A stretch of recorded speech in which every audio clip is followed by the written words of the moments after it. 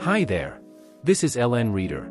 And I'm excited to invite you to listen to the full Mushoku Tensei audiobooks. It was previously available directly on my channel, but due to some complications, it can now only be accessed via a direct link.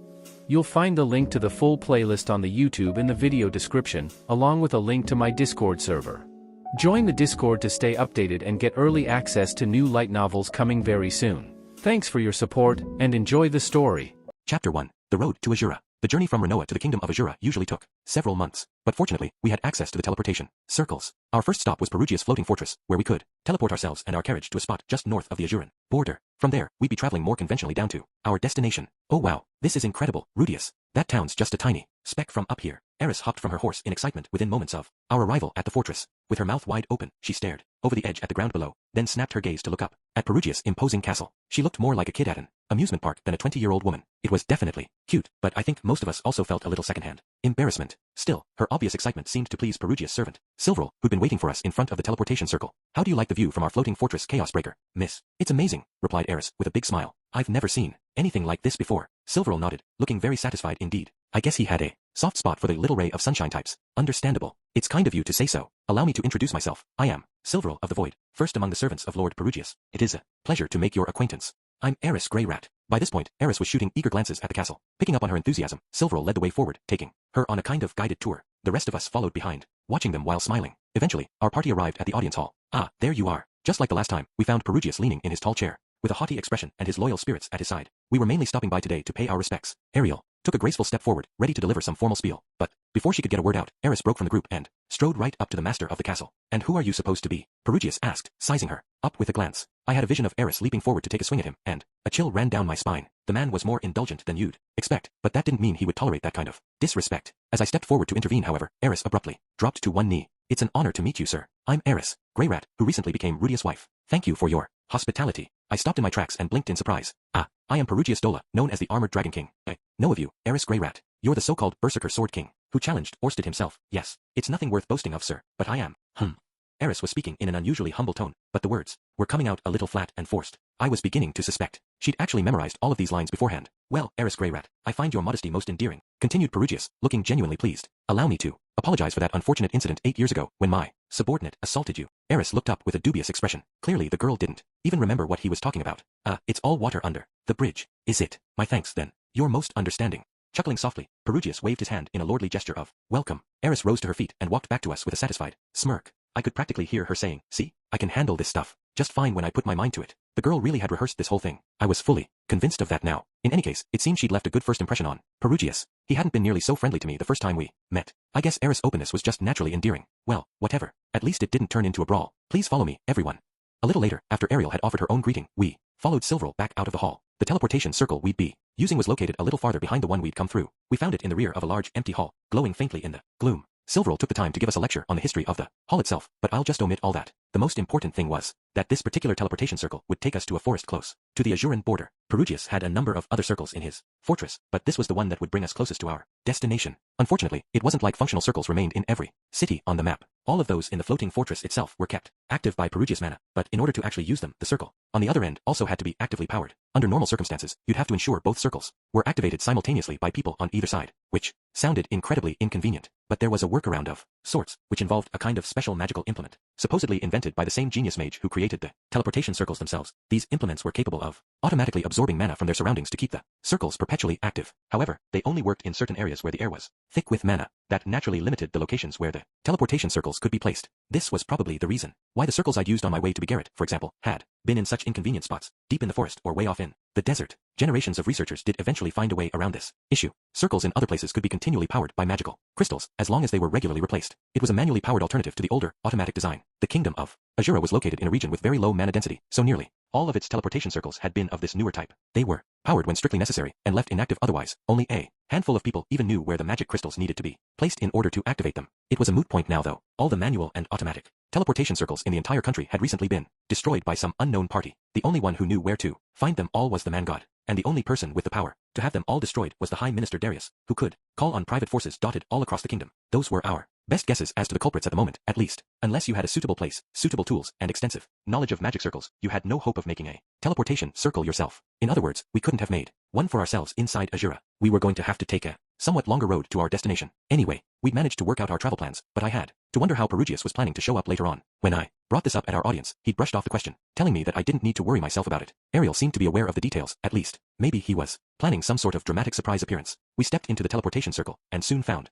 ourselves standing in a ruin. Its layout and construction were very similar to that of the building in the desert I'd teleported into on the Bigarret continent. From what Orsted told me, there had once been many structures of this sort all around the world, and many of the races had moved freely between the continents. After their misuse for military purposes, however, their use and construction had been forbidden. Some of the dragonfolk had strongly disagreed with this decision. They secretly protected a number of the circles they regularly used with subtle magical barriers, which was the only reason there were still a decent handful of the things lying around. Some people just don't give a damn about the common good, I guess. Not that I was complaining or anything. Thanks to their selfishness, we could move around the world a bit more easily. We made our way out of the ruin and found ourselves standing in a thick, vibrant forest. Based on the map we'd studied beforehand, we were just a bit northwest of the narrow valley known as the Red Wyrm's upper jaw. Unfortunately, we ran into a bit of a problem right off the bat. We'd gotten our carriage onto the teleportation circle just fine, but now we couldn't get the thing out of the ruin. You'd think somebody would have realized that was going to be an issue, right? Before I could feel too disgusted with myself, though, Ariel's two attendants began steadily taking the carriage apart. Bit by bit, they broke it down into pieces and carried them out the door. The thing had struck me as unusually small, but it was apparently a model that could be disassembled. We strapped the parts of the carriage to our horses and made our way slowly to the main road, where the thing was quickly reassembled. The sun was setting by this point, though, so we decided to set up camp nearby and spend the night there. Since we were surrounded by a lush forest, it was easy enough to procure both food and kindling. We hunted a few beast-like monsters for their meat, picked some wild plants for seasoning, and killed a few trey-ants for their wood. Honestly, it felt like you couldn't go 10 feet in this world without stumbling over a trey-ant of some kind. There was even one living in my front yard these days. They were probably going to take over the planet sooner or later. Normally, an improvised camp like this would have meant settling on the bare ground or maybe a log, but to my surprise, one of Ariel's attendants rolled out some nice, thick carpets for us to sit on. I suppose royalty always traveled in style, regardless of the circumstances. Sylphie and Ariel's attendants took care of all the cooking that night. When I offered to help, they gently shooed me away. Given Sylphie's superior skills, I probably would have been more of a nuisance than anything else. I told them to let me know if they needed any additional plates or cutlery. It was easy enough for me to make more of those. I found myself with nothing to do while the food was being prepared. I briefly thought about keeping watch, but Ghislaine and Eris were already standing guard, so I wasn't going to be too useful there either. I had no specific role to play on this trip. That was actually a first for me. I traveled solo for years, and as a temporary member of many parties, but I'd never been total deadweight before. Back in my adventuring days, my large supply of mana meant that I was assigned all sorts of odd jobs. I could create plates and forks from thin air and produce clean drinking water on command. Those kinds of skills were highly prized. But now that I found myself in a well-supplied group with 2 attendants who could use magic, I suddenly had nothing at all to do but sit around. It felt a little awkward. Then again, I wasn't here to wait on Princess Ariel hand and foot. My task was to identify the man god's disciples and deal with them one way or another. Currently, I had some suspicions about Ariel's knight Luke, as well as the Azuran minister Darius. That was 2 out of 3. Seemed likely that the third and final disciple was either the North Emperor or the Water God, who joined the cause of our enemies. Orsted had given me instructions on how to face them both, but before I actually met them on the battlefield, I needed to take some time to carefully consider how those fights would play out in practice. I glanced over at Luke with these thoughts running through my mind. He was standing at attention beside Ariel, clad in his impressively shiny armor. For all appearances, he was ready and eager to defend her from any unexpected danger. There was a very good chance Luke was currently a disciple of the man god. Still, I believed he would put his life on the line to defend the princess. It wasn't like being the man god's disciple made you his loyal puppet or anything. I knew from experience how it worked. The slippery little jerk would give you all sorts of advice that seemed helpful, only to betray you at the very last moment. In other words, the man god's disciples were usually his victims. Even good, honest people could be misled by his lies. It wasn't Luke's fault he had an evil god manipulating him. That made me very hesitant to even consider killing him. Apart from everything else, he was a key member of Ariel's faction who'd provided her with all sorts of support over the years. He'd still have a crucial role to play, even after she became queen. Of course, the kingdom of Azura wouldn't be helping Orsted in his quest for another 100 years. Luke would be dead by then. Either way, so maybe his fate wasn't that significant. Still, it had to be important for Ariel to be an effective queen, right? Having Luke around might help her maneuver things in the right direction. Well, maybe. Or maybe this was one of those fixed turning points in history. In other words, if Ariel became queen, things would work out somehow. And if the first prince took the throne, instead, we were headed for a bad end no matter what. The idea still seemed really odd to me. Reality had to be more complicated than a scripted video game, right? At the end of the day, I had to rely on Orsted's knowledge about this stuff, and it was hard to say if he would ever give me a complete explanation of things. He'd never gone into much detail about the crucial events that would occur a century from now. I pressed him once about the man god's claim that his actions would destroy the world, and he'd simply said, that is a possibility to be certain. Honestly, killing the man god seemed to be the only thing that mattered to Orsted. I didn't get the sense he cared about what came after that, and at the moment, I couldn't afford to worry about what might happen 100 years down the road. I had my hands full, keeping my family safe in the present. Was that irresponsible? Short-sighted? Yeah, probably. Couldn't bring myself to care, though. The people living in the future could deal with their own problems. Still, I had to wonder why my descendants would join Orsted, knowing that his victory might destroy the world. Maybe they weren't going to know. The idea made me feel kind of bad for them. It couldn't hurt to leave them a message explaining it was a possibility, right?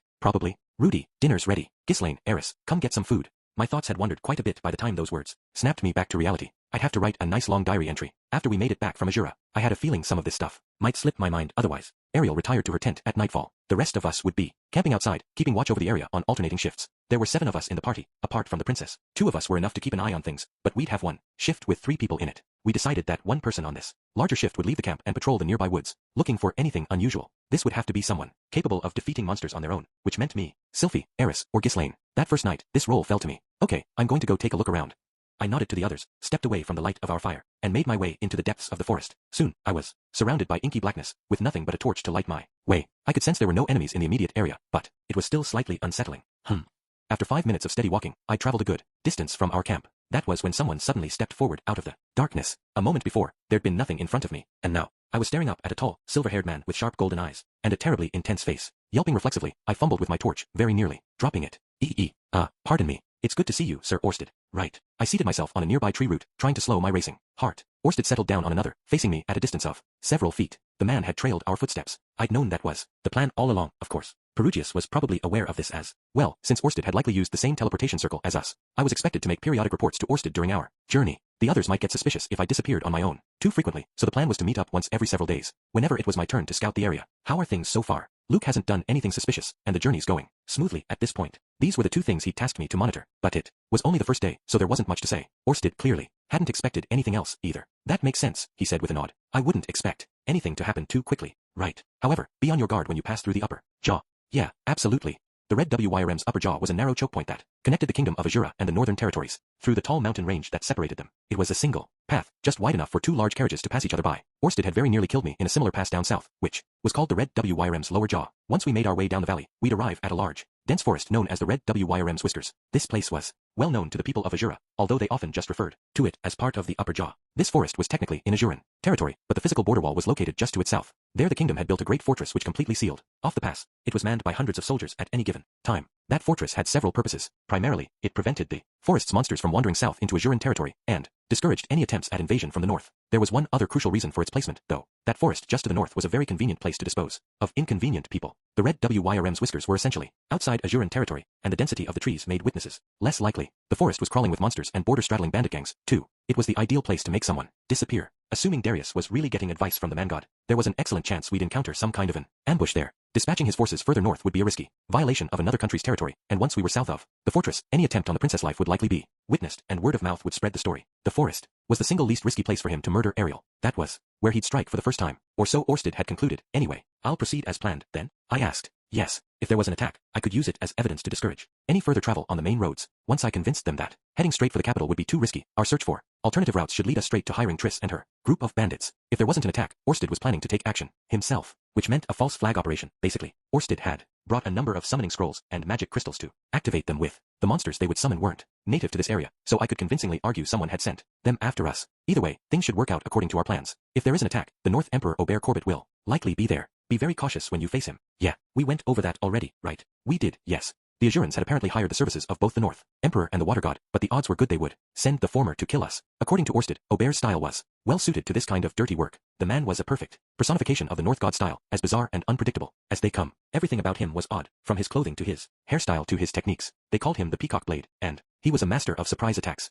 I can't help but worry, Orsted murmured. About what? I asked. You, of course. I just blinked at that. There's a battle close at hand, he continued. But you seem almost unconcerned. Unconcerned? Well, maybe I wasn't as tense as you might expect, under the circumstances, but I felt like we were prepared for this. Orsted had told me how to fight Aubert. There was no guarantee he'd show up, but if he did, I'd simulated our battle in my mind many times over. The last few days, I knew the man was a dangerous opponent. I didn't see how getting nervous was going to help matters. Keeping my cool was important if I wanted to survive. There was no guarantee I'd be victorious, but it was probably better for me to stay relaxed, right? Probably. Take these with you, just in case.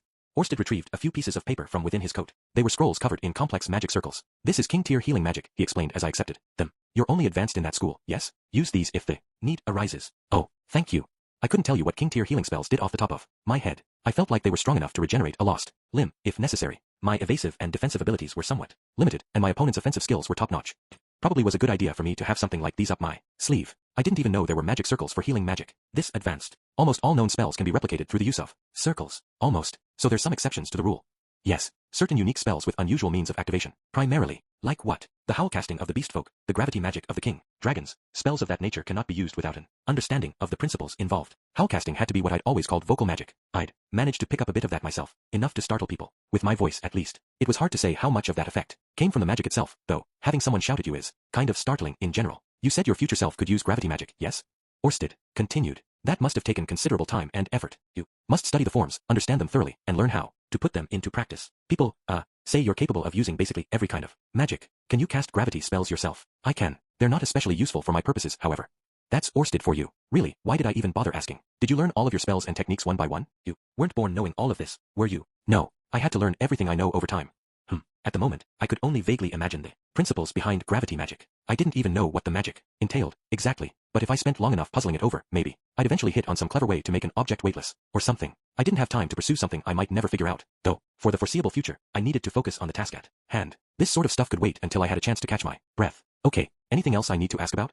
Oh, maybe Luke. Just one last thing, Sir Orsted. If Luke does turn out to be a disciple of the man god, you're letting me decide whether to spare his life, correct? Yes. Let's say I spare him, and Ariel manages to become queen. What would happen to him in that scenario, you think? Nothing in particular. Once we make it that far, it will mean his release from the man god's curse. The man god can only have 3 disciples at once, right? Can we really let one go, and just hope he stops controlling them? There's no need to worry about that. The man god can only influence a disciple until his foresight of their future becomes clear. Wait, what? Couldn't you have mentioned this a little earlier, boss? This seems kind of important. Doesn't that mean he could suddenly swap out a disciple in the middle of a fight or something? Additionally, his foresight is limited by the presence of certain turning points. In this case, the outcome will hinge on Ariel's attempt to defeat Darius and Gravel. The man god cannot see the player's future past this as of yet. So that means they won't be changing disciples on us until the outcome is decided. Exactly. Okay, yeah, this would have been good to know earlier. Well, at least he told me now, I guess. No point filing a complaint about it. So, until this power struggle was completely resolved, the man god's disciples weren't going to change. And once it was all over, they'd naturally be freed from his control. Although it was possible, he might reach out to them again later on to use them in some other scheme. On another note, it sounded like no matter what, the man god couldn't take on a new disciple until we reached the turning point, which meant that killing one of them would reduce the number of pawns at his disposal for now. It was definitely the smarter choice to take them out, if at all possible. Okay, I should head back now. They might get suspicious if I'm gone too long. Very well. I rose to my feet, and the first of our regular meetings was adjourned. I hurried back to the campfire and reported that I hadn't seen anything unusual. The next shift soon took our places and I slipped under my blanket. The first day of our journey had passed uneventfully enough. Chapter 2. The Red WYRM's Upper Jaw. The Upper Jaw itself was a single road that took us through a narrow valley. The path wasn't as straight as the Holy Sword highway, but it was just as simple. There were no side roads or forks to worry about. This place was basically a border zone, unclaimed by any nation. It was also a choke point for trade. After a few hours of travel, we met a large caravan heading in the opposite direction. At a glance, I saw about a dozen covered wagons and more than 50 horses laden with goods. They probably belonged to Azuran merchants on their way to the magic nations. There were also tougher-looking sorts trudging along on foot at regular intervals, adventurers who'd been hired as guards, judging from the way they glared at us. The sight brought back some memories. I joined a caravan, much like this one, on my way up to the northern territories. It had been a smaller one, though, with younger guards and merchants. Back then, I was all alone in the world, and feeling very sorry for myself. In the immediate aftermath of Eris' disappearance, I was convinced that my future would be bleak and lonely. I lost the ability to put my trust in anyone or anything. The only things that kept me sane were my routines, training myself and mumbling prayers to my holy idol. I'd come a long way since then. Thanks to Sylphie, I'd regained my confidence. I was a father. Now, maybe not the best one in the world, but still, I'd cleared up that misunderstanding with Eris and married her as well. Somehow, I'd even wound up married to my beloved teacher Roxy, who'd be having my second child soon. With 3 loving wives, I wasn't spending many nights sad and lonely anymore. What would young Rudius say if he could see me? Now, I had purpose in my life, and all the emotional support I needed. Are you gonna say something, or what?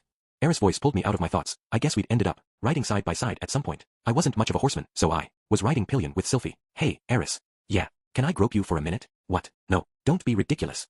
Well, I could ask for emotional support at least. Anyway, the sight of me flirting with my wives probably wouldn't cheer young Rudius any. He'd probably just smile weakly and say, congratulations, then slink away as quickly as possible. That was just the way I was back then. I knew other people were capable of being happy, but I'd convinced myself that it was never going to happen for me. The least painful option was to keep my distance.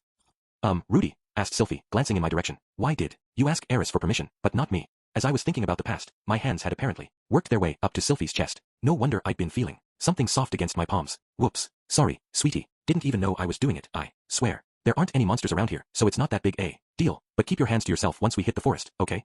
Thank you, Sylphie. You're an angel. I'm sorry, really. You do realize you're still groping me, right? Smiling slightly, Sylphie scratched behind her Ours in a gesture of mild embarrassment. To be honest, I've been doing this a lot ever since we got married. At every available opportunity, more or less. Sylphie had sort of gotten used to it by now, and I definitely wasn't getting tired of it. You can ride behind me tomorrow, Rudius, said Eris from beside us. Before I could respond, she spurred her horse to the front of our party, blushing furiously. Ah, did I make her jealous? Heh. Anyway, we were coming up on the end of the valley, and the entrance to the forest. I had to assume there was an ambush waiting for us in that place. It was time to focus on the job at hand. At the very end of the red WYRM's upper jaw, we had an almost panoramic view of the forest that stretched out ahead of us. The entrance to the valley was elevated enough that we could see all the way to the fortress walls on the other side. Still, the trees grew tall and dense here, so it was impossible to trace the road we'd be taking. Past the point where it twisted into the woods, there was no chance we'd spot anything that might be lurking deep inside waiting for us, and it was clear enough nothing that happened in there would be visible from the outside. The fortress walls were tall enough that the soldiers on that side could easily monitor the valley entrance where we stood. In other words, they could keep track of who entered the forest and who left it. But we couldn't see the fortress gate over the tree line from our vantage point. Anyone coming from the Azuran side had a geographical advantage. This really was the perfect place for them to attack us. Well, I guess we're finally back, Sylphie murmured quietly, bringing her horse to a halt at the entrance to the forest. Luke had stopped as well, along with the carriage. Eris and Ghislaine drew to a halt a moment later. Ariel's two attendants disembarked from the driver's seat of the carriage. Without a word, Sylphie and Luke dismounted. A moment later, the princess herself emerged from inside the carriage, carrying a small bouquet of flowers. The five of them walked together toward a stone sitting at the side of the road. It was a perfectly ordinary-looking rock for the most part, but someone had carved an X deep into its surface. Ariel stepped in front of the group, bent down and placed the flowers on top of the stone, then brought her hands together in the Millis style of prayer. I knew the princess wasn't particularly religious. This was the first time I'd ever seen her pray. In fact, Luke and Sylphie weren't too pious either, though I wasn't sure about attendance. But they all knew the people buried under that stone. It was the final resting place of all the knights and mages and attendants who'd fallen, fighting for Ariel in this forest. They'd been attacked numerous times on their journey to the north, but many had died in an ambush here, and some of those people had probably been believers. There's a much greater risk of ambush here, said Ariel quietly. Let's camp just outside the forest for today, and then push through it in a single day tomorrow.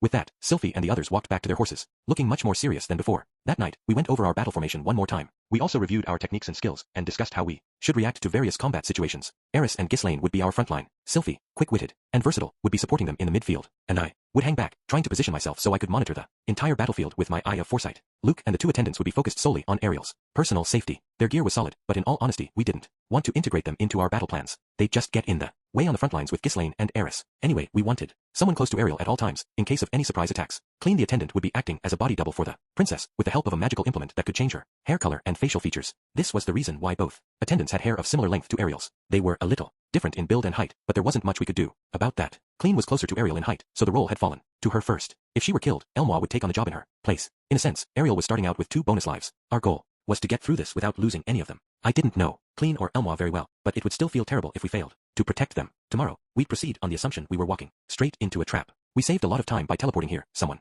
objected. Won't the assassins be dispatched much later? Minister Darius is a very thorough man, Ariel replied. He likely took action the moment he learned of my father's declining health. The real question was what kind of action he'd taken. None of us could say for sure. We did know that he'd retained the services of 2 powerful swordsmen, and it seemed reasonable to expect that the North Emperor Aubert Corbett would be the one to attack us. Here, I had considered telling everyone about Aubert's style and how to counter it, but if he and Luke were both disciples of the man god, that might come back to bite me. It seemed safer to keep my silence. The last thing I needed was to have Aubert ready and waiting for my strategy. For this first battle, at least, I needed to handle him by myself. It would require constant vigilance to protect everyone in the party. Well, Ghislaine could probably take care of herself no matter what, but still, I had to be on top of my game tomorrow. The next morning, we set off bright and early in the formation we'd agreed on. Ghislaine and Eris took the lead on horseback, followed by Sylphie, with whom I was riding with again. I'd wanted to take Eris up on her offer, but I needed to be further back so I could assume my position if necessary. The carriage with Ariel and her attendants was a few lengths behind us, with Luke bringing up the rear on his horse. As we moved cautiously down the single path through the woods, we approached a sharp curve with poor visibility. There was a mark carved into a small tree just before the bend which looked a bit like a dollar sign.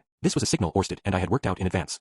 Meant there was an ambush waiting for us just ahead. Apparently, I wouldn't need to resort to faking an attack on my own party. Gripping my staff tightly, I activated my Eye of Foresight and fed mana to the Zaelif gauntlet so I could use the Stone of Absorption in its palm at any time. Poison darts or arrows might come flying from the woods at any moment. They might even hit us with a high-tier offensive spell. With my eye activated, I'd be capable of responding to either situation. As it turned out, that wasn't necessary. Maybe a dozen armored soldiers waited for us around the curve, blocking the road completely. Whoa. Eris and Ghislaine drew their horses to a sharp halt, then paused. Who are you? The armored soldiers didn't respond to Ghislaine's words of challenge. Their full-face helmets hid their expressions completely. One of them had a large, colorful plume on their helm. Could that be Aubert? No, it was probably just their captain. Aubert was supposed to be much flashier. The soldiers remained silent, but didn't move. They clearly had no intention of letting us pass. Hop off, Rudy, Sylphie said quietly. I got off the horse and backed up closer to the carriage. Sylphie promptly spurred her horse forward, positioning herself between Eris and Ghislaine. I am Fitz, guardian mage, she called out, her eyes fixed on the plumed soldier. Are you aware that this carriage carries Ariel Anemoy Azura, second princess of Azura? Who are you, and who do you serve? Wow, That girl can sound really intimidating when she wants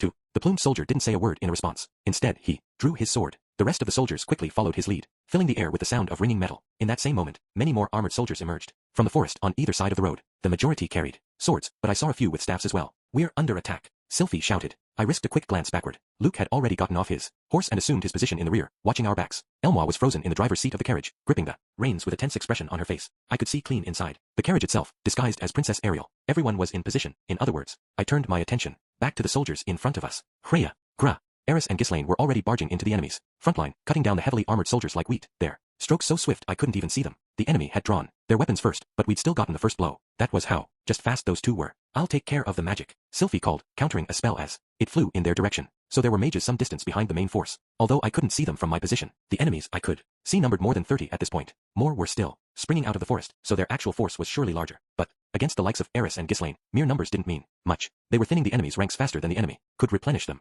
Eris moved quickly and impulsively. Ghislaine followed close behind, covering her blind spots, and Sylphie supported them both with quick, accurate spells. Together, they were cutting efficiently through the entire squad of trained fighters, never giving the enemy a chance to surround them. I knew all three of them were skilled, of course, but even so I was a bit surprised by how smoothly they were working together. I guess they'd gotten used to working as a team during our expedition to the library labyrinth. In any case, they seemed to have the situation under control for now. Luke, I called, shooting another look back toward the carriage. Are there any enemies coming at us from behind? None, came his reply from the rear. Weird. It's like they're inviting us to retreat, huh? Maybe it's a trap. Yeah, I'm thinking trap. Should we fall back? Luke shouted. No, I think we can break through them, I replied. Let's push forward, and I turned my attention back to the front lines and trailed off mid-sentence. The enemy ranks had parted suddenly, and someone was striding forward through them. Eris and Ghislaine stopped dead in their tracks. The new arrival was less imposing than I'd expected. He was less than a meter tall. In fact, it was a halfling in full body armor, polished, shining body armor. His squat little body was gleaming so brightly that I was reminded of a disco ball. Still, the enemy soldiers looked visibly relieved to see him stepping forward. They clearly had some respect for his skills. Was this little guy a master swordsman? Maybe even Aubert himself? I am the North King Wisconsin TA, one of the three blades of the North God. They call me Light and Darkness.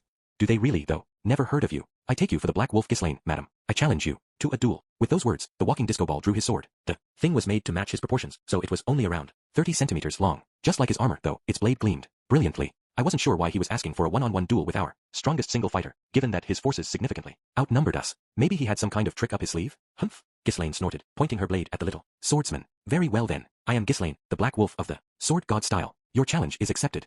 This seemed to bring the formalities to an end. Ghislaine squared off against her foe, holding her sword at her waist. For everyone else, it felt like time had stopped moving. The enemy soldiers had broken off their advance and were watching at a distance. Sylphie glanced in my direction, then took a few steps back, as well, keeping a watchful eye on the enemy soldiers. The North King's sudden arrival had turned a chaotic melee into a tense, dramatic stalemate. It might have stayed that way too, but Eris apparently hadn't noticed the change. Now that Ghislaine had the North King occupied, she took the opportunity to charge straight at the passive enemy soldiers. Gra. Wah, Eris.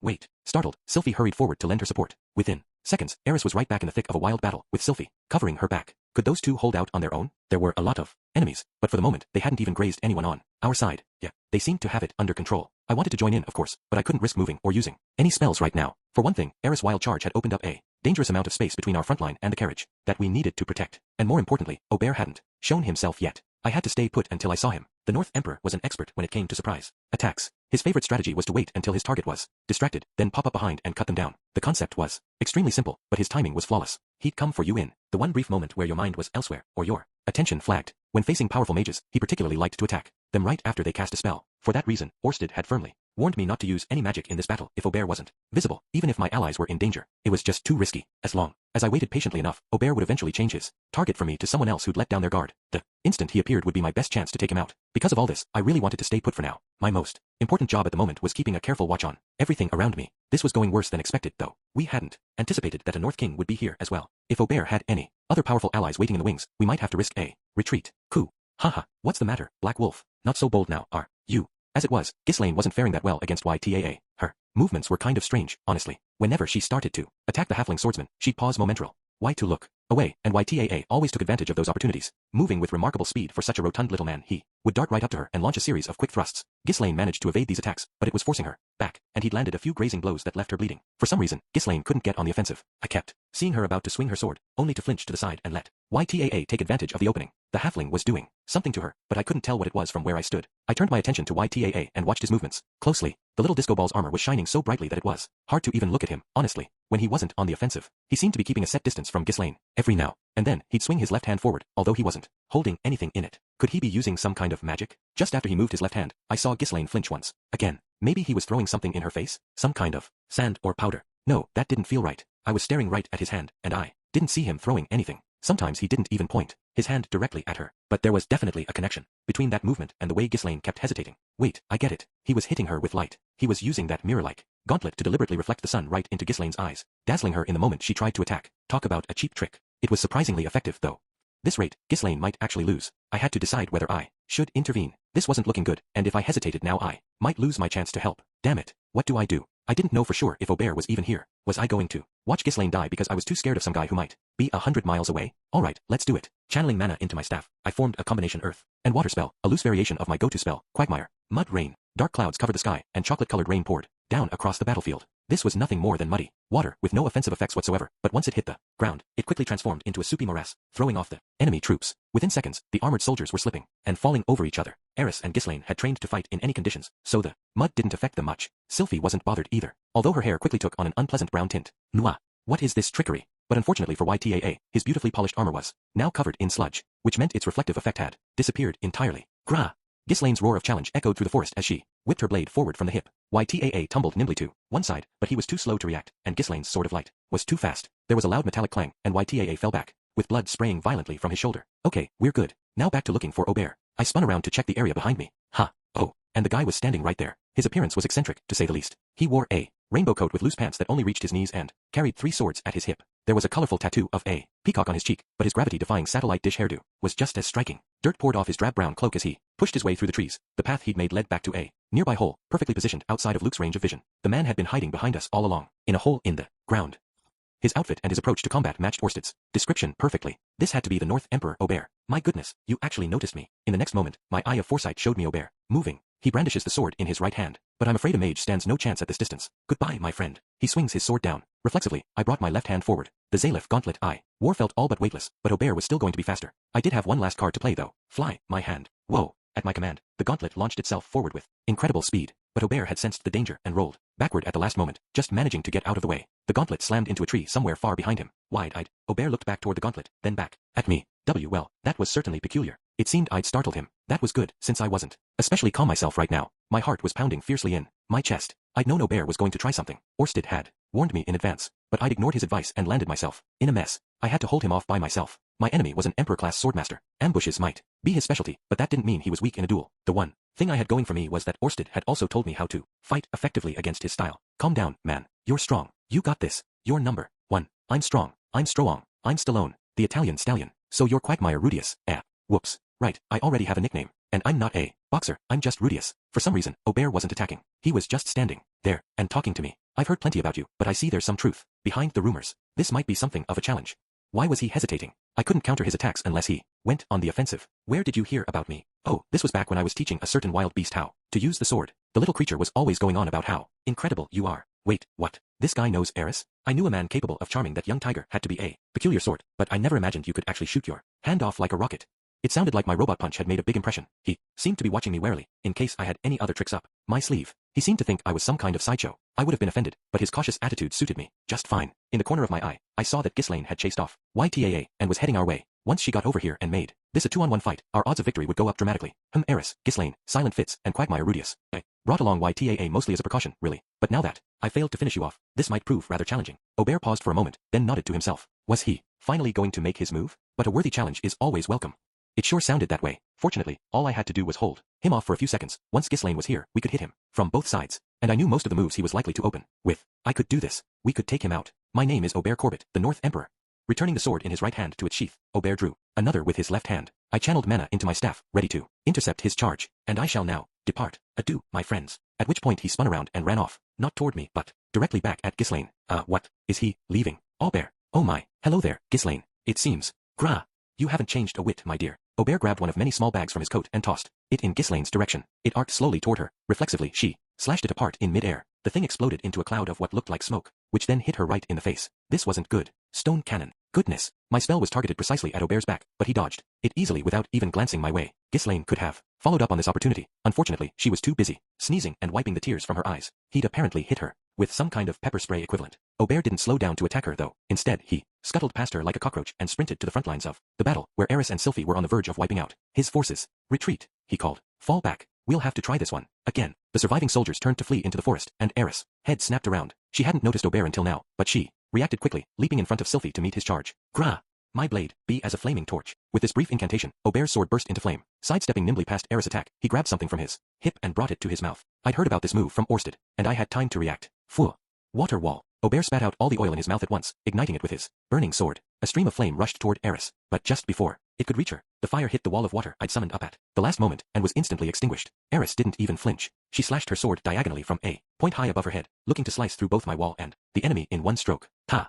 Her sword was too fast to see, but I heard her strike hit home. She'd cut Aubert in two. The upper half of him tumbled to the ground. We got him, I yelled happily, but for some reason Eris just clicked her tongue in irritation. On second examination, I realized that the thing lying on the ground in front of her wasn't Aubert's body after all. It was a log. An ordinary wooden log, wrapped in a dirty brown cloak. I'd been watching the entire thing with my eye of foresight active, but I had no idea what I'd just seen. A moment later, something came flying through the air toward the log. It was a metal claw tied to a rope. The claw snagged hold of the cloak, then jerked quickly backward, pulling it through the air to fall at the feet of the man who held the rope. That was Aubert, of course. Somehow, he was standing off in the forest wearing a different cloak, this one camouflaged with a layer of grass and flowers. Instead of fleeing right away, he'd taken the trouble to retrieve his brown cloak. That meant it was valuable to him. Maybe it was a magic item that allowed him to swap places with whatever the other cloak was wrapped around? That would explain the disappearing act. The guy's some kind of ninja. You could have warned me about that trick, boss. You've improved considerably, Mad Dog, called Aubert. I'll take my leave for now, but I look forward to our next encounter.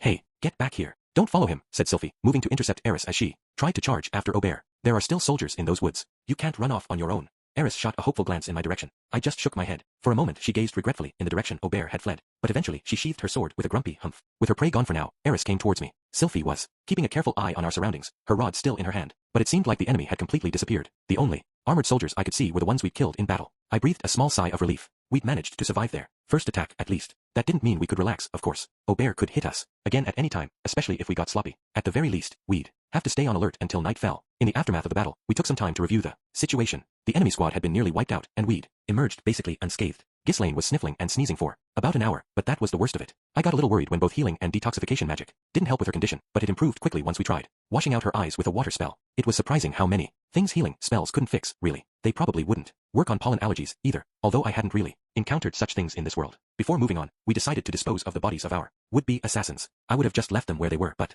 we were in the middle of a forest. Their bodies would turn undead if they stayed out too long, and there was something of a taboo against abandoning corpses, just in general. Our whole party got to work stripping off their armor, dumping anything that looked like a personal possession in a pile, then burning the bodies themselves. Partway through this process, I noticed that Luke looked distressed. In fact, his face was getting noticeably paler with every passing minute. It wasn't like he'd never seen a dead body before, though. He seemed to be fixated on the soldier's armor in particular. Luke, isn't this crest? The reason for his reaction became clear soon enough. Among the many soldiers we killed, a decent number had a specific crest engraved on their armor. It was the symbol of the Milbots region, and by extension, of the Azuran lord who controlled it. Milbots was a rich territory ruled by one of the 4 great noble houses of Azura, and apparently, their troops had been dispatched to join the attempt on our lives. I can't believe it, Luke muttered to no one in particular. It was all too clear what this meant. Paimon Noto's Grey Rat, the lord of the Milbots region, had betrayed Princess Ariel. Chapter 3, Suspicions and Theories. About an hour after the attack, we pitched camp in a spot fairly deep inside the woods. I encircled our campfire with a low stone wall to keep the light from giving our location away, and we settled down for a full-fledged strategy meeting. This can't be. It doesn't make any sense. Luke was still muttering to himself, his expression stunned and disbelieving. Ever since we spotted the crest of Milbots on the armor of those soldiers, he'd been off in his own world, struggling to come to terms with what he'd seen. It felt fairly obvious that his father had betrayed Ariel's cause and dispatched those soldiers to murder her, but I guess he didn't want to believe it. In contrast to his shocked reaction, Ariel and her other allies seemed to have taken the news in stride. I got the feeling they'd viewed this as a possibility all along. I had to wonder why Luke seemed this surprised. Obviously, Paimon was his father, so that probably had something to do with it. But maybe the man god had been whispering half-truths in his ear as well. Maybe he just found out that his new friend wasn't being entirely honest with him, which seemed plausible. The man god tended to keep a lot of things to himself, especially when the facts were inconvenient. Maybe this was a chance to confirm my suspicions. No, not yet. Let's get the conversation moving in the right direction first. Your Highness, I said, there's something we should discuss. Yes, Rudius? What is it? Aubert shouted, we'll have to try this one again, as he fled. I think it's very likely that he'll be launching repeated ambushes on us, at some point in this forest, and maybe even after we cross the border. Yes, I imagine so, said Ariel, tilting her head slightly. What's your point? The look on her face suggested that she'd expected all this from the very beginning. We managed to ward him off this time, but Aubert seems to be even more dangerous than I expected, and he has a lot of troops at his disposal. It looks like they're deadly serious about taking you out. I think their next ambush will be much more carefully planned and dangerous. You think we might not prevail? I nodded firmly. It's hard to say for sure at the moment, but I'd expect their next attack might come right at the border fortress itself. They could easily have laid a trap for us there, and it won't be easy to break through by force. Perhaps so, but there are no teleportation circles active within Azura. We have no choice but to press forward. So far, this conversation was going exactly as I'd hoped. Ariel was making this very easy for me. It felt like she already suspected what I was getting at. Right, we do need to press on, but that doesn't mean we have to blunder right into a trap that we know is waiting for us. Oh, are you saying there's some way we might cross the border without passing through the border checkpoint? Yes. What did you have in mind? At some point, many of the others around the campfire had started listening intently to our conversation. It made this feel a bit more awkward, but I pushed on anyway. I'm familiar with a group of bandits based nearby that primarily makes a living by smuggling goods and trading slaves across the border. With their assistance, we could make it to Azura without moving through the checkpoint.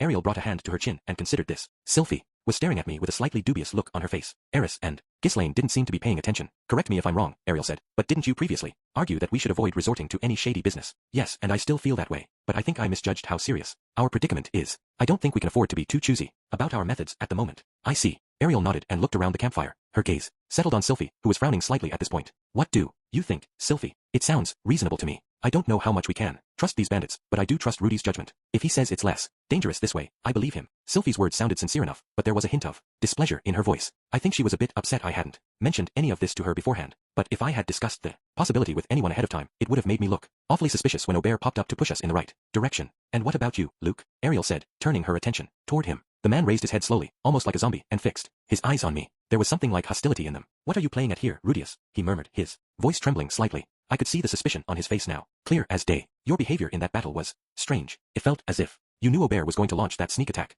I anticipated he might try something, yeah.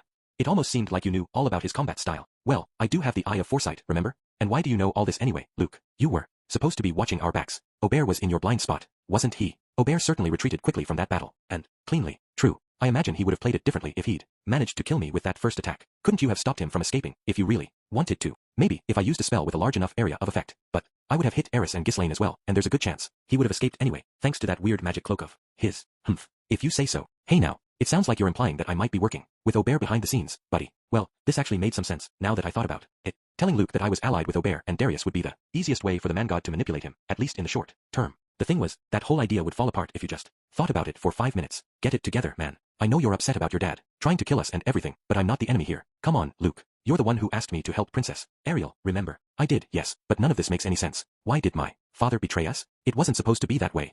What was that supposed to mean? This was getting stranger by the second. I was feeling increasingly convinced that the man god had told Luke something, although it was hard to say exactly what. Wait a minute. What if the man god can't see Luke right? Now, I was wearing that bracelet Orsted had given me, and it supposedly acted as a kind of jammer that blocked the man god's sight. There was a chance he had foretold events inaccurately in his conversations with Luke. Another possibility also came to mind. Maybe the man god had decided Luke wasn't useful anymore and abandoned him entirely. You got something you want to say, or what? Said Eris. The girl was glaring at Luke threateningly from across the fire. I felt like she was on the verge of taking a swing at him. Sylphie didn't say anything, but her eyes were darting warily from me and Luke and back again. Ghislaine just looked puzzled. Mind games were never exactly her strong suit, I guess. Your Highness, said Luke, looking up with a stern expression on his face. I'm opposed to this plan. Rudius' behavior makes me fear he's hiding something. Does it? We have no proof whatsoever that these bandits are trustworthy. I agree that it would be unwise to pass through the checkpoint, but I think our best option is to turn back for now and ask Lord Perugius for assistance. Ask Perugius for help, huh? There was definitely some logic to that. If the man lent us a handful of his servant spirits, we could come back and overwhelm our enemies. Sure. It felt like a reasonable alternative, as long as Ariel made it through this alive. I didn't mind that much either way. The only reason I was pushing the bandit plan was that I wanted to meet up with Triss, and maybe I could go off to handle that on my own. Still, there was a risk that Ariel might get assassinated in my absence. Elmois, Clean, Ariel said. What do you two think? Sir Luke has my support, said Elmois. And mine, said Clean. I see. The attendants were both on Luke's side as well. That put things at 3-2 in their favor. Of course, Azura wasn't a democracy. Quite the opposite. At the end of the day, Ariel's vote was the only one that really mattered. Well, if the decision went against me, I'd just have to go meet Triss on my own. I could always say I was going to scout ahead inside Azura while they doubled back or something. They might get suspicious if I went alone, so I could ask Sylphie or Eris to tag along. Ariel didn't ask Eris or Ghislaine for their opinions. Instead, she fell silent for a while, lowering her eyes and gazing deeply into the fire. She was clearly lost in thought. All right. After a while, she looked up again. Her gaze moved between mine and Luke's several times, then came to rest on Luke's. We're going to go with Rudius' plan. What? Said Luke angrily. But why? I don't believe Lord Perugius will be inclined to recognize a woman who fled to safety at the first sign of trouble as the rightful Queen of Azura. We mustn't turn to him unless it's absolutely necessary. As she spoke those words, Ariel sent a quick, meaningful glance in my direction. What was the message there? Was she taking my side on this for a reason? I didn't entirely understand. It was convenient, of course, but I couldn't see why she'd chosen to trust me over Luke. That made me feel a little uneasy. But with this plan, you're risking your very life. Are we really Going to turn to bandits for help instead? For all we know, Rudius is planning to sell you to them as Luke, said Ariel sharply, cutting him off mid-sentence. What's the matter with you all of a sudden? You can't really believe that Rudius would do such a thing, can you? But, my father, Lord Paimon has likely betrayed us, yes, but we'd always known that was a possibility. You yourself once warned me that he might do so under certain circumstances. Well, yes, perhaps I did, but I know I heard that he. Luke stopped himself abruptly, bringing his hand to his mouth. I blinked in surprise. Ariel looked somewhat startled also. Her eyes went wide, and I saw her lips tremble slightly. Luke, I don't want to even consider this, but has my brother? Ariel trailed off, leaving the rest unspoken. If she completed that sentence and accused Luke of disloyalty, there was a chance she'd be forced to break her ties with him here and now. I think she'd probably realized that herself. Ultimately, she found a different and less risky approach. Luke Noto's grey rat, tell me what you are. Luke looked up, startled to meet her gaze. His eyes moved briefly to the worried faces of Sylphie, Elmois, and Clean, then returned to Ariel. Without breaking her gaze, he kneeled in front of her and spoke. I am your knight. That's correct. And I am your princess. Ariel nodded firmly, and Luke lowered his head. They both seemed almost rejuvenated in that moment. They'd figured out what mattered most and put it into words. Nothing else really mattered. Sylphie and the attendants looked relieved as well. Those two did have a special bond. That much was for sure. Well then, let's get moving right away. Rudius, will you lead the way? All right. In the end, our party would be seeking help from the local bandits after all. Luke wasn't about to betray us. Still, I felt more uneasy than before. That conversation had confirmed, beyond any shadow of a doubt, that he was a disciple of the man god. The first step was to head back to the main road through the forest. I knew how to get us to the bandits' territory. One of the rocks by the roadside would be marked with a certain symbol. All we had to do was head into the woods right there and head due east. The group made their home on the far eastern edge of this forest, under a steep rock face at the foot of a mountain. Once we entered the forest again, our speed dropped dramatically. The main issue was that we had to disassemble the carriage and load it on the horses. Ariel stayed on horseback for a time, but as we traveled deeper into the woods, she ended up getting down to walk. There were so many trees and tangled roots all around us that anyone riding was at risk of being thrown off their mount. Heading due east was simple enough in theory, but the forest was so thick that we struggled mightily to navigate it. We had to pull the horses along, forcing our way through wherever we could. Sometimes I even resorted to blasting a path open with my magic. Clearing trees like this wasn't the best idea. It was a clear sign that we'd pass through that area, after all, but we'd leave traces of our presence anytime we had to fight a monster anyway, so there was no chance we could hide our tracks completely. Our group was large and burdened down, and most of us weren't exactly masters of stealth. There was no point worrying about it. We stopped for breaks numerous times. It was mostly for Ariel's sake, since her legs were aching terribly. She probably wasn't used to walking through this kind of terrain. Still, she took the pain stoically. We were only pausing long enough for her to catch her breath while Sylphie used healing magic on her legs. We all barely spoke, and in the absence of conversation, your thoughts tend to wander. I don't know what the others were thinking about as we trudged along in silence, but my thoughts turned to the man god, his disciples, and the things he might have told them. Specifically, I was trying to figure out what advice he might have given Luke. It seemed safe to say that he'd told Luke something, but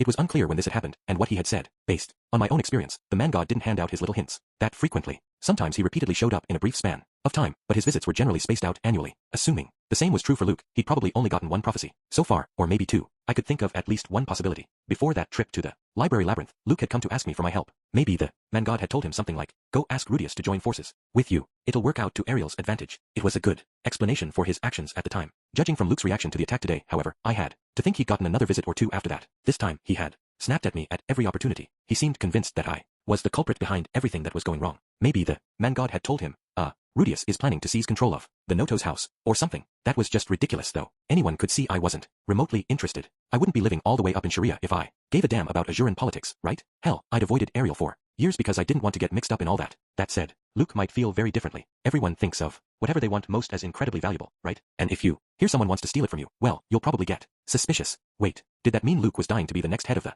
Noto's family? Never would have guessed it, to be honest. Anyway, there wasn't much point speculating about this endlessly. I had to wait and hope for more information. What about High Minister Darius Silvaganius? Orsted was convinced he was the man god's second disciple, and I was inclined to agree. At this point, it would be shocking if he wasn't. What was the man god whispering in his ear? At the very least, he'd probably warned the man that Ariel was on her way back to court. Ariel believed that he'd anticipated her return from the moment the king fell ill. Even so, it seemed unlikely that he dispatched a force this strong on the basis of a hunch. The North Emperor Robert and the North King Wisconsin TAA were both key weapons in his arsenal. Would he really have sent them here unless he knew for a fact that Ariel was coming? The safer play would have been to keep them close, to discourage the second prince from trying anything. We'd also teleported to this forest. It was hard to say how fast information could travel from the city of Sharia to Azura, but it seemed impossible that he'd sent those two up here after hearing about Ariel's departure. Finally, there was the fact that Aubert had come straight for me. Instead of trying to assassinate Princess Ariel, they seemed to be aware of who I was and my abilities. Was there a chance that Darius' real target was me, rather than the princess? It probably didn't matter either way. The two of us were dangerous to both Darius and the man god. There was no need to manipulate the man like Luke. The man god just needed to provide him with accurate information. The identity of the third disciple was still unclear. It seemed that Paimon Greyrat had betrayed Ariel. Was there a chance that was the man god's doing? Probably not, actually. In the future recorded in that diary, Eris had been staying at Pylemon's mansion, and Eris was a member of the Boreas family, who were loyal to the first prince. That seemed to imply that Pylemon would have betrayed Ariel no matter what. Plus, in terms of his capabilities and influence, the man was basically just a less useful version of Darius. All in all, it felt unlikely that the man god had chosen him. What about Aubert, then? From the sound of things, he'd brought YT along because he knew about the members of our party. Then again, that was information Darius could easily have given him. It seemed premature to make conclusions about Aubert based on our single meeting. Clearly, he was particularly wary of me. But again, that could easily be due to something Darius had said. One way or the other, we'd probably end up having to kill the man. I'd been thinking this over for a while now, but I hadn't reached any real conclusions or hit upon any brilliant insights. Oh, well, speaking of Aubert though, that guy really did have a bizarre combat style. He clearly carried all sorts of strange items, magical and otherwise, and knew exactly how to use them. There was more where that pepper spray and oil had come from, without a doubt, and it was easy to fixate on his flashy, peculiar tricks, but according to Orsted, he was also formidable in an ordinary sword fight. I'd gotten an accurate description of the guy beforehand. Still, hearing him described was very different from actually seeing him in action. I didn't feel like I'd let down my guard, or made any glaring mistakes. At that moment, Ghislaine had really needed my help, but he'd still taken that brief opportunity to sneak up behind me. The next time we met, I really wanted to take him out for good. Orsted had warned me that the man was practically impossible to track down once he got out of your sight. Despite his brightly colored costume, he was somehow capable of just melting into the trees. He'd earned his title, clearly. Although he honestly felt less like a North Emperor or a Peacock Blade than a ninja master. Hadn't been expecting to find any of those guys in this world. The place was just full of surprises. I might have to try making my own version of that pepper bomb thing, or maybe the oil capsule. We kept moving all evening, but eventually it grew too dark to continue. We pitched our camp in the woods and set up a rotating watch as usual. I took this opportunity to make my second report to Orsted. After that battle, there was a great deal I needed to tell him about. So Aubert got away, then? Yes. I'm sorry. I know you told me how to handle him, but it's all right. It takes time to put advice into practice, and once Aubert decided to flee, you had essentially no chance of catching him. After making the call to retreat, Aubert's movements had been very swift and decisive. He had all sorts of attacks, feints, and diversions, and he'd used a magic item I wasn't familiar with. Orsted was likely familiar with all his tricks and strategies, but there was no way I could anticipate them all perfectly. When you put it that way, couldn't Orsted just go on ahead and kill him for us? Well, it probably wasn't wise to ask too much of the boss. Leaning on him constantly would not be good in the long run. Dealing with Aubert was a job he'd delegated to me. I needed to find a way to get it done. What was the deal with that YTAA guy though? Someone must have summoned him here, I suppose. It was likely the man god's suggestion. Do you have any information on him? It wouldn't hurt to get a better idea of what that halfling was capable of, at least. They call the man Light and Darkness. He's a North King with a bizarre style, and a pupil of Kalman III. I believe he served the Noto's family for many years as a bodyguard. The Noto's family? Maybe he taught Paul how to fight back in the day. As his nickname suggests, he's a master of optical trickery. During the daytime, he uses his polished armor as a mirror to blind his enemies. At night, he covers himself in ink and uses thick black smoke to hide himself in the darkness. You'll want to make his armor dirty in the day, or light up the area with fire magic at night. Makes sense. Once you knew how his gimmick worked, he didn't sound like an especially intimidating opponent. As long as you counteract his tactics, Eris or Ghislaine should be able to handle him. But be aware that his skill with the sword is genuine. Don't let down your guard for an instant. So the cheap tricks were just there to give him a little edge. Then, that made sense. You couldn't make it to a rank like North King with nothing but a couple of weird gimmicks. In any case, I doubt YTAA was the only one they summoned. Orsted continued. I'd expect they've hired others as well. Other North King level masters. I wouldn't expect any sword kings, but you might encounter water kings, water saints, and perhaps a sword saint. You think they hired every swordmaster they could get to overwhelm us with numbers? I doubt Darius would spend so lavishly on other bodyguards, with the water god already on his side. I would guess there's another one or two at worst. The water god was the ultimate trump card. It made sense that they'd gotten a little cocky after securing her services. The man god might have pestered them to bolster their forces further, but I could see Darius brushing off that advice. However, all the three blades of the North god should be in Azura at this time. There is a possibility they were hired as a group. The three blades of the North god? I don't think I've heard of them before. Yes, I'll explain. Apparently, this was the name that a group of 4 top-class North god swordsmen had given themselves as a way of asserting their supremacy. All of them used particularly strange techniques, and had a strong craving for the spotlight. Orsted went over the list of members, and offered a few comments on how to deal with them. Then we moved on to the next topic. So what do you think about this situation with Luke? It's a positive sign, because he has the gift of foresight. The man god is inexperienced at conventional prediction. When he manipulates multiple disciples at once, it's common for him to undermine himself in this way. Basically, the man god had been giving advice to his disciples, without really thinking through the effects it might have on the others. Luke's stunned reaction today suggested an inconsistency between his reality and the advice that Darius or Aubert had received. The man god's prophecies were accurate, but he'd probably lied to Luke about something else. That tended to be his style. He'd tell you anything at all, if he thought it would make you do what he wanted. It did occur to me that the man god might have abandoned Luke at this point, also. That's entirely possible. Luke's destiny is weak, so I doubt the man god ever viewed him as a particularly valuable pawn. His main role was likely just to keep an eye on your movements. And with me close by, he's no longer even capable of that. But the man god only has 3 pawns to play with, right? Would he really use one for just that purpose? Orsted frowned and shook his head. The man god can see everything, and any exceptions to that rule are terrifying to him. He had every motivation to keep watch over you. Okay, I think I get it. The man god's vision was the ability he relied on most heavily, and we prevented him from using it against me. Without Luke to monitor me indirectly, he wouldn't even be able to anticipate any possible changes to the future. He'd have to fight us blind, guessing at our next move without a single hint, and he was terrible at predicting things. When you put it that way, it seemed unlikely that he'd let Luke go completely. If nothing else, his presence would limit our options going forward. Do you think it's all right to leave Luke be for the time being? Then, yes, but be on your guard. When the man god sees no further use for a disciple, he'll often spur them to act in reckless, absurd ways. Yeah, I guess so. One time, he even threw this whimpering sad sack up against the dragon god himself. If he takes any dramatic action, kill him.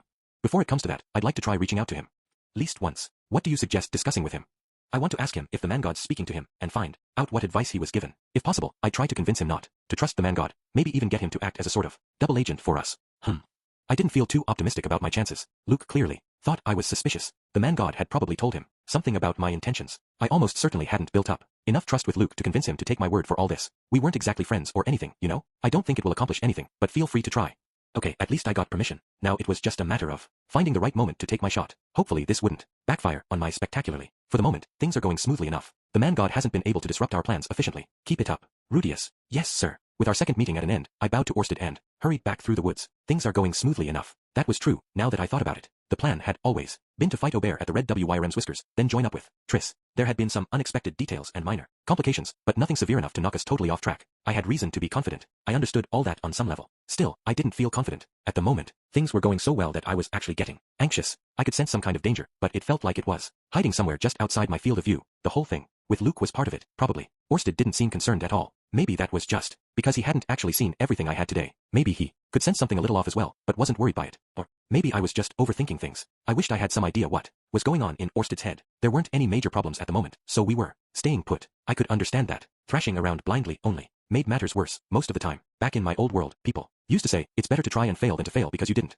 try. But that only applies when doing nothing guarantees failure. Sometimes, maintaining the status quo is the best possible choice. I didn't want to fail, of course. I didn't want to regret my choices, and with that goal in mind, there were a few things I wanted to try. It felt worth risking a more proactive, open approach with Ariel and Luke. In particular, I wanted to approach Luke when the moment seemed right. I hadn't decided exactly what I was going to say to him yet, and it might just make the situation worse. But I still felt the need to tell him exactly how dangerous the man god really was. It might not be the right call. I wanted to do it anyway.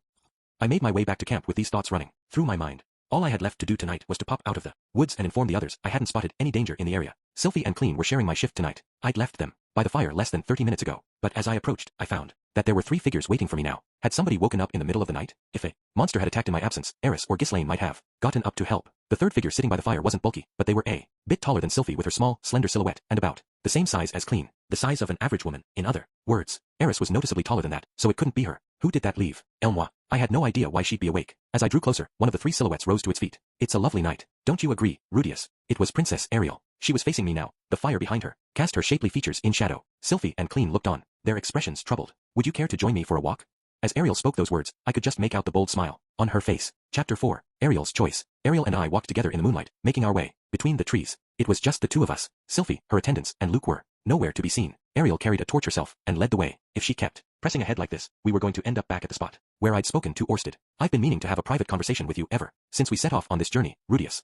Sylphie and Clean had wanted to come along, but Ariel had stopped them, explaining that we had important matters to discuss. She'd led me back into the forest. I wasn't sure what this moonlit rendezvous was about. Honestly, presumably, I wasn't escorting her to the toilet. Some people might get off on having others watch them do their business, but I didn't see any reason why she'd pick me for that role. We'd been walking for about 5 minutes when Ariel finally paused and turned to face me. I guess she felt we'd come far enough from the campfire now. It seems that you value your secrecy, so I decided to arrange things in this way. This probably wasn't the time to crack any dumb jokes. From the sound of things, Ariel really did have something important to discuss with me. What did you want to discuss with me, Princess Ariel? I had a general idea what this was about, but it felt safer not to jump to any conclusions. Still smiling boldly, Ariel reached out and took my chin in her fingers. Try to be patient. The night's still young. Could we make a no-touching rule, please? I guess it might be, but I'd prefer to sleep for most of it. Oh, don't be such a stiff. I want this to be a more casual conversation. Ariel withdrew her hand and sat down on a nearby tree root. Just as a precaution, I decided to activate my Eye of Foresight. Wasn't that I expected Ariel to do anything. I just couldn't risk anything unexpected happening to her. I must say, Sylphie and Eris certainly get along nicely, don't they? Had she really brought me out here to talk about this? Probably not. She was just trying to break the ice, surely. I suppose you're right. At first I was afraid they'd fight more frequently, but they seemed to genuinely like each other. In all honesty, I'd half expected Eris' addition to the family to transform our house into a chaotic battleground. I was worried she would clash with Sylphie and Roxy on a regular basis. To my surprise, though, she hadn't gotten into a single real fight with any other members of the family. You know, when you went off to patrol the area the other night, they were chatting with each other as they lay in bed.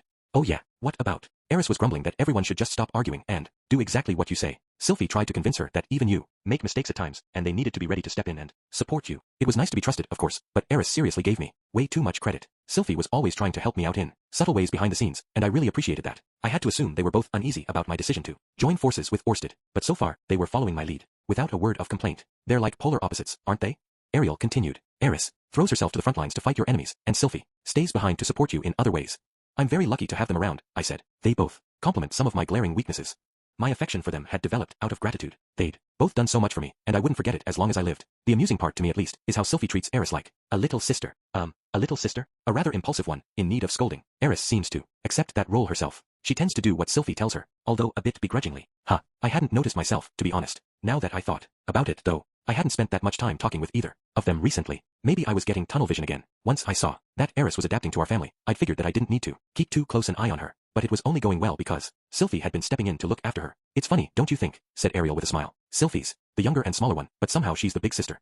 You're very perceptive, Your Highness. Oh, I wouldn't say that. I just have fewer things to keep my eye on than you do, and fewer matters on my mind. Ariel chose this moment to shoot me a look that could only be described as seductive. Okay, I could do without the flirting, if you don't mind. Now then, I know you're an attentive man yourself, Rudius. Your gaze is constantly in motion, and your thoughts are sometimes occupied with things that can't be seen at all. Ariel's tone had taken a turn for the theatrical, but she was staring me right in the eyes now. Apparently we were coming to the real topic of this conversation. And so, there's something I'd like to ask you. What are your thoughts on Luke? Wait, Luke. This isn't about Orsted? Well, I'm not sure what to say, exactly. What answer was she looking for here? This is a bad habit of yours, Rudius.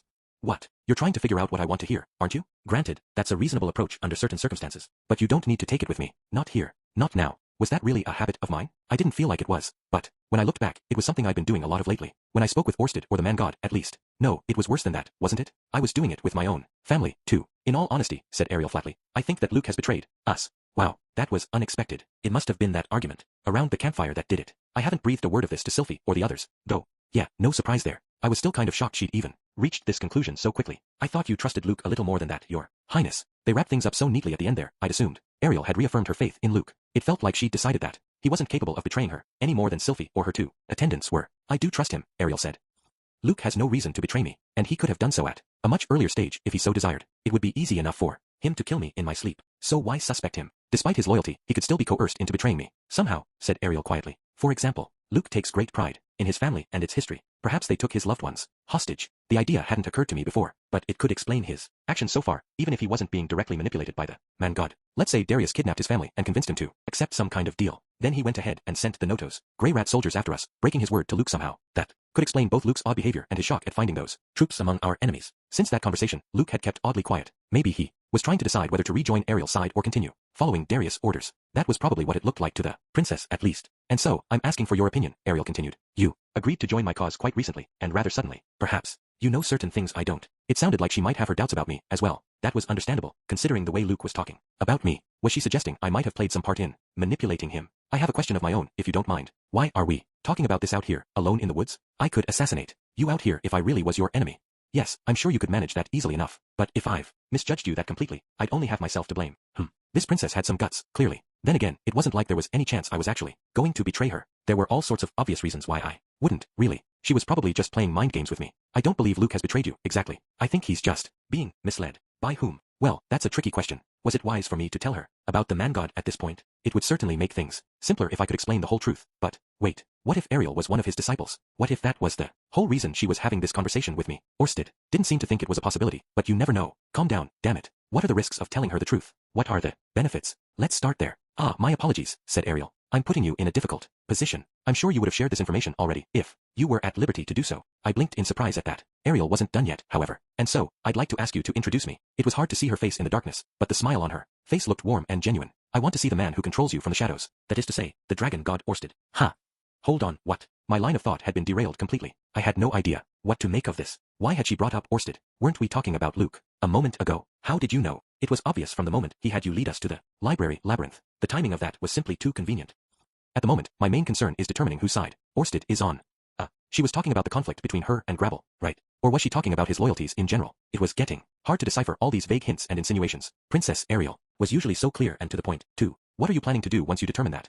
I asked. If he's on the right side, I plan to welcome his support, said Ariel. No matter how horrifying he might be, I'm prepared to tolerate him. That's easier said than done, you know. I'm royalty, a princess. We know how to maintain our composure around those we fear or loathe. it shouldn't be an issue. Well, if you say so. I feel like Orsted's curse is more powerful than you think, though. Okay, what if he's on the wrong side? Then I'll pull him to the other, Ariel replied confidently. Wow, she really believes she can do that, doesn't she? He's somewhere close by at present, isn't he? Or perhaps, you've been communicating with him by messenger. I had a tough call on my hands with this one. It was hard to say if I could even make this decision on my own. Ariel seemed to think she could endure Orsted's curse, but I knew just how potent its effects were. Anyone who got a good look instantly classified him as an enemy. She might end up putting me in that category, too. That said, if I flat out refused her proposal, it would basically announce that we had something to hide. This felt more complicated than it needed to be. We had no intention of interfering with Ariel's plans to seize the throne. The man god was the one who wanted her to fail, and our main goal was to stop his plans. Still, it wasn't going to be easy to explain all that to her. There's no need to overthink this, Rudius. The voice had come from somewhere behind me. Startled, I turned to find a golden-eyed, silver-haired demon lurking in the woods. By which I mean Orsted, of course. If Ariel Anemoi Azura wishes to speak with me, I would not refuse her. Orsted's sharp, intense gaze focused on Ariel's face. She reacted as if she'd been hit with a jolt of electricity. Her eyes opened wide, her legs trembled violently, and a small puddle began to form at her feet. There was sheer terror on her face. It was the expression of someone trapped in a living nightmare. Oh boy, this does not look good. I guess I'm definitely going to be the traitor now. In the next moment, however, a look of ecstasy suddenly spread over Ariel's face. She was pretty clearly feeling pleasure now. Interesting. I guess this might work out after all. Ariel managed to regain her composure after a little while. As of this moment, she appeared totally unruffled. You'd never know anything had happened in the first place. I'd washed her dirty pants and underwear with my water magic, then dried them out quickly with my original spell, Steam Dry, a combination of wind and fire magic. It worked almost instantly, but it wasn't good for most fabrics, so Aisha had angrily forbidden me from using it at home. This was kind of an emergency, though. I'd lived for many years at this point, but I'd never expected to see the day where I'd be washing the underwear of a princess. In this world, the expensive stuff seemed mostly to be made of silk. Ariel wrapped herself in my robe while I was taking care of all this. It was a good thing it was nice and long. Right now, Ariel had put her clean clothes back on and seemed to have forgotten all about the incident, and I was wearing a robe that a half-naked princess had been using just a few minutes earlier. It smelled kind of nice. Whoops. Not the time to be getting all excited. There hadn't been any time for fun in the last few days, so my horny meter was getting dangerously full. I'd have to deal with that later. Orsted was waiting nearby with an awkward expression. Now that the princess was ready, she turned to face him once again. I do apologize for that unfortunate display, Lord Orsted. It's all right. Ariel still looked kind of pale, but I couldn't see any terror in her eyes now. Please, you don't have to glower at me like that. This is what my face always looks like, I'm afraid. I see. So this is another effect of your curse, then. Correct. I had to wonder why Orsted had shown up like that in the first place. Well, the boss could make his own decisions. At this point I should just keep my mouth shut and see how things played out. I see. I've met a number of both blessed children and their cursed counterparts, but I can tell that your affliction is far more powerful than most. Indeed. But it seems you know some way to resist its influence. I am a member of the Azuran royal family. We're taught how to suppress our more negative emotions. That doesn't mean that you trust me, either. Not in any real sense. True enough. But that's exactly why I wanted to speak with you. Like this. So far, this was like two boxers trying to size each other up with a few light jabs. It was starting to make me feel kind of uneasy. Still, it was probably important for me to listen closely to everything they were saying. That pleasant smell wafting from my robe was a little bit distracting, but I needed to focus. I'll get straight to the point. Why are you assisting me, Lord Orsted? Because my sworn enemy is pulling Darius' strings. Do you mean my brother, Prince Grabble? No. Who is it then? Okay, here we go. Right back to the awkward question. What's the call, boss? An evil thing who styles himself as the god of men. His name is Man God. Oh wow, he actually went for it. Tossed out the whole name and everything. How much was he planning to tell her, anyway? Still, felt possible that she might turn against us at some point. The Man God? Isn't that one of the creator gods from ancient myth? I can't say if he's one and the same, but he has taken that name, at least. You're telling me that a god has given Darius his support? But why? He wishes to see you murdered and Grabble take the throne. Looking kind of nonplussed, Ariel turned slowly in my direction. For a moment, she just studied me in silence. I see. It's certainly a bizarre story, but Rudia's face seems to suggest that you're not lying. Am I your lie detector now? And here I thought I had a decent poker face. I'd have to check in with Sylphie later and see what she thought about my face. Maybe she'd call it handsome. That was always nice to hear. I have to wonder why this god would support my brother. However, is Grabble simply more deserving of the throne? No, the man god's motivations are purely selfish. Could you elaborate, perhaps? Orsted glanced over at me and frowned uncertainly for a moment, but then looked back to the princess. Roughly 100 years from now, the kingdom of Azura will face an existential threat. Ariel blinked in surprise. In that moment of crisis, Orsted continued, the kingdom's response will depend on whether you or Grabble seized the throne. What? Hey, I don't think you even told me about this part yet. Should Grabble triumph, Azura will answer the threat with military force, and if you triumph, they will respond with magic. Surely neither of us will even be alive 100 years from now, Ariel said. Your policies as sovereign will guide the kingdom down different paths. Grabble will focus on enlarging its military, and you will strengthen its magical forces instead. Boss. Hey, boss. Why am I just hearing about this now?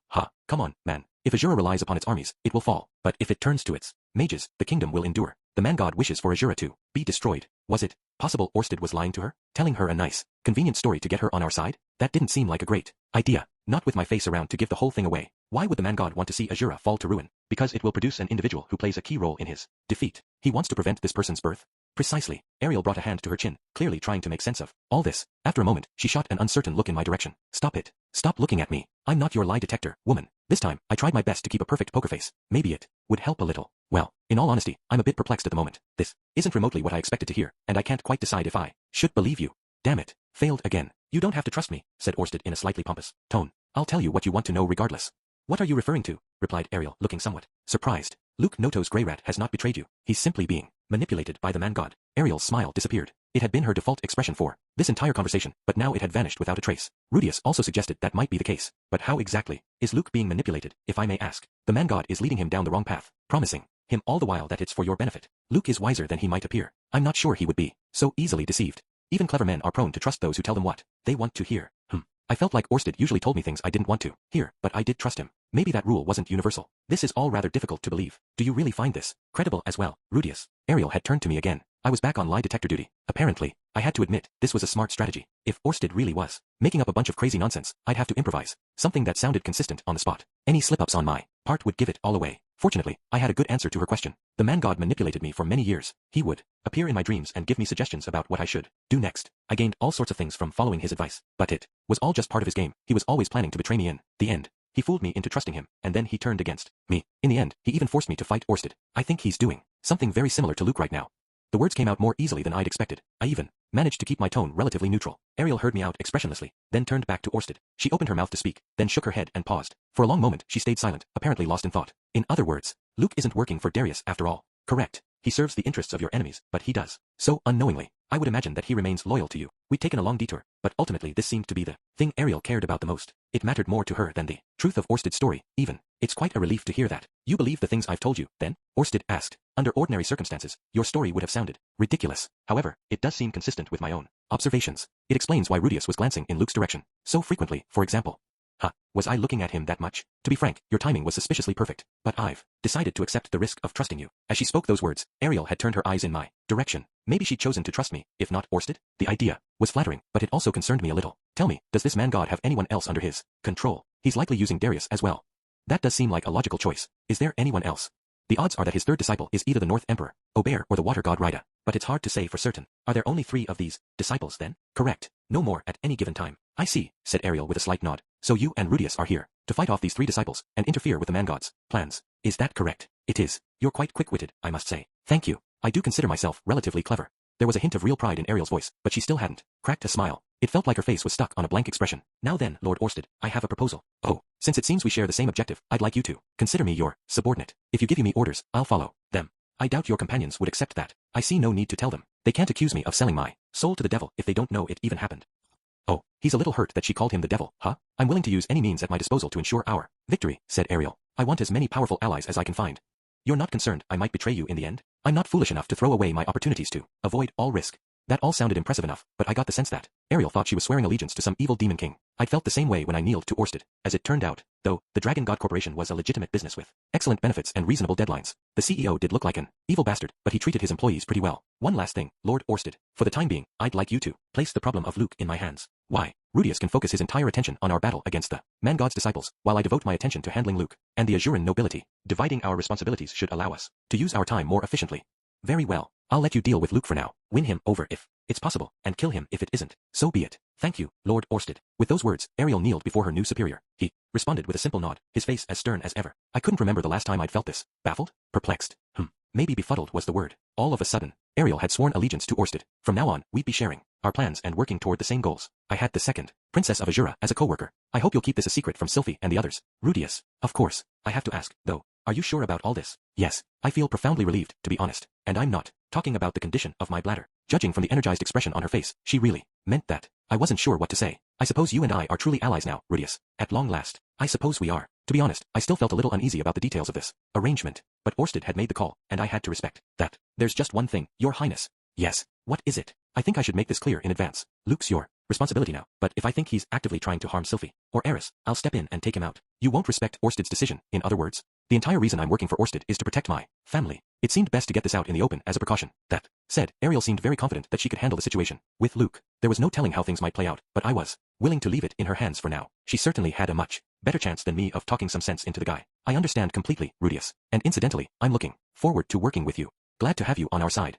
Just like that, Orsted Incorporated had secured its second official employee. It probably goes without saying, but Sylphie was none too pleased when the two of us strolled back into camp looking friendlier than before. Chapter 5. Tristina. The next day, we made our way into the bandits' territory. No one seemed to be pursuing us. Aubert and his soldiers hadn't followed our trail. They were probably waiting for us at the end of the road, on the assumption that we'd need to pass through the checkpoint eventually. Ordinarily, the man-god could have anticipated our alternate strategy, but I glanced down at the bracelet on my left arm, engraved with the crest of the dragon god. Thanks to this thing, the man-god was incapable of foreseeing any changes to the future caused directly by my actions. He shouldn't know that we'd taken a different route, even now. That said, there was still a risk he'd just figure it out. If he remembered my detailed description of that diary from the future, he might be able to put the pieces together. But from what Orsted told me, the man-god had been reliant on his foresight for so long that he wasn't much good at speculating about the future. He didn't seem the type to memorize every little thing people told him, either. I doubted he could recall the minor details from that diary at this point. I'd been trudging forward for a while, mulling all this over, when I felt the direction of the wind abruptly shift. "Stop," said Ghislaine, grabbing my shoulder from behind. "They're here." Eris tried to step past me to the front of our line, but I reached out and held her back. With her in the front, we'd end up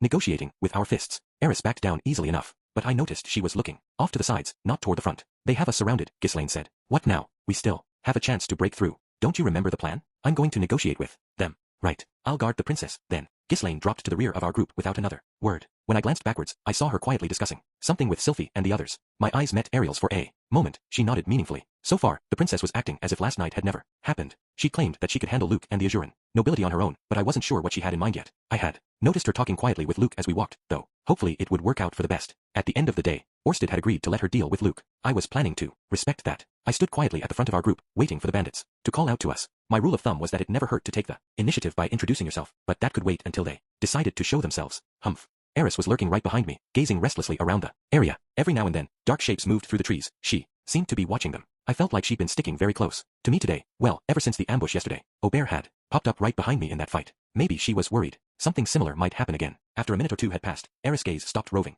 Seemed the bandits had completed their encirclement of our group. "There's 5 of them or so, I think," she whispered. "We could handle it." Huh. Did she pick up an enemy radar skill at some point? Just then, the bushes right ahead of us rustled, and a man pushed his way out into the open. Others showed themselves as, well, stepping out from behind trees, or moving forward on the branches on which they perched. 5, 10, Eris, honey, there's like 20 of them at least. That estimate was a little bit on the low side, don't you think? When I glanced in her direction, Eris avoided my gaze. The man who'd stepped out in front of us had a stubbly beard, a fur vest, and a machete at his hip. Your classic bandit look, basically. He carried an unlit torch in one hand. He took another step forward and loudly said, "What says the echo?" in reply. I was ready for this, of course. Orsted had taught me all their code words in advance. Rabbit entrails and the chirping of a thrush. The meaning of this exchange was simple enough. The man had asked, "What's your business with us?" And I'd replied, "We want to cross the border and speak with a member of your band." There were all sort of other codes: nurturing fox for human trafficking, a feline errand to have someone in Azura located, and awakened bear to arrange for the disappearance of someone passing through the red WYRM's whiskers, among others. If anyone happened to blunder into the bandits' territory without knowing all this in advance, he fine. People currently surrounding us would simply strip them of their valuables and possibly their lives. The hell? Mr. Bandit studied me dubiously for a long while, before continuing. "What's the thrush's chick?" "The striped acorn." This was the code name for Triss. Mr. Bandit considered my reply, looking even more confused than before, but then shrugged and raised a hand. The bandits, lurking around us, melted quietly back into the forest. "Follow me," he said curtly, lighting his torch. I turned back to give the okay sign to the rest of our party. Ariel and the others seemed to exhale in relief. As I was coming back around, my gaze met Eris. For some reason, her eyes were sparkling with excitement. That was awesome, Rudius. I honestly wasn't sure what was awesome about knowing a couple code words, but hey, whatever. Well, let's go. Right. Our party pushed on deeper into the forest, following our bandit guide closely. The man eventually took us to a lone cabin in the middle of the woods. There was an enclosed area for our horses outside, and the interior was large enough to include a living room, bedroom, and storage space. The bedroom was equipped with a number of 3-level bunk beds. The sheets and blankets looked damp, and they were probably infested with bugs, but they were technically beds. Overall, it felt like a slightly retrofitted woodcutter's hut. Mr. Bandit accepted his payment from me, then explained how this was going to work. "We'll bring the thrush to you. The crossings. Tomorrow at dawn. Deals off if you wander out of here before that." Before I could say anything in response, he'd walked back off into the woods. Hopefully he was heading back to their base to get Triss for us. The man hadn't asked for any details about us or our plans, even indirectly. In this line of work, I guess you didn't pry, as long as the clients paid up at least. Phew. After setting my bags down on the floor, I explained our next steps to the rest of the group. We would slip over the border bright and early tomorrow morning, with a woman we'd be meeting soon as our guide. And for tonight, we had to stay here. That pretty much covered it, really. I suppose we'll just have to pray they don't hand us over to Darius' forces in the morning, Luke replied helpfully. I had some similar feelings myself. Things had been going so smoothly up to this point that it seemed like we were overdue for trouble. But that wasn't really a logical line of thought, of course. My ambitions are shattered, and I'm reduced to a plaything. 4 bandits. How dreadful, said Ariel in a slightly playful tone. Rudius, I do hope you'll be kind enough to let Clean and Elmois go free, at least. Ugh, you know as well as I do what's really going to happen. Next, Princess. Come on, now you've got those 2 staring daggers at me. What did I do to deserve this slander? In any case, it seems we'll have a roof over our heads tonight. Ariel continued. I imagine our journey across the border won't be easy, so let's make sure to get plenty of rest while we can. The others took that as their signal to get started with their preparations for the night. Ariel herself was looking visibly fatigued after our trek through the forest. She wasn't used to hiking in rough conditions, obviously. I'd expected her two attendants to be exhausted as well, but they had a surprising amount of energy left. They were busily massaging her legs. It seemed they'd spent the last 7 years trained hard for this moment. Luke was standing at the window and keeping a close watch on the outside, but every now and then he'd shoot a probing look in my direction. Clearly, he still had his suspicions about me. Maybe the man god had told him something like, "There's someone working for the enemy among your party." That wouldn't even be a lie. Technically, although I was the man god's enemy, not Luke's. Ghislaine stood quietly in a corner of the room that offered her a good view of everything at once. That was her usual position. When our eyes met, she nodded slightly. It kind of looked like a signal, but there probably wasn't much meaning to it. Sylphie had disappeared into the bedroom, which she was trying to clean up. I wasn't too picky about this stuff, but would we really be sleeping on those nasty old sheets?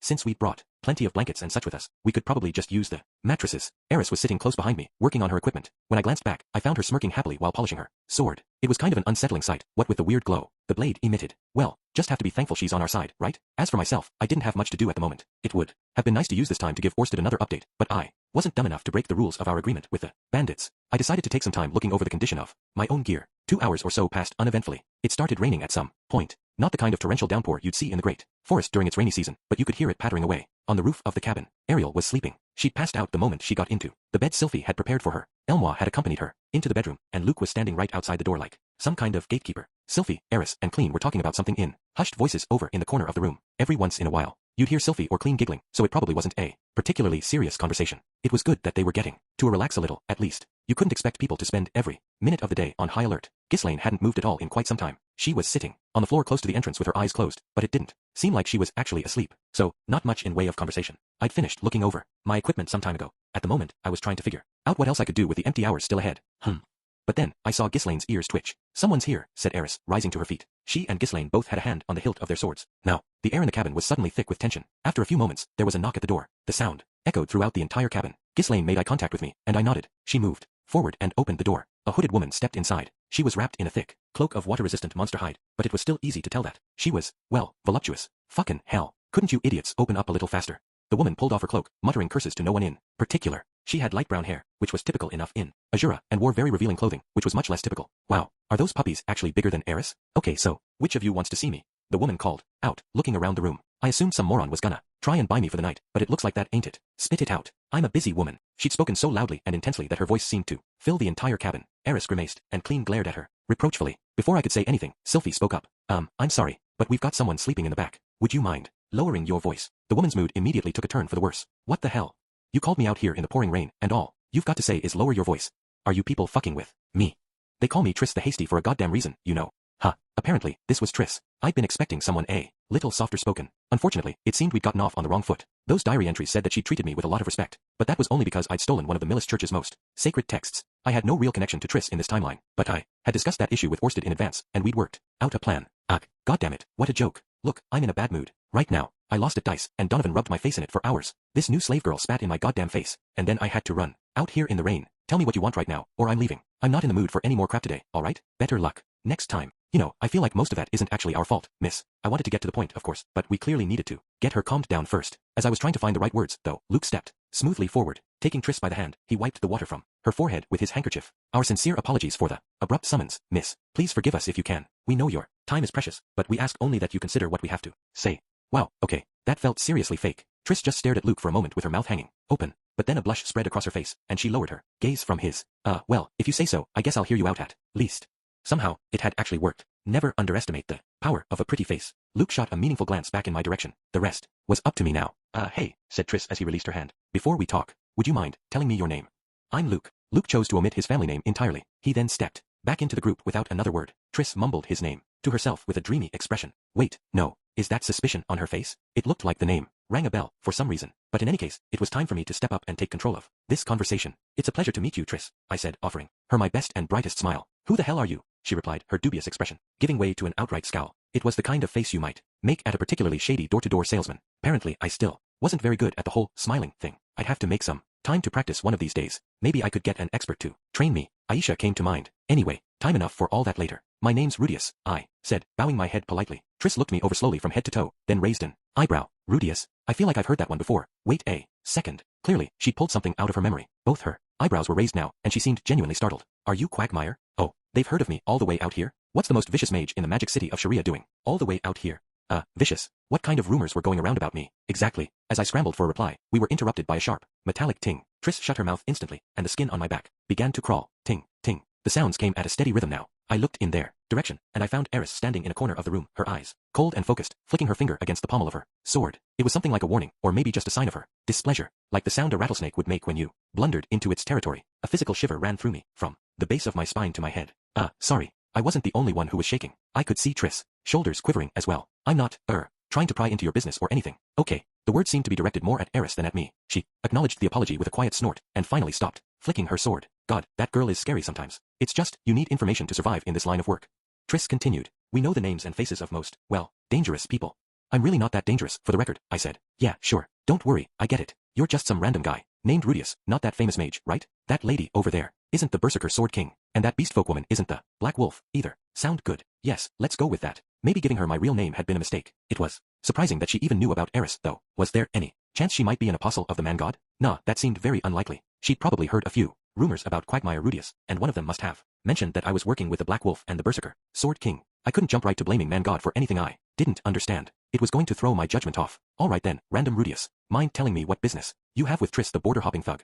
It was finally time to broach the main topic. In the long run, we wanted Triss to expose Darius' misdeeds and help us bring him down, but if I just came out and said that, it was hard to imagine she'd react well. I couldn't just start off by asking her. You're Tristina Purplehorse, a former member of the Azuran nobility, correct? This woman knew how vicious the world of Azuran politics could be. We could explain our situation to her, but if she didn't see any chance of victory, she wouldn't get involved. We had to take this one step at a time. First of all, we needed to make friends with Triss. Then, during our journey to the south, I could drop some hints about our plan to defeat Darius. Later on, I might mention how helpful it would be to find some way of damaging his reputation, such as locating one of the highborn girls he regularly enslaved. At that point, there was a good chance she'd volunteer immediately, and if not, I could drop the pretense and pressure her to help us out. So, for the moment, excuse me, are you, by any chance, Tristina Purplehorse? A voice from the back of the room knocked all the words out of my mouth. I turning slowly to face the beautiful blonde-haired woman standing behind the rest of us. It was Ariel, of course. Her hair was a little messier than usual. She'd probably just woken up, but her voice was as clear and charming as always. Triss stared across the room at her, wide-eyed with surprise. Why do you know that name?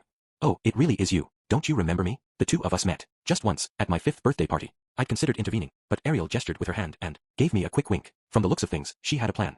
Princess Ariel, Triss said, looking utterly stunned. For a long moment, she seemed to be studying Ariel's features closely, perhaps comparing them to her memories, and then she froze entirely, her mouth hanging slightly open. Why, but what are you doing here, Your Highness? Her legs trembling, Triss kneeled on the wooden floor. The princess pushed past me and stood before her. I received word that my father is deathly ill, and attempted to return to Azura, Ariel said with a self-effacing smile. But it seems my elder brother isn't in an especially welcoming mood.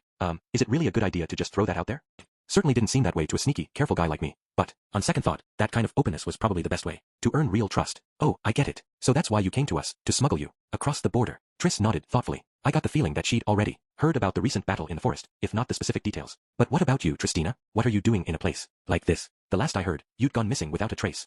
Well, Triss hesitated for a moment, but looking up into Ariel's eyes, she seemed to find a reason to continue. It's a long story, but from that point on, everything moved along quickly and easily. As I turned out, I didn't need to say a single word. Triss poured out her whole miserable life story to Ariel like a sinner at confession. Darius had kidnapped her at a young age and kept her as a sex slave for years. Eventually, he'd sold her to this bandit gang. For a time, she'd been the leader's woman, but he trained her as a bandit on a whim. And when a new boss took over, she gained her freedom as a member of the band. There were all sorts of strange and ugly details in the story, but Triss told it calmly, without any tears or smiles. Princess Ariel, on the other hand, was crying openly for most of it, and her tears looked absolutely genuine. With the last of them still running down her face, she made Triss a promise. I can't truly understand your suffering, but I guarantee I'll give the man who did this to you his rightful punishment. Then she asked Triss to help our cause by testifying to what Darius had done to her. It was a remarkably convincing act. Still, Triss was hesitant to agree. The kingdom of Azura was very powerful, and Darius was a sly and vicious man. She insisted that we stood no chance of victory. Ariel, in turn, told her that this wasn't true. She named her allies, Sylphie, Eris, Ghislaine, me, and Perugius himself, and argued we were capable of overcoming Darius and winning her the throne. Triss agonized over her decision for a whole hour, but after that painful period of silence, she finally nodded. She swore an oath right then and there to escort Princess Ariel safely to the capital and help her bring down Darius. Ariel had gained herself another loyal follower in no time at all. I hadn't contributed in the slightest. While I sat on my hands, the princess' earnest words and skillful arguments had won Triss over, heart and soul. This goal had been brought up during our meeting with Orsted the previous night, but we hadn't come up with a detailed plan to achieve it. Ariel had probably just sprung into action when she saw how slow and clunky my own plan was. The princess was one seriously impressive woman. No wonder she was confident she could win over the entire Azuran nobility on her own. I just have to focus on the things that only I could do. Chapter 6. On the road. Early the next morning, we gathered all our things together and set out from the cabin. The sun hadn't yet risen, and the woods were dark and silent. Okay then, follow me. Triss led our party as we made our way deeper into the forest. Without the sun as a guide, it was hard to tell which direction we were going, but the ground slanted upward before of us, so we were probably moving toward the mountains. We moved quietly, without any unnecessary chatter. The forest was dense here, and it seemed to go on forever, but then we pushed our way through one last dense patch of brush. Ooh. And found ourselves looking down at a sizable lake, with the forest suddenly behind us. Some people might have called it a pond, since it didn't look very deep, but lake somehow felt more appropriate. It was semicircular, surrounded on all sides by tall cliffs and forests, and its surface was a brilliant shade of blue. From the looks of things, it wasn't part of a river system. Maybe the water came from underground. This wasn't even on our map, I murmured. Yeah, it's positioned so you can't see it from a distance, said Triss. And this is all our turf, so you won't see it on any maps. We proceeded to follow the curve of the lake to the cliff on the far side. At first glance, it looked like a sheer, almost featureless rock, face right at the water's edge, but a single stone tablet stood on the ground nearby. When Triss performed some sort of incantation in front of it, part of the cliff melted away, and a cave appeared before our eyes. This way, she called. It's easy to slip and fall in here, so watch your step. She led the way once again, stepping carefully into the lake, which continued into the cliffside cave. Apparently, the water was very shallow here. It only came up to about her knees. Come on, Rudius, said Eris, her eyes sparkling with excitement. Let's go. Even at 20, she hadn't lost any of her enthusiasm for adventure. She was clearly itching to explore this mysterious hidden cavern, but I wasn't much better, in my own way. I'd never grown out of my love for used underwear. Just don't move so fast that you make the horse slip in the water, okay? Yeah, I know. With a smile that suggested my warning had gone in one ear and out the other, Eris stepped post-haste into the water, pulling our horse Matsukaze along. Matsukaze was reluctant to wade into the lake and resisted her, but she managed to drag him in pretty quick. Was like watching a kappa at work. Eris would probably be good at sumo wrestling. Wonder if she likes cucumbers, though? I don't think she has many favorite foods, but you never know. We should try to keep up, Rudy, said Sylphie. Right. With Eris at the head of our group, we formed a single file and led our horses carefully into the water. It was surprisingly chilly, given the time of year. I didn't even want to think what it would feel like wading through this in the winter. Wouldn't horses die from exposure? The lake would probably freeze solid, actually. That might actually make the trip easier. Fortunately, the cave led upwards from the entrance, so we were out of the water before too long. All right then, said Triss. Follow me, and try not to fall too far behind. You don't want to get lost in here, trust me. With her torch blazing in one hand, she confidently set off deeper into the gloomy cavern. I'd taken a moment earlier to summon a lamplight spirit for some additional illumination. Glancing behind me to make sure the others were following, I made eye contact with Princess Ariel, who was contemplating her drenched pants with a troubled expression. Let's wait until later to get those dried out, Your Highness. Oh yes, of course, said Ariel, somehow managing a cheerful smile. Last night, most of our party had convinced themselves that it was pure coincidence Triss and Ariel knew each other. They were all very impressed with the princess for winning her over on the spur of the moment, with the possible exception of Eris, who'd gotten a bit cranky over all the admiring gazes at Ariel. That aside, it was kind of nice to have the princess on my side. Now, it seemed like she was serious about supporting me. I'd been studying Ariel's face for a long moment when Sylphie spoke up from beside me. Rudy, what is it? Sylphie, my beloved wife. Don't stare at Princess Ariel too much, or I'm going to pull your ears. Understood, dear. You want me staring at you constantly, correct? Sylphie replied to this by yanking my ear. For some reason, she seemed opposed to me getting too friendly with Princess Ariel. She hadn't objected to me marrying Roxy or Eris, but I guess Ariel was in a different category. I seemed to remember her saying Nanahoshi might be okay, too. It was hard to tell exactly what counted as cheating in her mind. In retaliation for her attack, I slipped behind her and licked the back of her ear. It hadn't been obvious at the entrance, but the floor of the cavern we were moving through was neatly tiled. Apparently, this tunnel was man-made. It gets real twisty and complicated from here on in, so stay real close, called Triss from just ahead. Keep alert, too. We don't get many monsters in here, but sometimes they wander in from the deeper tunnels. Oh, and don't go wandering outside if you see a light. In the distance, we're in red WYRM territory now. At this point, the tunnel had a high ceiling and was relatively wide, but just as Triss said, it was constantly curving and there were frequent side passages and branches in the path. It felt like we were moving through one part of a giant man-made maze. This place is really amazing, Rudy, murmured Sylphie quietly. It isn't some kind of labyrinth, right? Yeah, I'm pretty sure it isn't. How do you think they made such huge tunnels through the mountains? I frowned thoughtfully. Well, the red WYRMS took over this area 400 years ago. Maybe there were dwarves living around here up until then, or something. Oh, that makes sense. I guess these might be some really old mining tunnels, then. Up ahead, Eris poked curiously into one strange side passage, after another, only to be dragged back by Ghislaine. For better or worse, it felt like spending last night under a roof had helped us all relax a little. By the way, Rudy. Sorry, it's nothing. Sylphie fell silent, but shot a quick glance over her shoulder. Ariel, Luke, and the attendants were following us at a decent distance. Our formation was feeling kind of loose. We'd probably gotten a bit too spread out. It didn't seem like there were many monsters lurking on this path, but the last thing we needed was for the princess to get lost. We'd been walking through the tunnels for quite a while. It was hard to say how long exactly. When you can't see the sun, it throws off your perception of time. Until you get used to walking in those conditions, a single hour can feel like 3. Moving through dark, unfamiliar terrain tends to be more fatiguing, too. I'd learned all this from my adventuring days, trekking through dense, overgrown forests where no sunlight ever reached the ground. Ariel and her attendants were clearly getting tired. I was starting to hear a few comments like, it feels like we've been walking for days now, and we weren't moving as quickly as before. But before anyone could throw in the towel, Triss finally came to a halt at what looked to be a dead end. A stone tablet similar to the one we'd seen at the entrance was sitting unobtrusively on the ground nearby. When Triss activated this device, the wall of rock in front of us opened up, and we blinked as the sunlight hit our faces. Just like that, we were back outside again. Squinting as my eyes adjusted to the sudden brightness, I looked around the area. We'd stepped out into another forest. From the looks of things, it was dense, but not overgrown enough to hide the sky from view. The sun's position told me that the time was a bit past noon. We'd set out very early that morning, so all in all we'd been walking for about 8 hours. Triss took a few strides out into the open, then turned to face us. As we blinked and squinted, "Welcome to the kingdom of Azura, everyone," she announced, a playful grin spreading across her face. We'd made it safely across the border after all. The exit Triss had guided us to was a bit southeast of the actual border checkpoint. If we headed due south from here, we'd reach the Donati region. Fit-Toa was off to the southeast. Our ultimate destination, the royal capital, was further to the south of Donati. After an extended breather, we pushed ahead, trying to make our way out of the forest. Triss was anxious to get us moving. There was a good reason for that. From dawn till dusk, this route was used to smuggle people into Azura. At night, it was used to smuggle people out. Whenever two groups heading in opposite directions bumped into each other, the head of that bandit gang tended to get very upset. This seemed to explain why he'd kept us waiting in that cabin overnight as well. We needed to take several breaks along the way, but we managed to push out of the forest that same day, and then resumed our journey south through the Donati region. Naturally, we stayed off the main highways, sticking to quiet, less traveled backroads. Just to be clear, these weren't rough trails, crawling with dangerous thieves or monsters. While it was always simplest to take the direct roads that connected various cities and towns, Azura had plenty of others that were mainly used by the locals of that specific region. These were usually just wide enough for a single wagon though, and the princess carriage did attract some curious looks. These roads weren't on our maps, but Triss knew them like the back of her hand, so we progressed toward our destination steadily enough. Thanks to her, we stayed one step ahead of Aubert. Well, assuming he was even pursuing us at this point, it was entirely possible that the man god and his allies knew exactly where we were, and had simply decided to concentrate their forces in the capital or the palace. There was no telling if it was the man god or Darius who was calling the shots about these things, but we needed to tread very carefully regardless. On our journey south, we passed by the Fit-Toa region. Some years had passed since the rebuilding effort began in earnest. Fields of crops were dotted here and there across its landscape. The people living in the area looked like they'd regained some of their spirits, too. Still, it was a far cry from the endless fields of golden wheat that I remembered. It would probably take another decade before Fit-Toa regained that level of prosperity. Eris and Sylphie paused, their horses side by side, to look out at the grassy plain with its smattering of fields. The expressions on their faces contrasted sharply. Sylphie looked nostalgic and Eris frowned sulkily. "There's a lot more fields of wheat than the last time we passed through here," said Sylphie. "If you say so," said Eris. "I don't remember. I hope they get it all rebuilt soon." Eris tossed her head, looking even more surly than before. "Humph. I couldn't care less. Come on, don't say that. It's the place where we were born and raised, right? I'm not saying I'd want to go back there for good, but I'm sure you've got some old friends living there, right?" "Not really. Everyone back home hated my guts."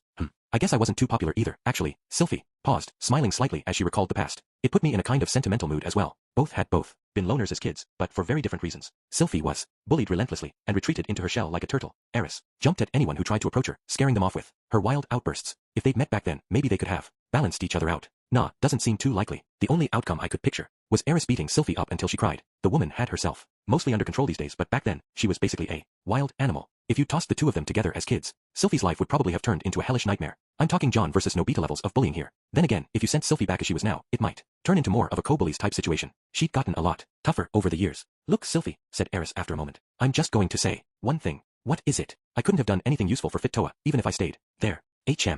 Sylphie tilted her head, looking something like an uncertain squirrel. "Adorable. Oh, right. You were the daughter of the Lord, weren't you? Sort of a princess yourself." It kind of slipped my mind.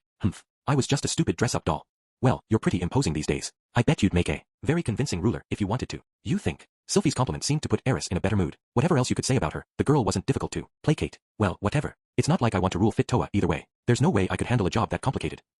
It does feel like you were born to be a swordmaster, I guess." "Exactly. Wow, Sylphie's really laying it on thick today. Still, you could easily have ended up spending your whole life as an Azuran noble, huh? Not a chance. I bet Rudy would have stuck around to help you and ended up ruling from the shadows. He probably would have made you the head of the Boreas family in no time at all." "Miss Sylphiette, I'm sure you're not serious, but you're not serious, right? Then he would have seduced me and wiggled his way into Princess Ariel's inner circle. The Boreas family would back her for the throne, and we'd end up fighting Darius or Gravel together." "Did Sylphie let me seduce her in this scenario? How would that work, exactly? We probably wouldn't even have run into each other." "Okay, let's not overthink a game of make-believe. Sounds like things would turn out exactly the same," said Eris dubiously. "But you'd be the ruler of the Fit-Toa region, and Rudy would be your loyal aide. I bet you two would be the talk of the whole kingdom. All I want is to fight with my sword and make babies with Rudius. I don't want anything else." Somehow, Eris had delivered that line without a hint of shame. It was enough to make me blush, and I wasn't even the one who'd said it. "Aren't you satisfied with things the way they are, Sylphie?" "Oh, absolutely. Sometimes the whole thing almost feels too good to be true, to be honest. You know, back when we first got married, Rudy and I used to go at it like animals every single night. When there wasn't anyone else in the house, he'd carry me off to the bedroom with this ravenous look on his face. And of course, I was quivering with anticipation the whole way. Sorry, I probably shouldn't be talking about this in public. I'd certainly appreciate it if you stopped." "Yeah." Eris' eyes were narrowing with what looked like jealousy, and I was starting to think I might get dragged into the bushes tonight for some vigorous lovemaking. It was an appealing idea, but right now we needed to conserve our energy for the task at hand. "Anyway," said Sylphie, "I think that's the whole reason it's fun, to think about how things might have turned out. Because I'm really happy with how they did. I wonder if I'll feel the same way once I have a child, too." If you and Rudy have a kid, it'll probably be a real lecture." "What's that supposed to mean?" Sylphie did have a point. anyone who inherited half of my genes would probably end up at least moderately perverted, which made me a little anxious about how Lucy might turn out. Sylphie wasn't that much of a pervert, relatively speaking, but she had a line eyes for a grandmother. What if those dormant horny genes had been activated by combination with my own? We might end up with a daughter who went around sucking innocent young men dry left and right. This calls for precautionary measures. The secret morality lessons will commence immediately. I hope I get one soon, said Eris after a moment. Oh, it won't take long. You're a full-blooded human, remember. You're a much better match for Rudy than I am. That seemed like an unnecessarily negative choice of words.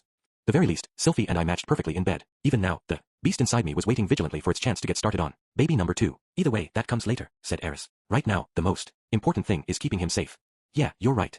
The two of them kept chatting. They speculated about what Roxy was doing at the moment, then talked about how good the food was back in Fit-Toa. Sylphie promised to teach Eris how to cook a few meals once we got back home. That sort of thing. Sylphie ostensibly did most of the talking. Eris wasn't the best at this kind of casual conversation, and sometimes there were awkward pauses. Still, the sound of their voices made for pleasant background noise as we rode along. It felt very relaxing just sitting on that horse, with my arms wrapped around Sylphie, listening to their conversation. There was no telling when the enemy might attack us next, but that afternoon it was a challenge just to stay awake. After about 10 days on the road, we stopped at a place called Ricket. This was a city near the southern edge of the Donati region, and a hub for trade with the royal region. Most of the merchants here were heading south to bring their goods to the royal region, rather than the other way around. Because of this, the streets were thick with representatives and headmen from villages all across Donati, here to send their harvest south and to buy the crops their people needed from the sprawling market. This was clearly a place of major economic importance for Azura as a whole. It was also larger than the whole of the magic city of Sharia, even though it was really just one giant trading post and rest stop. That's the kingdom of Azura for you. We wanted to make it to the capital city of ours, without making our presence known if possible. We'd gathered information in the villages along the way, but found no clues about the movements of our pursuers.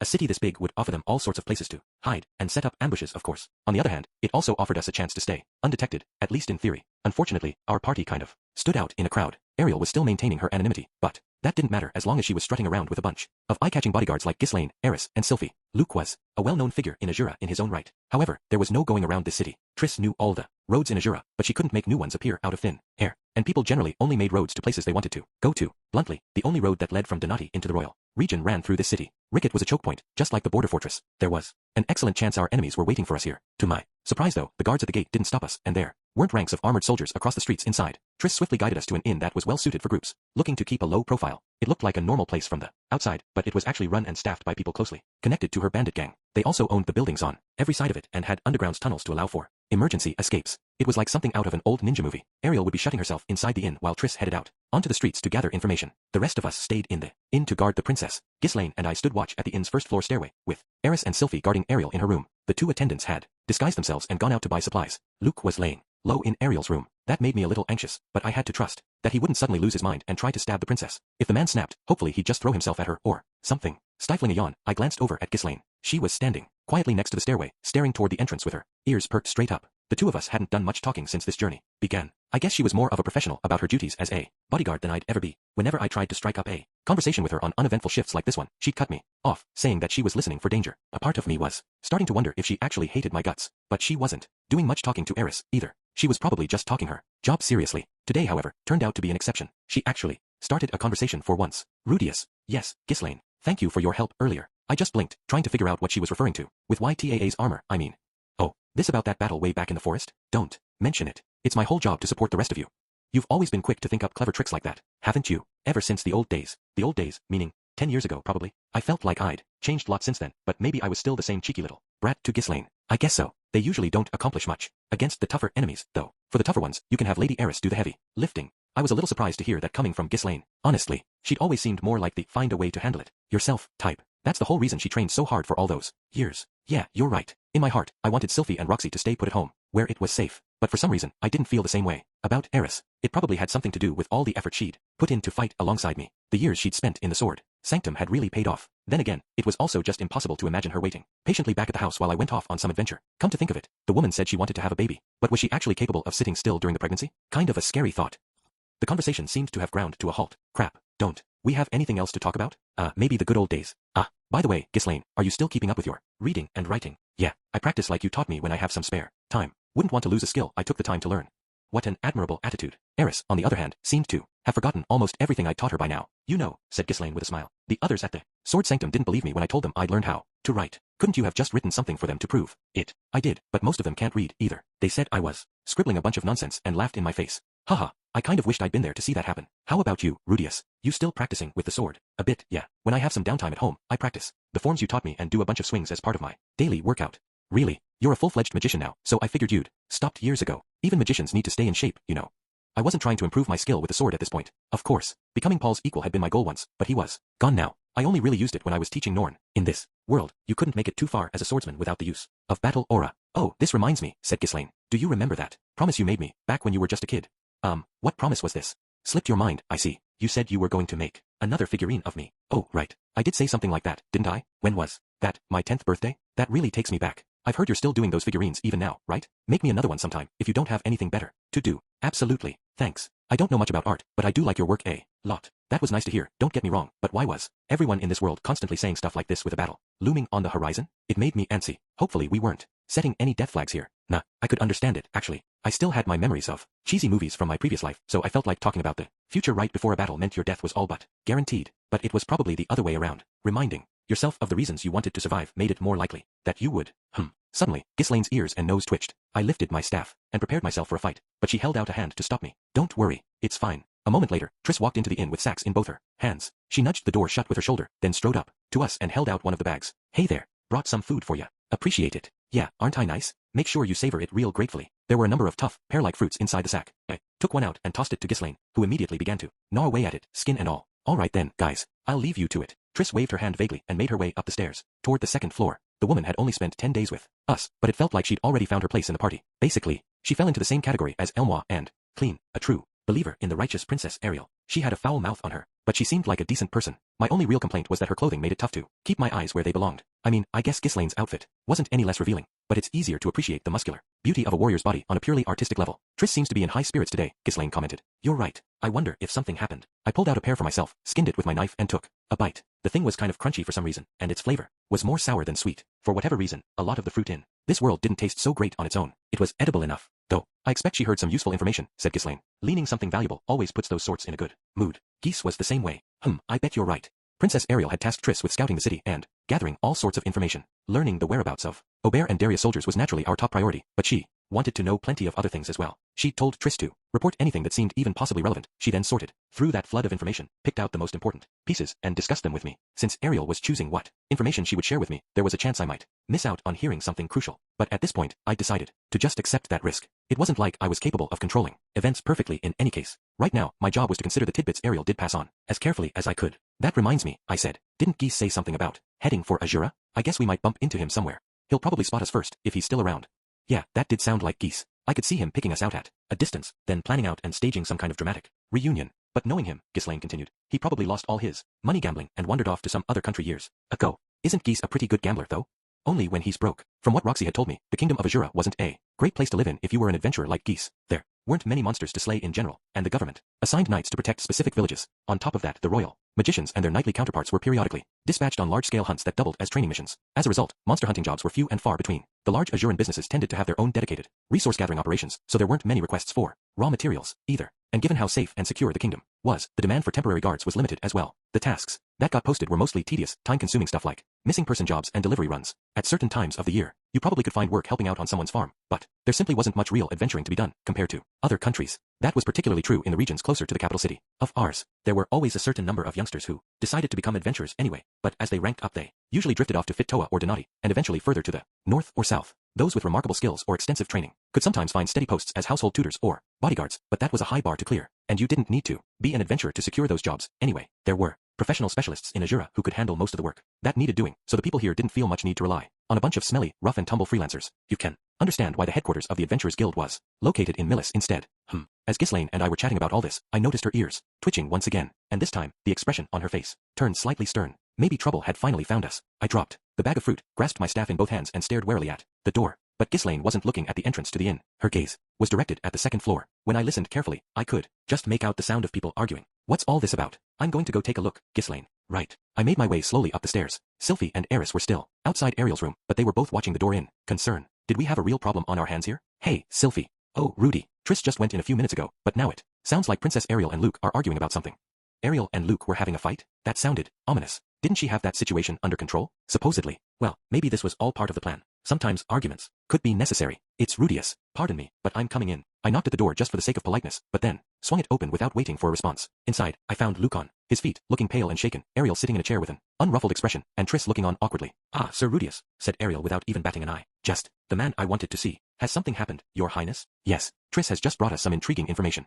"About what, if I might ask?" "It concerns Lord Sorrow's Boreas Grey Rat." "Sorrows? It might be very important, then, at least to Ghislaine." Maybe this was something Ariel had specifically asked Triss to investigate. As it happens, it's often easier to learn about the intrigues of the Azuran royal court in these regional cities than it would be in the capital, Ariel continued. "Those who know too much tend to put some distance between themselves and ours, where certain anxious nobles might have them killed." That was news to me. I guess it made sense though. Maybe. In any case, we've learned the primary culprit behind Lord Sorrow's fall. And who would that be? Luke's face contorted into an alarming grimace. Ariel, on the other hand, looked as emotionless as a mask. "I'm afraid that it was a member of my faction, acting on their own initiative. Someone who also happened to have a personal grudge against Lord Sorrows." Ariel paused, but only long enough to draw a breath. "Namely, Paimon Noto's Grey Rat." "Ah, so it was Paimon himself who'd done it." That did sound plausible. Unfortunately, the Notos clan had been the leading backers of Ariel among the aristocracy, while the Boreas family favored Grabble. They were enemies at the time. On top of that, it sounded like Paimon hated Sorrows for personal reasons. He'd probably jumped eagerly on his chance to bring the old man down. This wasn't good news, but it didn't come as a huge surprise, either. Despite the circumstances at the time, Sorrows was still the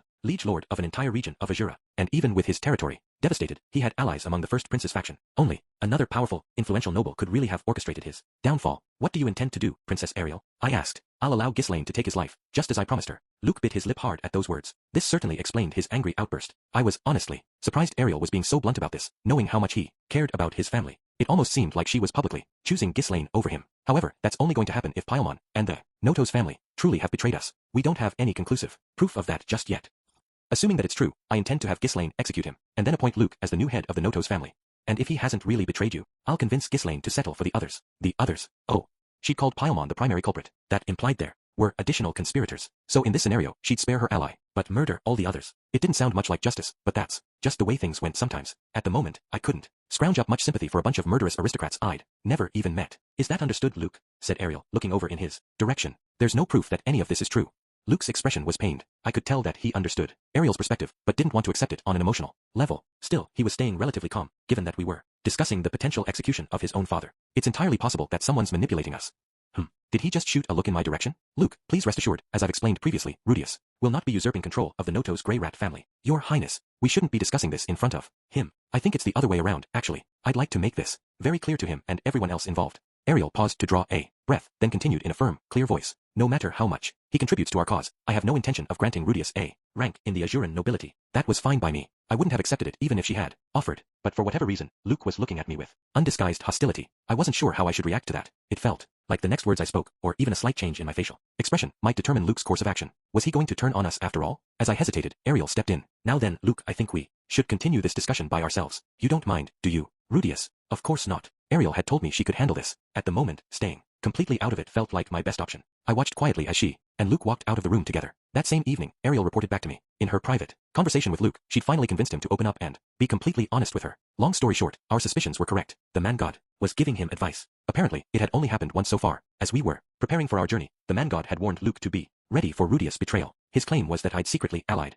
myself with Darius so that I could seize control of the Notos Grey Rat house. In this scenario, I was motivated by a thirst for power, lust for Ariel, and simple greed. Sylphie had no idea of my intentions. It was all happening behind her back. During the day, I would pretend to be Ariel's ally, but carefully lead her into the enemy's traps, and at night, I'd sneak off to meet with Darius' spies and tell them everything I knew. In fact, I'd secretly orchestrated all of these events after many years of scheming. Even my marriage to Sylphie was supposedly just another step in my master plan. This version of Rudius sounded like one ridiculously thorough, clever guy. It was a shame I couldn't have him take the reins for me. My life would probably go a lot smoother. At first, Luke had found all of this implausible. It was particularly hard for him to believe I had any interest in joining the nobility. I felt like he'd never trusted me that much, but I guess I'd earned that benefit of the doubt at least. However, recent events like the destruction of the teleportation circles and the betrayal of the Notos family had unfolded exactly as the man god predicted. That was enough to chip away at Luke's faith in me. And once he started looking at me with suspicion, he found reasons to believe the man god's story. It seemed he still suspected me, even now. Ariel told me that the best way to prove my innocence to Luke was through my actions. She also promised that she would keep him from doing anything unwise in the meantime. Hearing all this came as something of a relief. The man god hadn't done anything that clever here, so it wouldn't be that hard to break his grip on Luke. The fact of the matter was, I'd never even met Darius. I had no desire to take over my dad's childhood home, and I wasn't interested in sleeping with Ariel. Luke could suspect me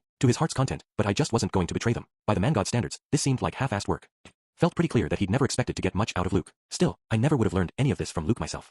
Was a good thing Ariel had stepped in to handle the situation. She was way better suited to the job than me. The next day, we set out south from Ricket. Luke constantly glared at me now, and did his very best to ensure that I was never alone with Ariel. He probably thought that I might murder the princess and send her head to gravel, now that she'd publicly declared I would never be a noble. I didn't really mind. At this point, I knew what was going on in Luke's head, and Ariel had him on a leash. It was one less thing to worry about. I don't know if Ariel had anticipated any of this, but I was impressed by how quickly she'd lightened the load on my shoulders. One other thing worth mentioning took place that day. The princess personally told both Ghislaine and Eris about the things we'd learned about the death of Sorrows. So all in all, it seems quite likely that members of my faction played a key role in the downfall of Lord Sorrows. I see. Humph. Ghislaine listened to Ariel's explanation with cold anger in her eyes. Eris made a show of looking disinterested, but you could see through that easily enough. She was squeezing the pommel of her sword so tightly that all the blood drained from her fingers. Are you going to cut me down, Ghislaine? Ariel asked calmly. No, I'll kill the enemies you've offered me. Ghislaine didn't seem too fixated on murdering Paimon in particular. I'd expected this to require some persuasion, but I guess she thought this through in her own way. Eris didn't say anything for a moment, but then she nodded slightly. Sounds good. I'm willing to kill anyone who might cause Rudius trouble. Never change, Eris. Now our remaining goal was to reach the capital and have our showdown with the enemy. Over the course of 20 days, we made our way slowly south along the backroads, and finally arrived at Ars, the crown jewel of Azura. Chapter 7. Ars, the royal capital. Ars, the capital of Azura, is also the single largest city in the world. It takes its name from the legendary hero who led mankind to victory in the great human-demon war. The first time a traveler lays their eyes upon this metropolis, their astonishment is impossible to disguise. The towering castle at its center, known as the Silver Palace, is surrounded by the great mansions of the high nobles. Beyond the fortress-like walls that encircle this area, the city itself sprawls out in every direction, all the way to the horizon. Here, you will find an enormous arena, the splendid training grounds of the royal knights, and many beautiful Millis churches. Canals run throughout the entire city, crossed by countless lovely bridges. Other notable attractions include the headquarters of the world's largest businesses, the original training halls of the great water god style, the famous playhouses of the theater district, the sensual, seductive women of the pleasure quarter, and the great gate, built to commemorate Azura's victory in the Laplace War. This is a city that seems truly endless. No one vantage point can offer you a view of it in its entirety. It spreads far beyond even the Altair River, which gave it life. It sprawls as far as any eye can see. They say that everything in the world can be found within Ars, the oldest of its cities, and once you've seen it for yourself, you may find it difficult to argue. Excerpt from Wandering the World by the adventurer Bloody Kant. Staring out at the capital from the top of a tall hill, Eris and I gaped almost simultaneously. Whoa! The city of Ars spread out before us, larger by far than any city I'd seen in this world. The castle at its center caught my eye first. It was as large as Perugia's, if not larger, and it gleamed like silver in the sunlight. Grand, thick walls at least 20 meters tall encircled this central structure. They were so imposing that it was hard to imagine anything, even a stray WYRM, forcing its way past them. The buildings just outside those walls were also impressive in their own right. On every side, the palace was surrounded by gorgeous, ornate mansions. Maybe this was where the more powerful aristocrats lived? Half of the buildings were big enough to qualify as castles, and the area was encircled by a second ring of walls. Past that point, the city spilled in every direction, with additional walls at regular intervals. It seems they kept adding new ones as the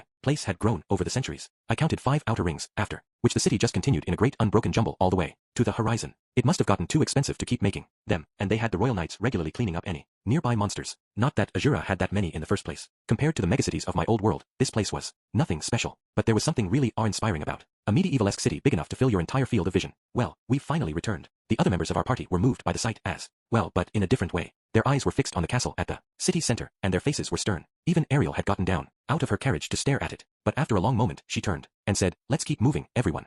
Thus we finally made our way into the streets of the royal capital. As impressive as ours looked from above, it wasn't that distinctive once you were inside it. All the cities of this world were pretty similar, at least around their entrances. You had your street vendors, your stables, and your parties of travelers and adventurers wandering around. There were slightly fewer adventurers here though, and they tended to be young. The few veterans I did spot mostly looked kind of beat down and bedraggled. The other thing that struck me was how wide the street was. You could fit 6 full-sized carriages next to each other on this thing. Reminded me of the highways from my old world. This was apparently one of the main roads that ran all the way to the central plaza. "We're heading to my residence in the city for now," Ariel announced from inside her carriage. "We'll use it as our initial base. There are preparations to be made before we can enter the court." We got moving immediately. Our destination was the district of towering mansions owned by high Azuran nobles. Given the sheer size of the city, just making it there might take us half a day. Luke was at the head of our group, followed by Sylphie, then Ghislaine, then the carriage, and finally Eris and me. We were arranged in single file. The road was large enough that we could have spread out, but there could be complications if you met a noble coming in the other direction. Normally the lower-ranked aristocrat would be expected to move aside, but Ariel's carriage was unmarked, and having her get out to resolve some pointless argument would be a major waste of time. Past a certain point, the streets began to change around us. The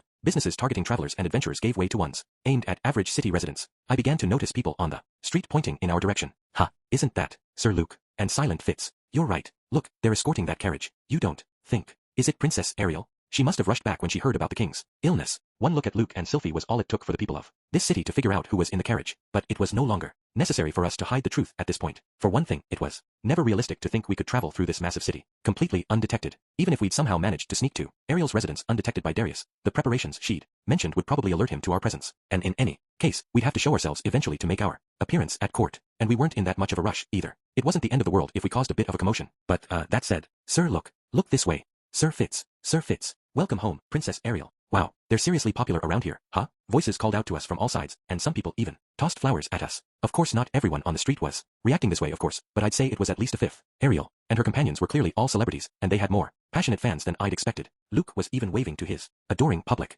Nearly a decade had passed since they fled this city, but they'd retained their popularity nonetheless. That was genuinely impressive. Despite the excitement, I noticed that nobody rushed out into the street to mob us. There were probably some strict rules about blocking the path of a noble's procession. Maybe you could even get murdered on the spot, like in Edo period Japan. Ready, set, Sir Fai Yits. Whenever Sylphie got a chorus of cheers, I saw her scratch behind her ears. That was her I'm embarrassed gesture. I made a mental note to tease her ruthlessly about this later. The cheers only grew louder once we made our way past the central plaza. I had a feeling people were spreading the news about Princess Ariel's return.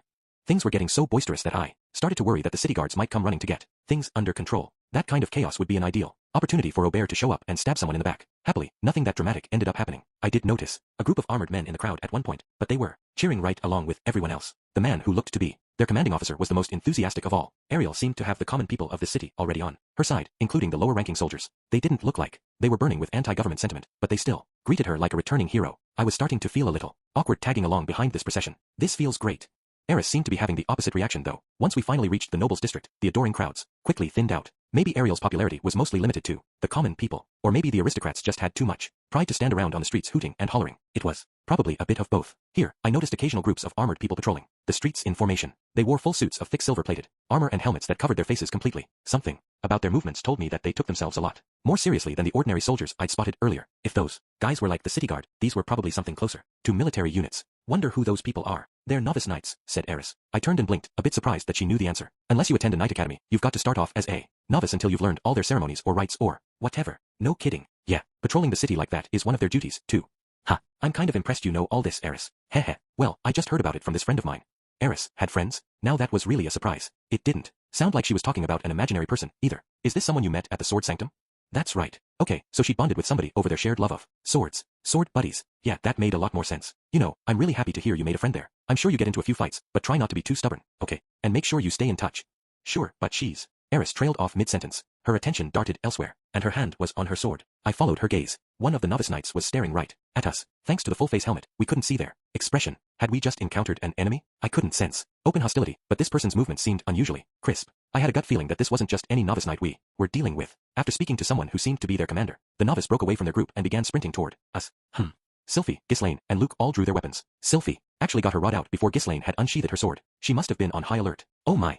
The armored novice, clearly startled, came to an immediate halt. After an uncertain pause, they reached up to their bucket-like helmet and pulled it off, revealing a very beautiful woman. I mean, she really was a stunner. Her hair was long and silky. Somehow, even the sweat shining on her forehead looked appealing. Also, she was gazing in our direction. At Eris, specifically. Eris, Ghislaine, it's me. Guess it's someone they met on the road? Eris stared at the woman from her horse, but didn't immediately reply. I'm so glad to see you're still alive and well, Eris. My master was so pessimistic about your chances against the dragon god that I rather assumed you were riding off to die. But in any case, what are you doing in Azura? If you just sent a letter in advance, who the heck are you? The pretty woman in the armor drew a sharp breath, and I saw a hint of sadness on her face. But she didn't look particularly surprised. I guess she knew what Eris was like. I'm just kidding, said Eris, nimbly getting down off her horse. Good to see you again, Isolde. I didn't recognize you for a second in that weird armor. What's so weird? This is the official armor of the Azuran Royal Knights. I thought it was rather impressive. Looks hard to move around in though. With the water god style, you don't have to move very much. This suits me perfectly. Now that it was obvious Eris knew Isolde, Luke sheathed his sword. Sylphie also looked relieved, but still kept her rod handy. Ghislaine let her blade dangle loosely as she scanned the area. They were probably right to stay on alert. The moment everyone relaxes is the best time for your enemies to launch a sneak attack. Are you in the service of whoever owns this carriage now? Well, of course you are. You know, there are rumors flying around the city that the second princess has returned. Is that her in there? By any chance? But why would you be accompanying? Oh, of course. The princess was studying in the magic city of Sharia, wasn't she? You must have met her there. Is that right? And then she hired you on as a bodyguard, perhaps. This Isolde woman looked like the quiet type, but she seemed to be a bit of a chatterbox. Eris didn't try to get a word in edgewise. She just stood there, with her arms folded, letting the words hit her like a volley of machine gun fire. Even when it was over, she took a few seconds before replying. Yeah, something like that. I got the feeling she'd stopped listening halfway through Isolde's monologue. This was probably how their conversations always went. After my arrival in the city, I ended up joining the Royal Knights, on my master's recommendation. Once I'm formally appointed as a knight, I should be granted the rank of Water Emperor as well. Oh yeah, nice going, Isolde. Thank you. At this point, Luke turned his horse around and came trotting toward us. After dismounting, he approached Eris and Isolde with a gentle smile on his face. I'm sorry to interrupt your conversation. Eris, I assume this woman is an acquaintance of yours. Yeah, that's right. I see. I'm sure you have a great deal to catch up on, but it would be best for you to wrap this conversation up relatively quickly. Sure. Luke turned to Isolde and offered her a polite, graceful bow. My apologies, miss. I'm afraid we're on duty at the moment. Perhaps you'll be able to stop by later, at a more opportune time? By way of apology, we'd be pleased to. There's no need for that, thank you, Isolde interrupted coldly. I see. Very well then, miss. Good day to you. Somehow maintaining his friendly, apologetic smile, Luke quickly got on his horse and returned to the front of our procession. Isolde watched him go with a scowl on her face. I looked on in mild surprise. It wasn't every day you saw a woman react to Luke that negatively. So that's the famous Rudius, I expect, she said, lowering her voice almost to a whisper. He's exactly as irritating as I imagined. And what's a magician doing carrying a sword, anyway? Does he think it makes him look impressive? I hope you didn't actually marry that man, Eris. I'm married to Rudius now, yeah. Really? He's handsome enough, I'll grant you that. But what kind of person flirts with another woman right in front of his wife? You've got terrible taste in men, Eris.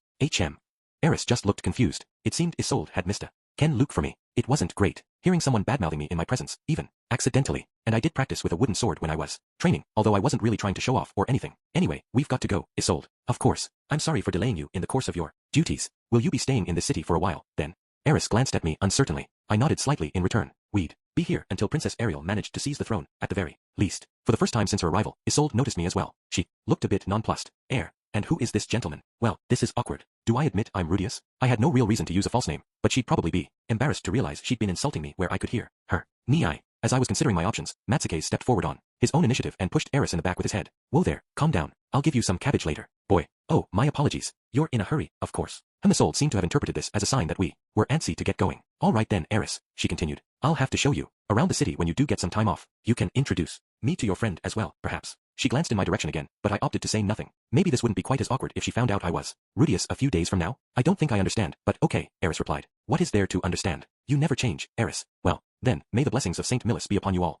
With a clean, smooth bow, Isolde trotted back toward her unit. It seemed she was a faithful member of the Millis Church. That would explain why she didn't think too highly of me. Eris watched her go, then turned abruptly and hopped back onto her horse. Once Luke saw her mounted, he immediately got our procession moving again. That girl's Isolde. She's a water king. We got to know each other back at the sword sanctum. Isolde was probably the sword buddy we'd been talking about earlier. Then, that was quite a coincidence. You two really get along, don't you? That's nice. Yeah, I guess we do. But Eris paused for a moment and glanced over in Isolde's direction. Her group of silver-armored knights were just disappearing down a side street in tight formation. She might end up on the other side this time. Oh, right. Orsted had actually listed the Water King Isolde Kluel as one of the swordmasters who might fight for the other side. Eris already knew that the water god Rita was probably among our enemies. Based on that, she must have guessed that Isolde might be working for them too. It was hard to guess how much a novice knight could influence events, but despite her current rank, she was still a fearsomely powerful swordswoman. There was a good chance she might show up on the battlefield at some point. Could you handle that, Eris? If it happened, she'd be a good challenge. Maybe we'd finally get to settle which of us is stronger. Right. Eris said it with no hesitation. It seemed strange to me, but those were obviously her genuine feelings. The two of them were rivals. That made sense.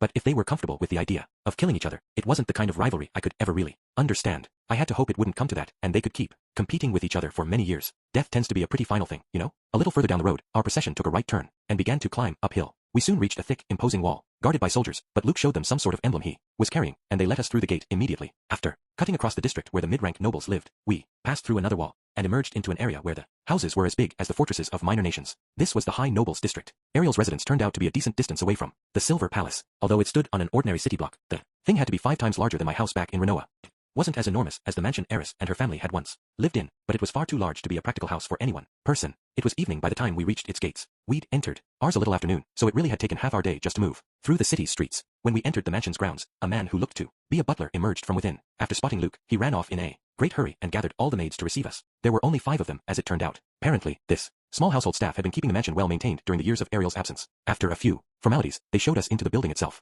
The interior was luxurious. It couldn't match Perugia's castle for sheer splendor, but every point of importance was occupied with pricey-looking works of art. The decor was just slightly fancier than what I remembered seeing in Eris' childhood home. That seemed about right for the second residence of an Azuran princess. Once we were assigned our individual rooms, we headed to the bath to wash off the dust of the road. Even the buckets we used to rinse ourselves were richly ornamented works of art. The mansion apparently had a larger bathroom with a tub and a larger bath, but it was presumably reserved for Princess Ariel. After we'd all freshened up a little, it was time for dinner. I dined with Ariel, Eris, and Sylphie that night. Ariel's official subordinates apparently ate in a different room. Now then, Sir Rudius. Yes, Your Highness. First, let me express my gratitude. Thanks in no small part to you. We've made it safely to our destination. We'd only just finished our meal, but it seemed the princess was ready to get down to business. I'm going to begin making my arrangements tomorrow. I will prepare a suitable stage for the arrival of Lord Perugius and the downfall of High Minister Darius. This will involve sounding out the nobles who've switched sides in my absence, gathering information, contacting the allies I had waiting for me in the city, and taking certain other measures. I'm going to be quite busy. Right. I intend to set the stage promptly, before Darius can move against us. Fortunately, the news of my father's illness has already brought the kingdom's most powerful nobles to the city. So it won't be long until the showdown, then. How long are you planning to spend on these preparations? It should take about 10 days. Got it. That was honestly faster than I'd expected. We've already secured the cards we need to play, Ariel continued. I'll take other steps as well, but in essence, I believe our victory is already guaranteed, so long as we have our stage. For that reason, it seems possible that the enemy will attempt to destroy that stage by force. Made sense. Instead of competing in a hopeless chess match, Darius might just try to overturn the board. Our enemies had been holding back their firepower so far. This seemed like a very plausible time for them to use it. We've assembled a competent force in our own right, but I'd like to increase the odds in our favor. It would be best to chip away at our enemies' threats in advance. That makes sense. I would like to ask you, Eris and Sylphie, to take on this particular role. You want us to go out and hunt down the enemy? No, I imagine that would be very difficult indeed. The capital is an enormous place, and if you spend too long wandering its streets, they may launch an attack on me first.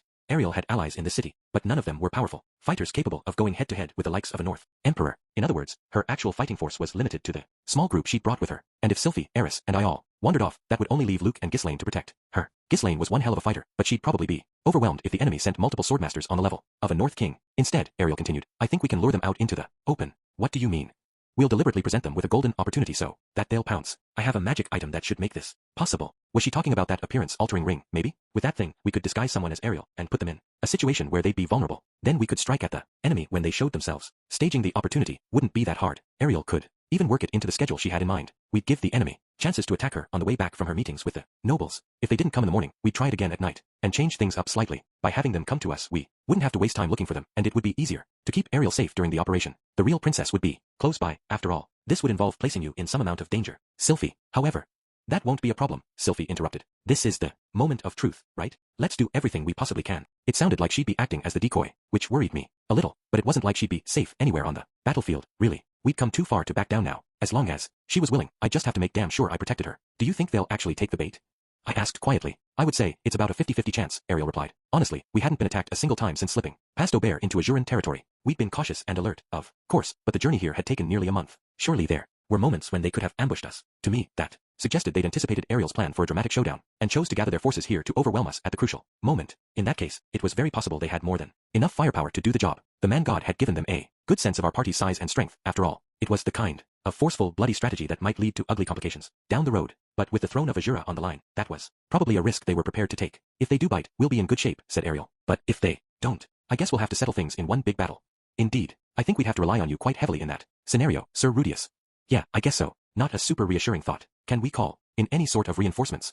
We do have a number of allies I found in Renoa and sent here in advance, but even the best of them are only advanced class swordsmen or magicians. I intend to deploy them on the day of our performance, but they wouldn't be much use against a North King, much less an emperor. Oh well, never hurts to ask, I guess. If it's absolutely necessary, we could perhaps ask our other ally for assistance. Our other ally. That had to mean Orsted. At this point, I wasn't even sure if he was in the city yet. I kept up my regular reports, but there hadn't been much to tell him lately, and he wasn't saying much either. Ariel hadn't seen him face to face since that first encounter. Luke was too wary of me to let me wander off alone with her. I guess you're right. Let's try that if all else fails.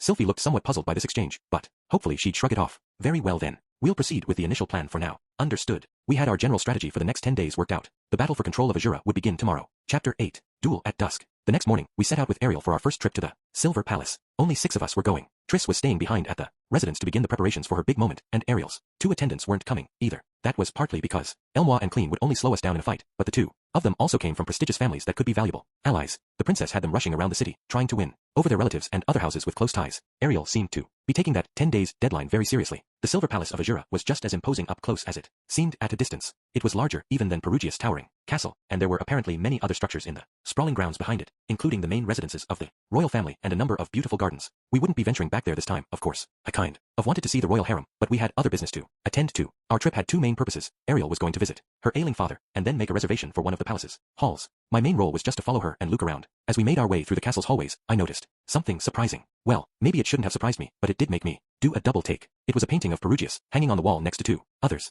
Dragonfolk tended to have similar faces. Their features were even less distinctive in portrait form. This version of Perugius also looked a bit prettified, and several decades younger at least. Honestly, I didn't even recognize him at first. At first glance, I thought it was just someone who looked kind of similar, and my gaze slid right off his face. But then I saw the plate underneath the painting, and my eyes jumped back to it. The name, Perugius Dola, was printed on that strip of metal. I blinked in surprise. I guess the most surprising thing was that the painting was hanging very close to portraits of various Ajuran kings and queens.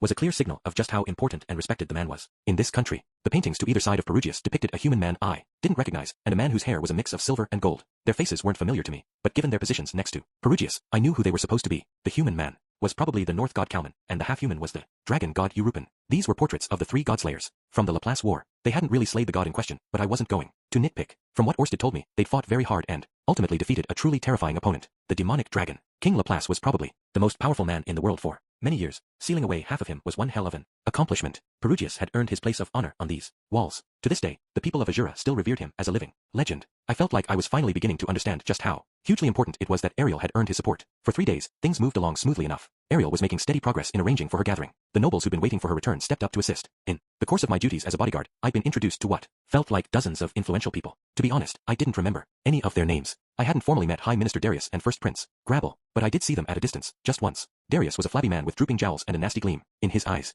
The very picture of a wily, gluttonous old monster. Basically, I felt a bit of a connection to him, mostly based on his physical ugliness. When he spotted me, though, his face contorted with terror. Was like he was seeing the Grim Reaper or something. Maybe it was unwise to read too much into that sort of thing, but the man's reaction was so blatant that I just didn't feel the need to second-guess myself anymore. He was obviously one of the man god's 3 disciples. First Prince Grabble looked like an ordinary enough man. The title Prince made me think of some kid in their teens or 20s with fluffy golden hair, but he was just an average-looking bearded man in his mid-30s. Still, when you studied his face closely, there was something about it that made you want to work for him. I guess he possessed a quiet kind of charisma. Come to think of it, we'd heard some rumors about the second Prince Halfaust as well. Apparently he'd been outmaneuvered by Grabble and was currently under house arrest. Maybe Orsted had intervened somehow, or maybe he'd just known it would play out this way. In any case, many of the nobles who'd backed Halfaust and seen their hopes of victory collapse instead flocked to join Ariel's cause after her return. She had them helping out with the preparations for her big event. The princess was fighting her own battles. My job was to eliminate the enemies who were trying to stop her by force. We had, in fact, come under attack repeatedly. They sent hired killers our way every single day. That said, these assassins were nothing special. We hadn't baited our larger prey into action yet. The assassins targeted exclusively Ariel. To be more precise, they went for Sylphie, who was now acting as her body double. They came at her on the streets, while she dined, and while she slept, never giving us a moment to relax. Of course, the real Ariel wore a maid outfit and a wig, eating simple meals with the household staff, though the food was still better than what a low-ranked knight would get, and sleeping soundly every night in an ordinary servant's bed. They're actually sending way more at us than last time around. You know, Sylphie had commented at one point, it makes a huge difference having you and the others around, Rudy. The assassins were well organized and weren't incompetent by any means, but with me, Eris and Ghislaine around, they couldn't put up much of a fight. That said, if it were just me on defense, I probably would have struggled a little. Some of the assassins looked to be young boys, and I'd hesitate to kill them. In that sense, having Eris and Ghislaine with me was a great help. So far, we hadn't encountered anyone those two couldn't easily cut down on their own. I had a feeling that the people sending these assassins were other nobles loyal to Grabble, rather than the prince or Darius themselves. If Darius was truly determined to hold back all his firepower for the final showdown, we might have a problem on our hands. Assuming Eris and Ghislaine would be occupied with the North Emperor and North King, the next enemy would head straight for me. And if they had enough people, Sylphie might come under attack as well. I wanted to believe that Orsted would intervene before things got out of hand, but we hadn't been able to speak since our party reached the city. I didn't even know if he was in ours at the moment. In any case, hoping for the best was no strategy. We needed to thin the ranks of our enemies somehow. Just as I was starting to get antsy, Princess Ariel approached me. I've made the preparations for the stage, she said quietly. Now I think it's time we bait our trap. That day, the princess made particular effort to speak with a noble loyal to the first prince. During this conversation, she made a few vulgar jokes about how both Eris and Ghislaine were on their period today. The noble looked in Eris' direction with open interest. Eris answered with a hostile scowl. Apparently, Ariel had decided to invite an attack by spreading word that her own bodyguards were in poor condition. It didn't work, however. Maybe she'd been too obvious about it. From the next day on, even the ordinary assassins stopped showing up. It was day 5. The attacks on us had stopped completely. In exchange, the enemy had begun to target some of the more influential nobles in Ariel's faction, specifically those who were making the arrangements for her stage. These nobles had the means to defend themselves, and the attacks hadn't amounted to much, but several of them were frightened enough to switch their allegiance to the first prince. During this period, I finally met one of the major players in this struggle, Paimon Noto's Grey Rat. Just as we'd heard, the man had abandoned Ariel to ally himself with Grabble. Paimon looked to be somewhere in his mid-30s, and he bore a strong resemblance to Paul, but there was no hint of my dad's breezy confidence on his face. He struck me as a hesitant, fearful person, the kind of man who'd flee from any sign of danger like a mouse. Personally, I didn't have a problem with cowards, but he sure looked like the kind of guy Old Man Soros would have loathed. I could see why they'd ended up as enemies, and why Paimon had taken advantage of the displacement incident to have Soros killed.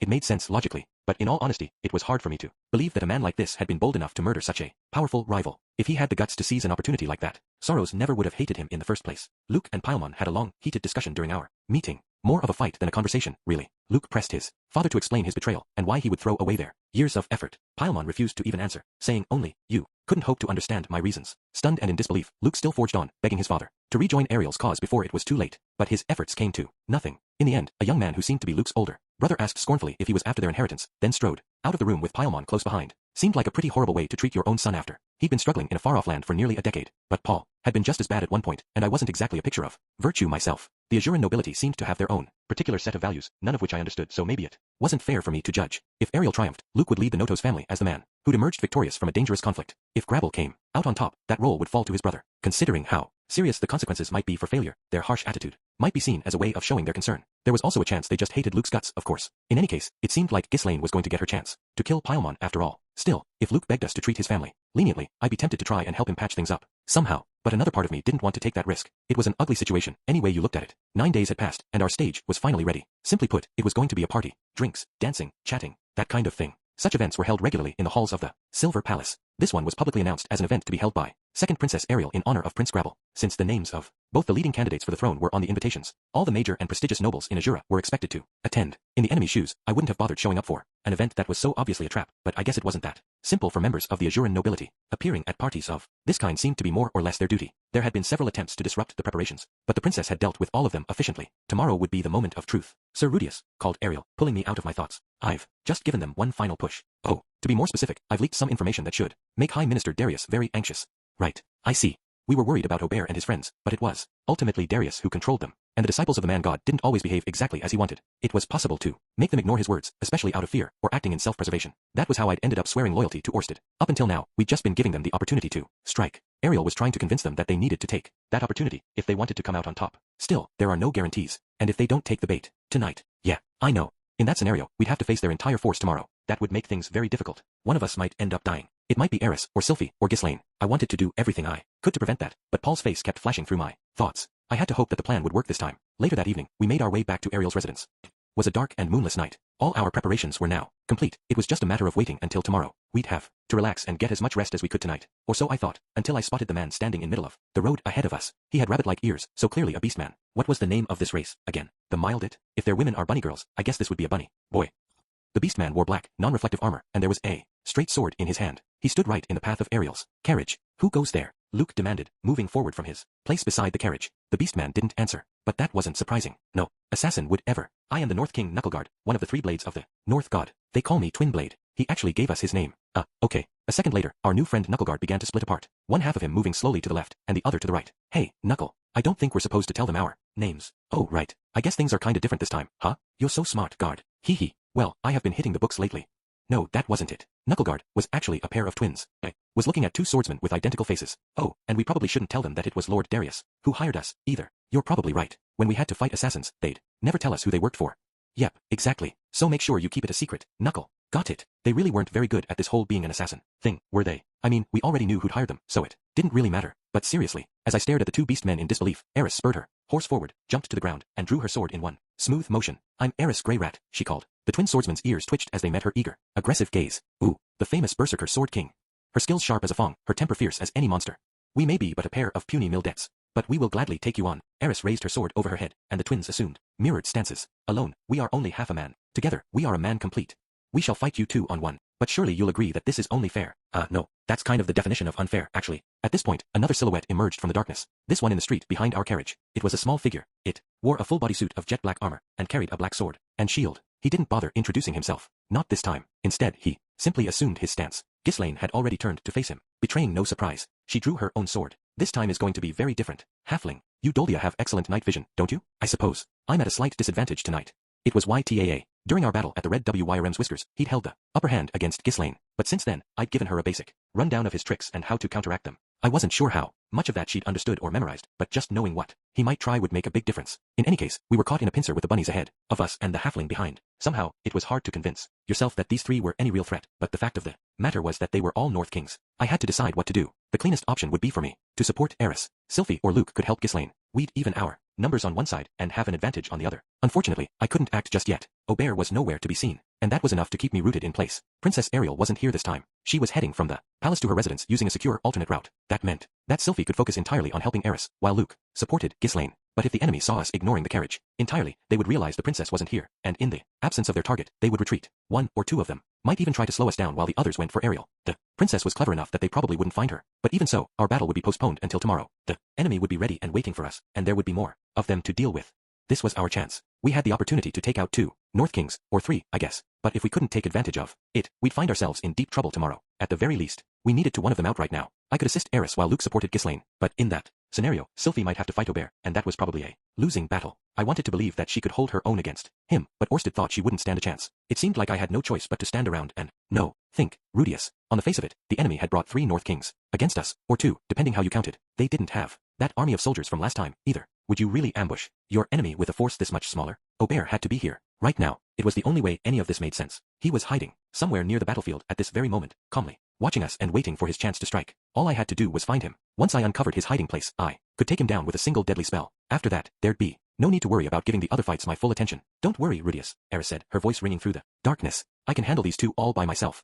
It did seem like Knuckle and Guard were having trouble getting within range of her. I got the feeling that as individuals, they were North Saint level at best, and Eris was capable of cutting down a sword fighter of that rank in the blink of an eye. In other words, if they stepped into her range, one of them would die immediately, and even then, the other probably wouldn't be capable of killing her. In return, Ghislaine and Ytaa were still standing at a distance also. Ghislaine was a tall woman, and Ytaa was a halfling. Her reach was much greater than his. It wouldn't be easy for him to slip into his attack range, either. The fact that they weren't just retreating felt like more evidence for my theory. They had another ally hiding somewhere. With Aubert here, they had a good reason not to flee. They had every intention of killing us all right here. Think, where the hell is Aubert? How many hiding places are there nearby? This didn't seem like an ideal spot for an ambush, in all honesty. There was a thick city wall to our left, and nobles' mansions to our right. At a glance, there could be many hiding places on the right. The mansions all had large gardens encircled by tall fences, and there was a dark alley or 2 in between the buildings. But this road was wide, and the mansions were all some distance from our carriage.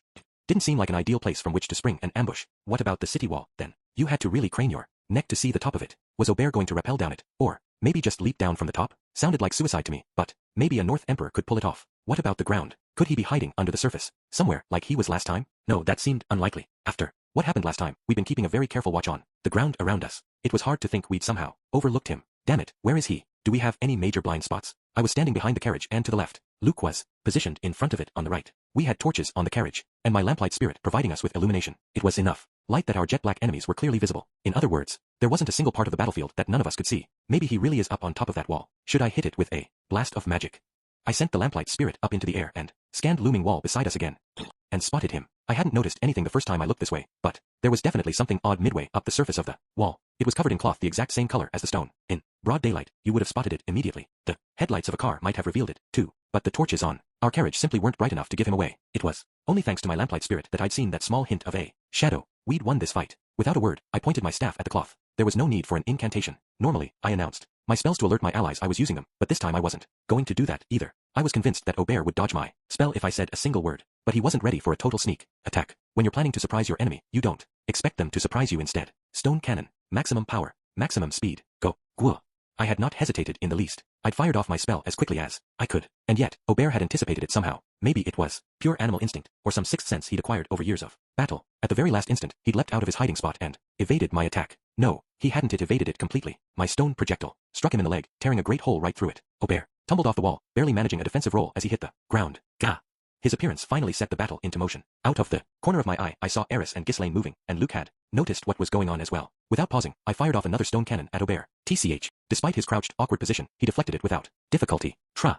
Luke came rushing up behind him, but Aubert planted his left hand on the ground, spun his body on that axis and sharply deflected the strike. He kicked Luke's unsteady legs out from under him and moved to finish the job immediately. I put a stop to that with a well-placed stone cannon. HNNGH. Aubert bent backward like a spring to avoid the spell, and finally leapt off the ground. The man could still fight, clearly, but with one of his legs disabled, his mobility had to be severely limited. He stood on his good leg as steadily as a flamingo, and looked from me to the carriage, then its surroundings. I was compelled to follow his gaze. The battle had been decided in the seconds since Aubert hit the ground. Eris, good as her word, had already cut down both of her opponents, but she'd been badly wounded. Her left shoulder dangled loosely, and blood poured down her arm. Still, she'd turned her attention our way, and her eyes were fixed on Aubert. Ghislaine had overwhelmed Ytaa as well. The halfling had lost one of his arms and his shield, while Ghislaine didn't have a scratch on her. By the time I'd looked in their direction, she was moving forward to finish him. Yta screamed Aubert at the top of his lungs and threw something to the ground. It hit the stones with a dull thwomp, and a huge cloud of black smoke billowed out in all directions. Orsted had warned me that Ytaa used smokescreens at night, but I hadn't pictured anything like this. This smoke was seriously thick. He had to be using some kind of magic item or implement. As I stared into the deep, black fog, I could hear Yta running,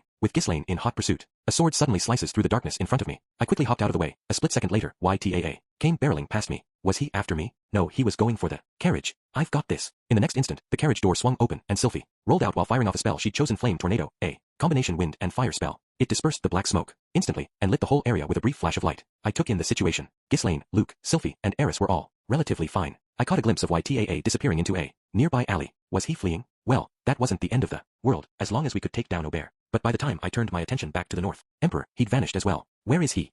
Rudius, shouted Eris, pointing upward. I followed her gaze and spotted Aubert scuttling up the city wall. With his metallic claws like a cockroach, he moved with remarkable speed, reaching the top and disappearing entirely. I'd only looked away for an instant, but there was no chance we'd ever catch up with him now. There was no time to beat myself up about it though. Not right now. Follow YTAA. I shouted, sprinting for the alley. It was a snap judgment call, and I doubted myself as I ran. Could we even catch him at this point? Should I have followed him the moment I saw him duck into that alley? The man had lost one of his arms. He couldn't be running that quickly in that condition, with his body so unbalanced. But then again, you never knew what these North God people might have trained themselves to do. As I rounded the corner into the alley, I came to an abrupt halt. YTAA was already dead. He lay in a pool of blood with a gaping hole in his midsection.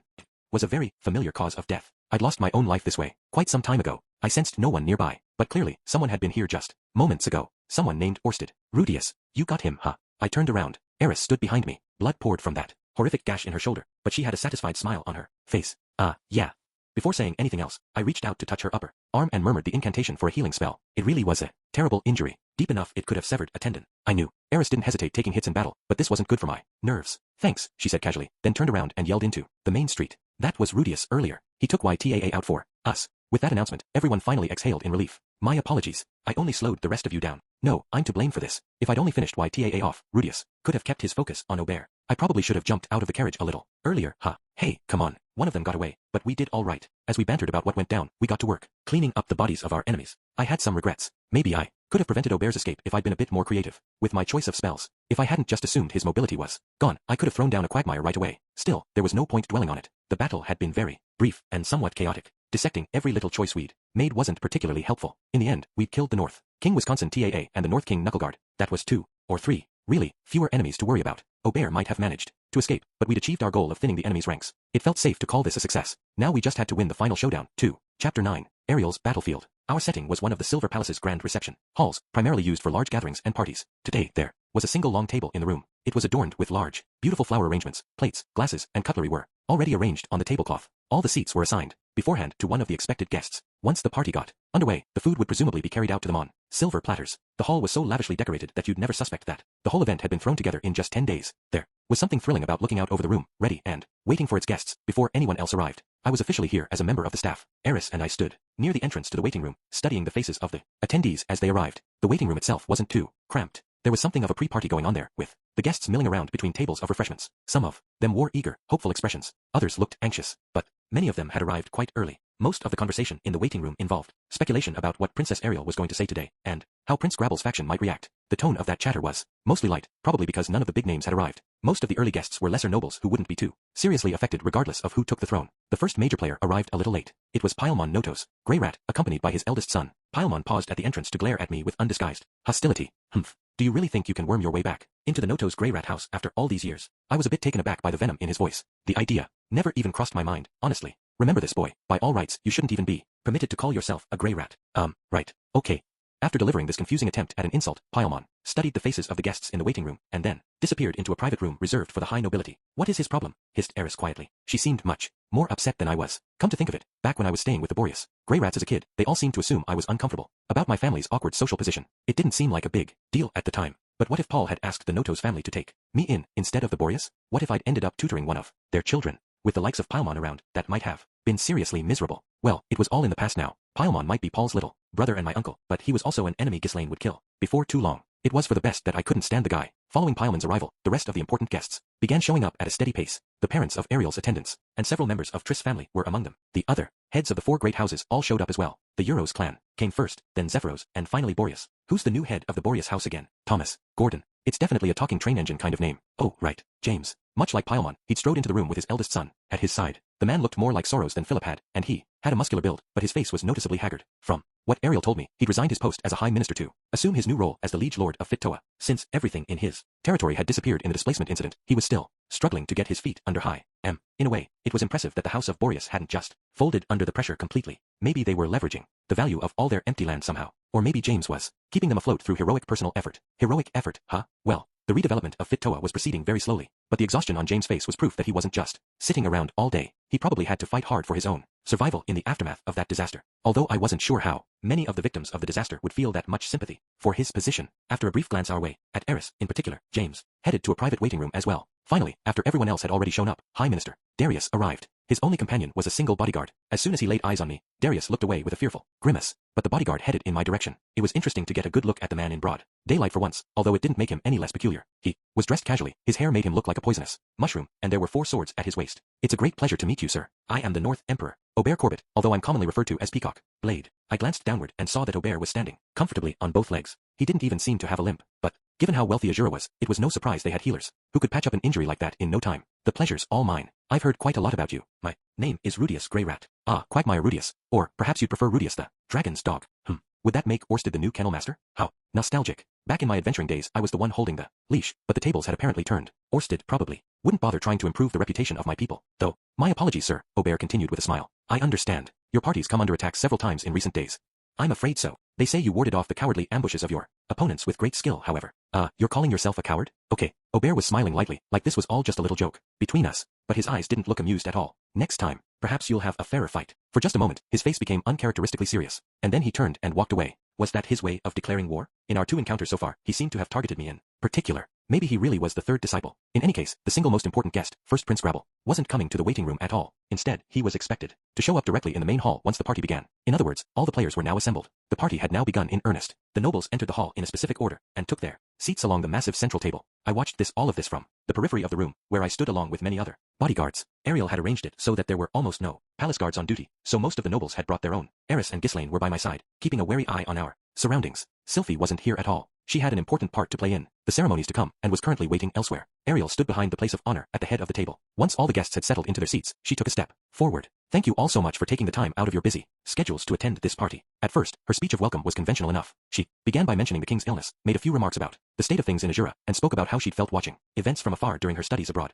That sort of thing. But soon enough, her attack began. Now then, there is a specific reason why I've gathered all of you here today. As it happens, I have 2 people who I'd like to introduce to you. As Ariel spoke these words, a voluptuous woman in a beautiful dress stepped through the entrance. Without saying anything, she slowly strode across the hall to stand at Ariel's side. When he got a look at her face, Darius' eyes went wide. A few other nobles at the table rose to their feet, the color draining from their faces. Those were probably the representatives of the Purple Horse family. This is Tristina, the 2nd daughter of House Purple Horse. By sheer coincidence, I met her on my travels, in the most unlikely of places. Plucking at the hem of her dress, Triss executed a flawless curtsy. It was far smoother than anything Eris could have managed. At the very least, thank you very much for the introduction, Your Highness. Ladies and gentlemen, my name is Tristina Purple Horse.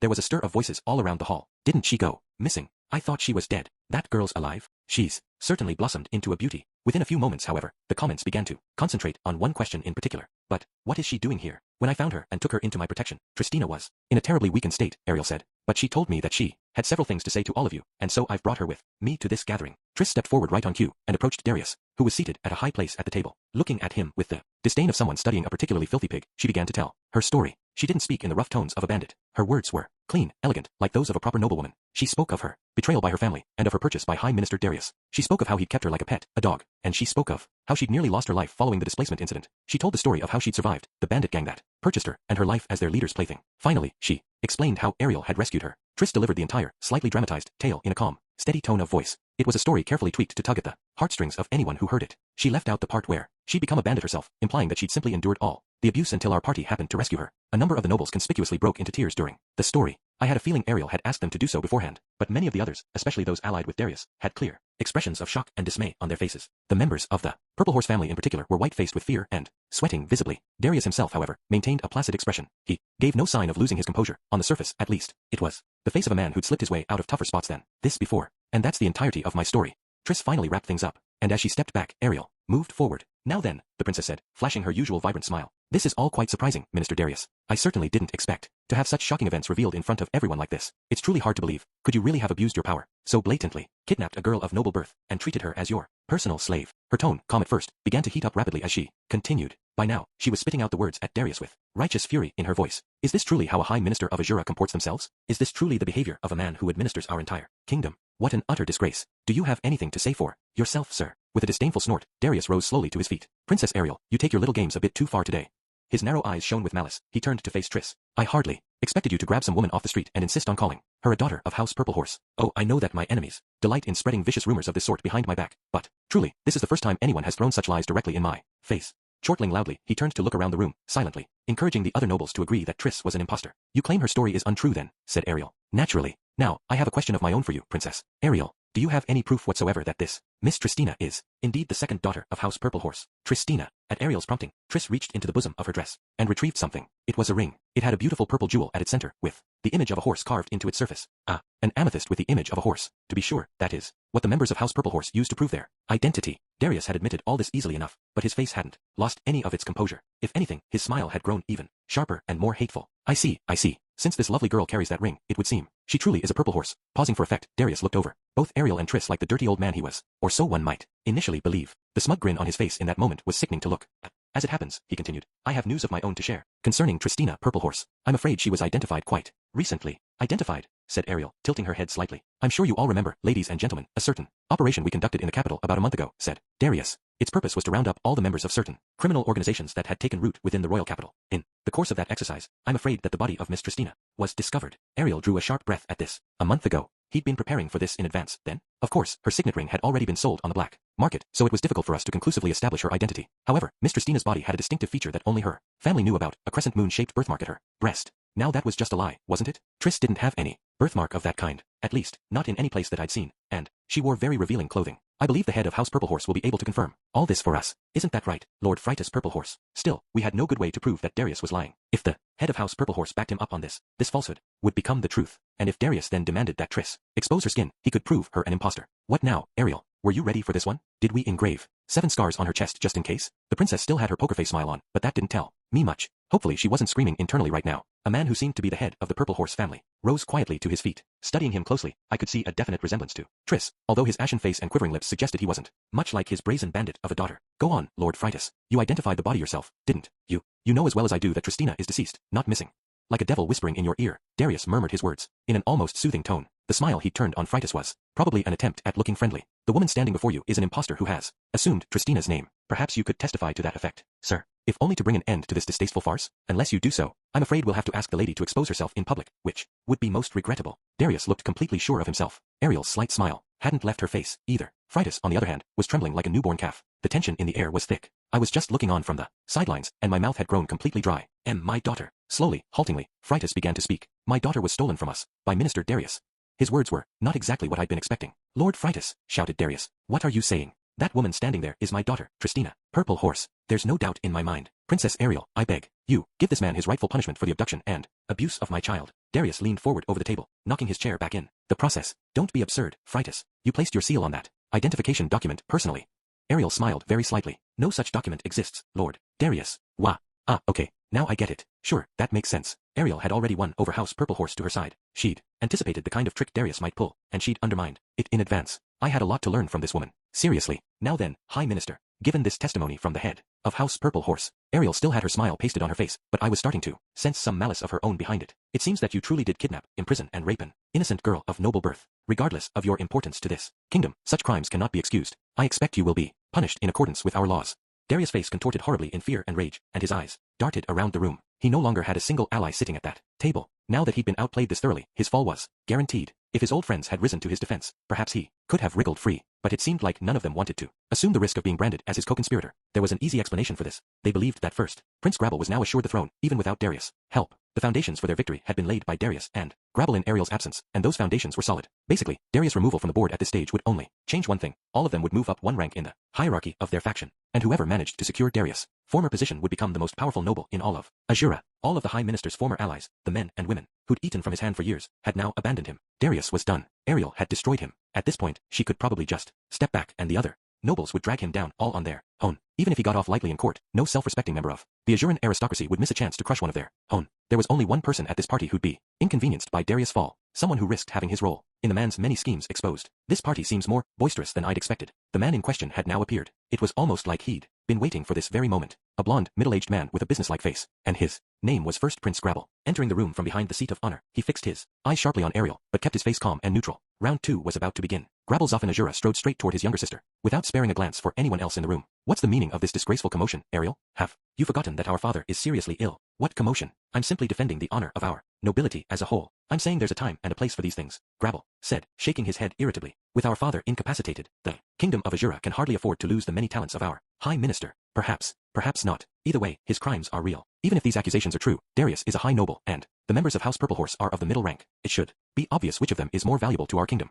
In my previous life, where we'd come around to saying everyone was equal, a remark like that would have gotten this guy fired from his job in no time. But this was the kingdom of Azura. People were definitely not born equal here, and no one pretended that they were. I don't dispute that, Grabble. But while I hesitate to repeat myself, his crimes are real. As a kingdom of laws, we can't simply ignore them. And so he must be punished? I see. You're not entirely wrong, Ariel. But you know as well as I do that there are many others in this room who ought to have their deeds exposed and punished. Do you intend to toss every one of them into a jail cell? Of course, if it becomes necessary. Reading between the lines just a little there, Ariel was promising that she wouldn't punish anyone who was necessary to her. Nobody batted an eye at that, of course. It was amazing just how stinking rotten this kingdom really was. Humph. So you're convinced that punishing Darius is necessary, then? And I believe the opposite. With a small snort of laughter, Grabble smiled condescendingly at his sister. It seems we're at something of an impasse, then. I suppose we are, Ariel replied. Shaking his head theatrically, Grabble finally turned his attention to the others in the room. Regrettably, the two of us are unable to reach a decision on this matter. The High Minister would usually mediate such disputes, but as this concerns him personally, pausing, he looked around the table, studying the faces of the nobles one by one. What's he up to now? In accordance with custom, we ought to put the matter to a vote. Conveniently, it seems we have nearly all of Azura's foremost men and women in this very room. Would you all be so kind as to decide which of us is in the right? It sounded almost democratic, but of course, he was only talking to the aristocrats, and what he was really asking them was, do you think I'm going to win this fight, or Ariel? There was an unspoken threat there, too. Anyone who voted against Grabble was going to be added to his list of enemies, and likely purged from power once he had the chance. The nobles didn't seem particularly startled by this development. They'd probably known something like this would happen in the near future. Maybe a similar event had taken place before, when Grabble was competing with the second prince. In any case, they were going to decide here and now which side they were really on. Many of them had been secretly allied to one faction or the other for some time now, but this would be a public declaration of their loyalties. They were going to evaluate the situation as it stood and make their decision on that basis. Darius was broken. That was a serious loss for Grabble's faction. However, they still had numerous other nobles of great influence and power on their side. That included Notos and Boreas of the four great houses, alongside several other high nobles. Grabble's forces were simply stronger. His victory was essentially guaranteed. But just as the nobles were beginning to reach this conclusion, Ariel spoke up with a bright smile on her face. That sounds very reasonable, Grabble. But before we come to that, there was one other person I wanted to introduce to everyone. What? Ariel snapped her fingers. Elma, who'd been waiting on the terrace outside, sent the signal using her ring. With an ear-splitting roar, a huge column of fire spiraled up into the air just beyond the palace windows. It was the intermediate spell flame pillar, its size greatly magnified through the use of silent spellcasting techniques. The flame rose on and on into the sky, scorching the palace walls as they went. Probably went without saying, but this was all Sylphie's handiwork. What is the meaning of wah? It can't be. The nobles had risen to their feet to watch the flames go by. The spell itself hadn't astonished them, however. It was easy enough to see magic of that quality in the capital of Azura, if you wanted to. Instead, their eyes were fixed on what was beyond it. Something massive moved through the night sky, illuminated by the soaring flames. And it was something you didn't see every day, even in a city like ours. Is that the floating fortress? When did it arrive in Azura? The floating fortress Chaosbreaker had made its arrival. Perugia's majestic castle approached at a speed that was downright frightening, flying so low that it seemed likely to smash right into us. And as the trembling aristocrats watched, riveted through the windows, it stopped right above us. The floating fortress hung in the sky just above the Silver Palace. The room had gone absolutely silent. I found myself wondering exactly how Perugius was planning to get down here. He wasn't going to jump or anything, right? Don't be stupid, Rudius. The guy's an expert on summoning and teleportation. He can probably beam himself down here just fine. Wait, is he coming?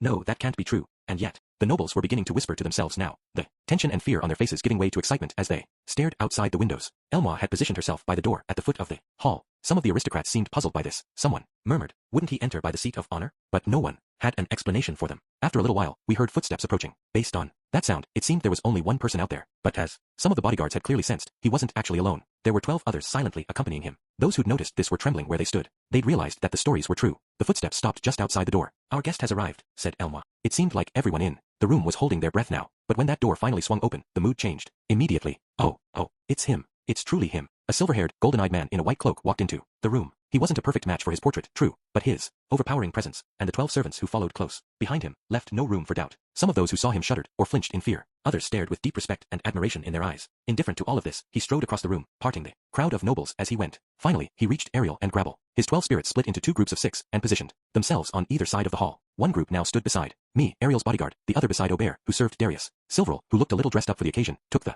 spot directly at my side. It was hard to say for sure because of his mask, but I had a sense he was in an unusually good mood. My thanks for your kind invitation, Ariel Anemoy Azura, but it seems I'm a bit late for the party, perhaps. Not at all. The guest of honor should always be the last to enter. Perugius had a small smile on his face, and Ariel was beaming with delight. Grabble, on the other hand, seemed to have no idea what to do with himself. He was just staring at Perugius with his eyes wide open. Turning his way, Ariel called out in a voice that rang with confidence. Everyone, allow me to introduce you to the armored Dragon King, one of the legendary 3 Godslayers.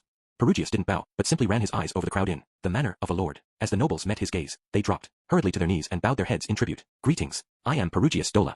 It was almost comical how good he was at the role of king. He had real authority here, real prestige. In terms of clout, he might command even more than the actual king. Now then, everyone, please do raise your heads. I join you. Tonight as a guest, nothing more, nothing less. There's no need to show such deference to a man you'll soon break bread with. At these words, the nobles rose uncertainly to their feet. Soon, the guests had all taken their places once again. Oh, said Perugius, looking around the table curiously. There were only 3 open seats remaining, the place of honor, at the very head of the table, and 2 others to the side. 3 attendees were still standing, Ariel, Grabble, and Perugius himself. Well, this is something of a problem. It seems we only have 3 seats available. Tell me, Ariel Anemoy Azura, Grabble Zoffin, Azura, which of them should I occupy? Grabble inhaled sharply, and others at the table swallowed audibly. This was all a farce, and if I knew that, so did everyone else in the room. They'd all picked up on who Perugius had spoken to, and in what order. By all means, please take the seat of honor, Lord Perugius, said Grabble, his voice trembling. He couldn't have said anything else in that moment. He was as overwhelmed as anyone else. Perugius had no authority to decide the next king, or to assign himself a seat at this table. There was no need for Grabble to yield so easily. Someone at the table could have pointed this out. Ordinarily, someone would have. But in this moment, most of the guests were incapable of considering the matter so calmly and so coldly. There were probably a few exceptions, but they were too reluctant to swim against the current and place themselves in danger. By this point, they understood why Ariel had destroyed Darius. Just before she staged this scene, Perugius spoke, in a tone of voice that was almost casual, and no one dared to interrupt him. No, I think not. I've spent too many years away from this country to plant myself in the seat belonging to its next ruler. Reaching over, he pushed gently at Ariel's back, at the same time as he spoke the words next ruler. Ariel, you take it instead. I'll content myself with the chair at your side. In that moment, every noble in the room knew that Ariel would be queen. Ariel had triumphed. She had used me to ward off Aubert, her own talents to control Luke, Triss to bring down Darius, and Perugius to defeat Grabble, and now her victory was assured. Of course, she'd probably have many other battles to fight in the coming years, but in this moment, she had triumphed. Darius and Grabble had no cards that could trump Perugius, but of course, those 2 weren't the only players in this game. Lord Perugius. Just as Silverel cried out those words, the ceiling of the hall caved in. A grand chandelier smashed to the ground, crushing a noble. Underneath it, flying fragments of stone and metal wounded several others. The scale of the damage wasn't particularly large. It was only the section of ceiling at the very center of the table that had fallen. No, it wasn't the ceiling that had fallen. It was a woman. She'd plunged down from above, ripping straight through it. She was small in stature, and her skin was wrinkled with age. She held her gorgeous golden yellow sword as if it was a walking stick. There was a little old lady standing in the middle of the rubble. Good grief. Guess this is what that prophecy was about. She murmured to herself as she hopped down onto our stage, and with a fierce glance around the room, she called out to one player in particular. Well, I suppose I'm here to save you. It was the water god Rifujin, and she'd spoken those words to Darius. The man god had just played his final card. Chapter 10. Rudius's Battlefield. The water god style has 5 secret techniques of great power. All were created by the first water god to ever hold that title. It's said that anyone capable of using 3 out of the 5 is worthy of the title of water god. In the long history of the style, there were numerous water gods who managed to learn 4, but none except the first had ever mastered all 5. The water god Rifujin was no exception to the rule. She had learned only 3 of the 5 techniques, like many of her predecessors. Rita was an old woman now. Her peak physical years had long since passed, and with every year her strength and agility declined further. Why then did she still possess the prestigious title of water god? Was she simply immensely talented? That was part of it, of course. Rifujin had been a true prodigy in her youth, and her natural gifts were comparable to those of any water god who'd gone before her, but her talents alone weren't enough to compensate for the ravages of age. Were there no others skilled enough to claim the role? Far from it. By now, there were several other living swordmasters who'd learned 3 of the water god's secret techniques, and yet none of them had even tried to succeed Rita as the water god. Calling themselves unworthy of the title, they'd left it in Rita's hands and content themselves with the rank of water emperor. But why? It was because Rita had mastered the 2 most difficult of the 5 secret arts, and by cleverly combining these 2, she had created something of her own, a skill that might be called an illusion of sorts, or perhaps the 6th secret technique. It was known as the blade of deprivation, or the deprivation field. With a certain stance, she could cut down anyone within a certain range around her, no matter where they were positioned. The zone of effect was a perfect sphere with Rita at its center. When anyone within that zone took a single step, she could instantly counterattack them. Don't any of you move a muscle now, unless you want to end up like them. The first to react to Rita's sudden appearance had been Aramanthi the Bright, one of Perugius' loyal servants. In the blink of an eye, he'd moved directly behind the old woman, only to be cut cleanly in 2. His lifeless body had dissolved into particles of light and disappeared. The next was Trophimus the Wave. He'd raised his hand toward Rita and tried to fire something at her. Maybe he'd even gotten the attack off, but Rita simply turned her sword briefly, and Trophimus was cut in half as well. The next was me. I fed a pulse of mana into a ring on my finger, and Rita instantly cut my left hand off, or would have, at least, if it wasn't for the magically enhanced gauntlet I was wearing. Her blade had struck it at the fingers, partially destroying it. I'd frozen in shock. The next was one of the high nobles at the table. He'd leapt to his feet and tried to flee, only to have the tendons in his legs severed. A second blow knocked him out, silencing his screams. Rita had used the blunt side of her sword. None of the bodyguards could move. Neither could Eris, who you might have expected to jump in first. Neither could Ghislaine or Ariel or Perugius or his surviving spirits. And neither could I. Rita had us pinned in place like insects on a board. We'd all realized by now that this entire room was within her range. Any movement, any attempt at action, would instantly be fatal. Looks like everyone's frozen up. All right then, Aubert. When Rita turned her gaze his way, Aubert was standing stiffly, in place just like everyone else. Even a swordsman of his caliber couldn't break free of Rita's overwhelming power. What can I do for you, madam? You can cut off a couple heads, for starters. Let's see. Go kill Ariel and Perugius, and Quagmire, too. With that, Aubert became the one and only person in the room capable of movement, but instead of stepping forward, he stared at Rita with an uncertain expression on his face. You want me to do this? Use your head, boy. Who else is gonna do it? But Aubert shot a quick glance at Eris. Watching this from the corner of her eye, Rida spat scornfully onto the floor. I guess having that girl on the other side was always gonna be a problem, huh? No wonder both your ambushes were so half-assed. Even cowards like you want to play the swordsman for their students. The harsh words spilled from Rida while she remained stationary, in the exact same stance. Look, kid, what did you take that fat sack of money for? Anyway, you just here to cash in on your fancy title, let 3 of your old buddies die, and then watch your client get his head cut off. Aren't you supposed to be the guy who fights dirty? I suppose you're right. With that, Aubert moved into action. He drew a sword with his right hand and began to walk toward the head of the hall, where Ariel was standing. Shit, what now? What do I do? I can't move. The man god had outplayed us this time. By dropping a single swordmaster in at the perfect time, he turned the tables in an instant. Orsted had told me how to deal with the water god in battle. His advice, basically, was to make sure I never let this happen. The instant you spotted her, you were supposed to get outside of her range of vision before she could assume her stance. It didn't matter which way you fled. The most important thing was to move while you still could. Too late for that now, though. Good lord. What's going on here? At this point, a group of guards who'd presumably heard the commotion burst into the hall. They were knights in silver armor, who looked kind of familiar, actually. D-drop your SWO. Don't any of you move. Rida's voice, fierce as thunder, stopped the group of novice knights in their tracks, but one among their number ignored her warning. Taking several steps forward into Rida's zone of control, they pulled off their helmet and tossed it to the ground. It was Isolde Kluel, the Water King. What was she doing here? There weren't supposed to be any knights on duty inside the palace tonight. Ariel had seen to that. Was this Darius doing? Maybe he positioned a group of novices nearby, on the off chance it would come to this. Or was it just a coincidence? Master Rida, what on earth? Ah, hey there, Isolde. Why are you using your technique in the middle of this gathering? Calm down, girl. I'll explain. What you're seeing here is a horrific crime perpetrated by Rydal Ya and Aubert Corbett. What? Isolde furrowed her brow in confusion, but Rida kept right on talking. You see, the two of them were working on behalf of, let's say, the King Dragon realm. Why don't we? Dazzled by promises of great wealth, they agreed to assassinate all the major nobles in Azura. But after murdering Ariel and a few others, Rida was cut down by a novice knight who happened to be posted nearby. Isolde Kluel becomes a hero, and the water god style lives on. With a small laugh, Rida paused to glance toward the first prince. Pretty solid story, if I do say so myself. Do me a favor and go. With something like that, grabble. What are you saying, master? Have you lost your mind? Isolde started to take another step forward, but stopped in mid-stride. She'd probably sensed that Rida was now prepared to cut her down, just like all the others. Do it, Aubert, and make it snappy.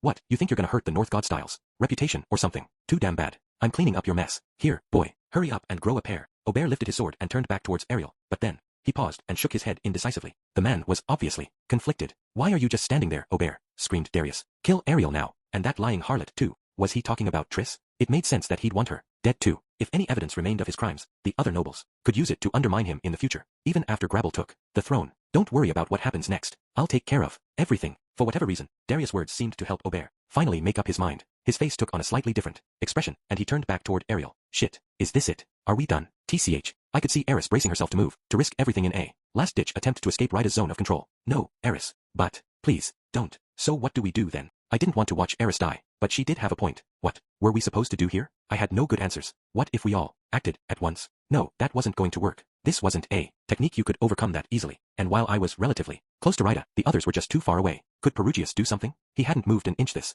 entire time. Right now, he seemed to be staring in my direction with a vaguely bored expression. I could almost hear him saying, and, what do you intend to do about this disgraceful state of affairs? Rudius Grey Rat. Considering that 2 of his subordinates had just died, he didn't look remotely concerned. Did he have some sort of plan in mind? No, I couldn't put my faith in that possibility. There was no time for wishful thinking. Aubert was seconds away from killing Ariel, and I had to do something about it. I had to act. It was the only option, and I had to attack both Aubert and Rida at the same time. The best option was my electric spell. I'd be hitting others in the area as well, but I couldn't afford to care right now. Even if it didn't take Rida or Aubert out, there was a chance that the shock would leave them stunned. Masters of the water god style were capable of deflecting magic itself, so the odds of success weren't great, but there was a chance it would work. Rudius, are we doing this? Eris had read my thoughts from the expression on my face. Her fingers twitched slightly as she sent me a meaningful look. Apparently, we'd be dying together. Sorry, Sylphie, give me a nice funeral, alright? But just as I was bracing myself to act, I felt a jolt in the core of my body. Good lord, is that? Aubert had flinched violently and stopped in his tracks. A great bead of sweat rolled down Rida's face. It wasn't just those two who'd been affected. Almost everyone in the room had begun to tremble. Their faces had gone pale, and their bodies were visibly quivering, even as they stood immobile, frozen in place by Rida's sword. A wave of relief washed over me. Apparently, I'd succeeded in passing mana to my ring. Well, this ain't good, muttered Rida. Now I really wish you'd kept your trap shut about killing the princess, Darius. What is this? What's happening? Darius yelped. Why, can't I stop shivering? Change of plans, Aubert. Hate to do this to you, but can you grab Darius and make a run for it? Right now, please. Aubert blinked in confusion. But why Darius, rather than Prince? Grabble. I might be an old bag of bones, but I've still got a debt or two. That needs repaying, said Rida with a small smile. Go on, get moving. At this rate, everyone in the room's gonna end up dead. Aubert considered this for just a moment, then nodded. He, darting over to Darius, grabbed him by the arm and dragged his weighty body away from the table. This way, sir. Very well. The two of them disappeared through the closest door, different from the one the novice knights had used to enter. No one could stop them. Rida still had all of us totally pinned down. A heavy silence settled over the hall. Good grief. Wonder how far they'll manage to get. No, guarantee he'll even come for me first, now that I think about it. Why him? As the water god muttered to herself, someone else had spoken up. It was Ariel. Her expression had remained steady and composed this entire time, even in the face of death. But she seemed genuinely puzzled by Rydalia's attempt to save Darius' life. It didn't make much sense to me either, to be honest. Why? Everyone's so damn nosy today. Look, there's nothing that interesting about it. All right.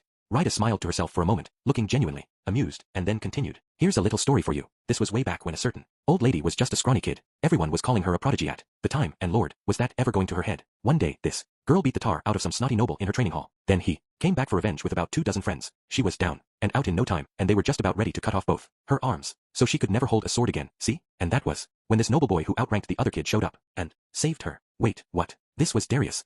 When the girl made it all the way to Water King and got picked to be the royal sword instructor, she went looking for that boy to express her gratitude. But by that point, he'd already turned into a selfish blob of a man with all the charm of a jellyfish. Didn't even remember her. You better believe she was disappointed. I mean, this guy never had a pretty face, but she'd taken him for the pure, good-hearted type, at least. Sometimes she'd even done a bit of girlish daydreaming about their reunion. Ryda seemed to be looking far off into the distance. I was almost tempted to think it might be safe to move. Anyway, the girl's first love ended then and there, but I wouldn't say it turned to hate, exactly. Her gratitude and disgust cancelled each other out. The water god told her story, briefly, in the little time she had, knowing that her audience wouldn't care, almost like she was making a confession. To tell the truth, she forgot about all this herself. But on the road to Azura many years later, she got this peculiar message in her dreams. Told her she'd get the chance to repay the man if she went back to serve the royal court one last time. She was the man god's pawn after all, and right now, the man who wanted to destroy her master was heading straight this way. I could feel his overwhelming, terrifying aura growing stronger as he rushed through the palace with incredible speed. Aubert would be running in the exact opposite direction. I didn't have the ability to keep track of his location, but I felt confident of that. The man had a sixth sense for danger, after all. What a joke, right? All this for some man she'd forgotten years ago. Silence. But when she looked back on it, now that she was old and gray, putting all that silly romance business to one side, she realized that the debt she owed was never actually paid. It was just sitting there for decades, accumulating interest. Ryda paused for a moment, and then her eyes snapped fully open. Looks like he's here. The door to the hall burst open, and a single man walked inside. Everyone in the room flinched in terror at the sight of him. Some lost control of their bladders. Others collapsed to the ground. Some glared at him like he was their mortal enemy. But all of them were thinking the same thing, more or less. He's going to kill us all. Like Perugius, his hair was silver, and his eyes were golden. But his face was horrifyingly fierce. Orsted had finally arrived. It's been a while, Dragon God. Here to take an old lady to the afterlife. Yes, you're a disciple of the man god. That means you die. A disciple?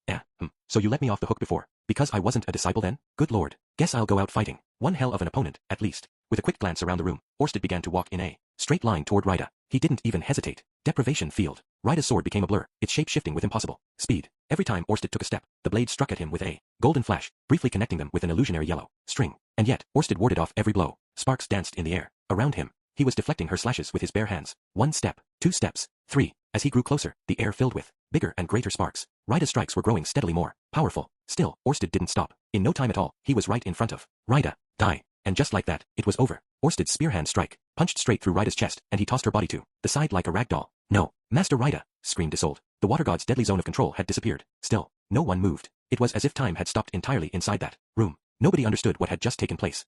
Their minds were consumed with the fear they might be next. Isolde was the first to break the spell. Her legs trembling, she drew her sword and pointed it at Orsted. How dare you? How dare you? His face a mask of indifference, Orsted stepped out onto the terrace and leapt off it into the open air. Isolde sprinted toward the terrace in pursuit. Sir Rudius, shouted Ariel, abruptly snapping out of her own paralysis. You must follow Darius and Aubert. We can't allow them to escape. With those words, everything was suddenly in motion. The nobles of Azura tripped over each other in their desperate scramble to escape. The bodyguards hurried to their sides, and Eris, Ghislaine, and I rushed to the nearest exit, following the path Aubert and Darius had taken. Rudy, what just happened in there? We nearly ran right into a very startled Sylphie in the doorway. I considered taking her with us for a moment, but quickly decided against it. Isolde was still in the hall, staring down from the terrace in a state of shock. It seemed she'd given up on catching Orsted, but Sylphie, you stay with Princess Ariel. Keep an eye on Isolde. She might try something. We're going after Darius. Got it. Leaving Luke and Sylphie behind to protect the princess, the rest of us burst out of the room and took off running. I wasn't entirely sure why Ariel had told us to follow Darius with such urgency in her voice. It felt like the outcome of our contest was basically decided at this point. A part of me wondered if it would really make a difference if Darius got away, but maybe that was just because I'd heard the water god reminisce about their past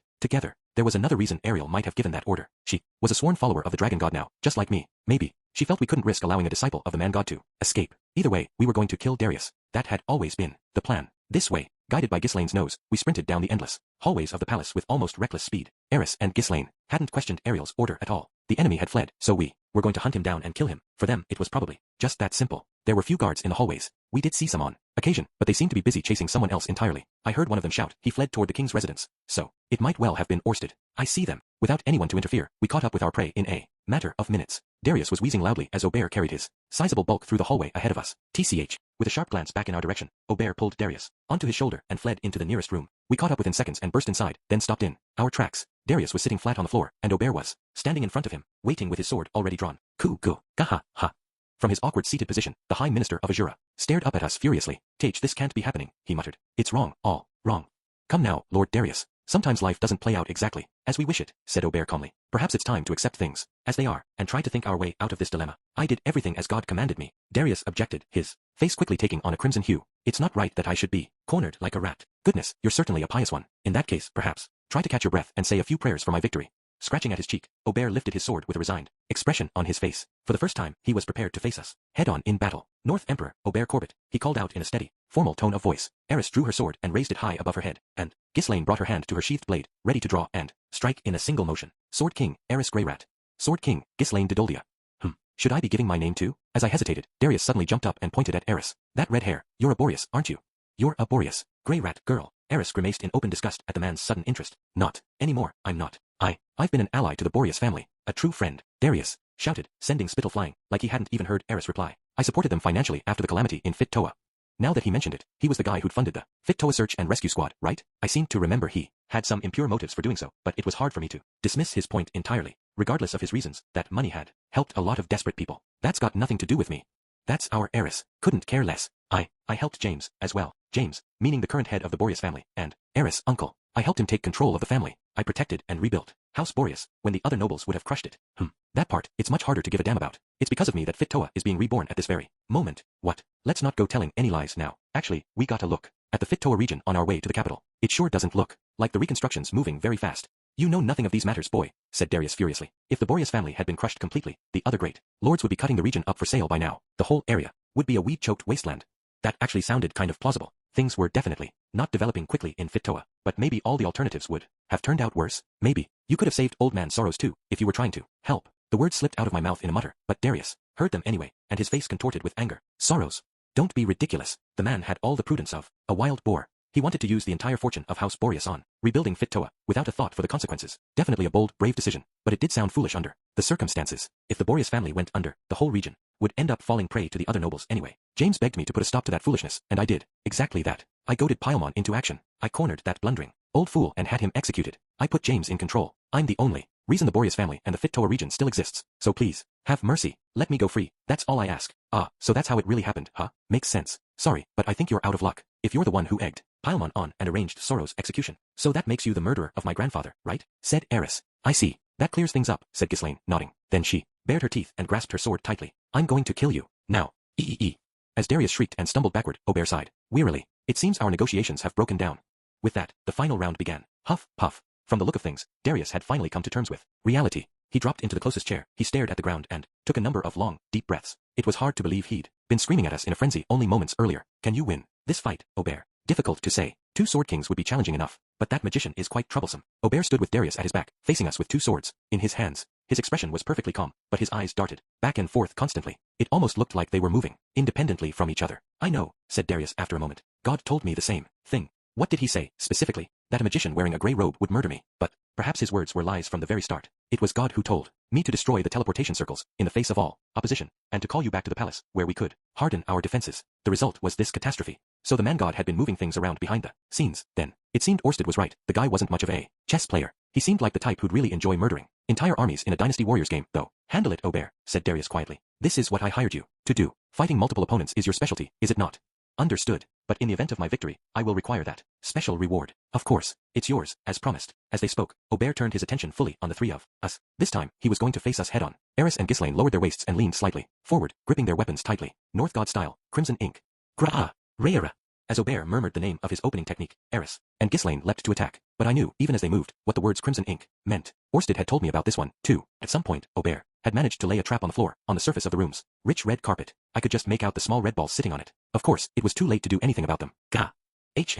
There was a loud bang from the floor at Eris and Ghislaine's feet, like the sound of a balloon popping. Thick, sticky liquid splattered in all directions, gluing the soles of their shoes to the carpet. Those little red balls, the creation of a master apothecary, contained a powerful instant adhesive. The process of making them was complex, so I couldn't remember all the details, but the bottom line was that any strong shock would cause them to explode and spray their contents in the vicinity. The adhesive they contained was monstrously strong. strong enough to stop Eris and Ghislaine in their tracks. Flash flood. I quickly responded with a spell directed at their feet, which washed the sticky mess away. Aubert's glue was vulnerable to water. When it came in contact with moisture, it had lost all its adhesive power instantly. However, Eris and Ghislaine had already been thrown off balance. They'd lost the speed and steadiness they needed for their strongest techniques, but their strength kept them from pitching forward, and they tried to follow through regardless. It was too late. Aubert was already in motion. He was already passing in between them. Ghislaine's blade came to a halt, as did Eris. They were both masters of the aggressive sword god style, but even they weren't about to use the sword of light on a target with an ally right behind him. It would mean killing both. Aubert wasn't going for Eris, and he wasn't going for Ghislaine. You're first, Rudius Greyrat. He was after me. Aubert swings both his swords down at me. Earth shield.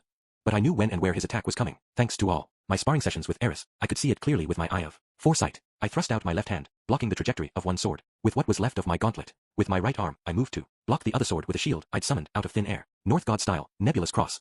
Aubert's hands are suddenly a blur. Releasing both swords in midair, the North Emperor ducked low to the ground and reached for another blade at his waist. I saw all of this in advance. The eye of foresight showed his movements to me just fine, but that earth shield was already on my right forearm, covering it like a buckler. To deflect Aubert's strike, I'd made it hard and dense and heavy. I couldn't move it fast enough to defend against this new attack. My left hand had already met Aubert's first sword head-on. My heavy, magically enhanced gauntlet had lost its fingers earlier, but it had taken the blow. It was still firmly clutching at the blade. Aubert was going to draw and strike in one smooth motion as he pitched forward. There was no way to defend myself. Not in time. I had no choice but to take the hit. Springing into the air from half-bent knees, I took Aubert's strike to my left leg. Something hot swept through my shin, and when I landed, the leg crumpled under me. Falling to my right knee, I looked down at the injury. Aubert had cut right through my shin. The rest of my leg was dangling by a thin layer of skin and sinew. It took a second for the pain to hit me. Eek. I ground my teeth and endured the agony as best I could. From the corner of my eye, I could see Eris already in motion. Ghislaine had spun around as well. I'd survived. Now the three of us could surround Aubert. He had no place to run. But then I noticed something, some slight movement in the background of the room. What now? Did Aubert have some other ninja trick up his sleeve? No, there was someone else moving on the far side of the room. It was Darius, and he had his right hand pointed our way. Let the vast and blessed flame converge at thy command. Eris and Ghislaine had noticed as well. Their responses were very different, however. Eris spun around and headed straight for Darius, while Ghislaine placed herself between him and me and faced Aubert. Fireball. A flaming projectile shot from Darius' hand, its speed and size sufficient to kill. Humph. Guh. With a swift swing of her sword, Eris cut the fireball in half in mid-air. But as she did so, a small kunai-like dagger came flying from across the room to hit her in the flank. I swung my attention back to Aubert, still in the low stance from which he'd thrown the kunai. He was just about to block a fierce strike from Ghislaine. He couldn't stop it fully. Ghislaine's sword sliced right through Aubert's and slashed into his shoulder. But the cut was too shallow. She hadn't cut his arm off entirely. HNH. Gra. Aubert leapt backward with an acrobatic somersault. Eris was waiting for him where he landed, but the dagger in her side seemed to be slowing her down, and Aubert warded off her strike without difficulty. Shit, he's going to take his distance. I wasn't sure exactly why, but my gut told me it would be a major problem for us if Aubert slipped out of melee range. But why was it a problem? He had all sorts of bizarre techniques. He might try. No, that wasn't it. My leg was hurt, and Eris might not be able to run. If Aubert managed to grab Darius right now and make a run for it, Ghislaine would be the only who could pursue him. That's right. We've got to take Darius out. Then, tossing my earth shield aside, I pointed my staff at the portly man across the room. Stone cannon. Who? The projectile zipped along at Ferocchio a speed, but Aubert drew his sword and sliced it apart in midair. Of course, I'd expected this to happen. That wasn't an ordinary stone cannon I'd fired off just now. Wah! The two halves of the projectile, deflected off course by Aubert's strike, exploded right next to Darius. This was a variation on my go-to spell that I devised while traveling the demon continent many years ago. I called it the burst stone cannon.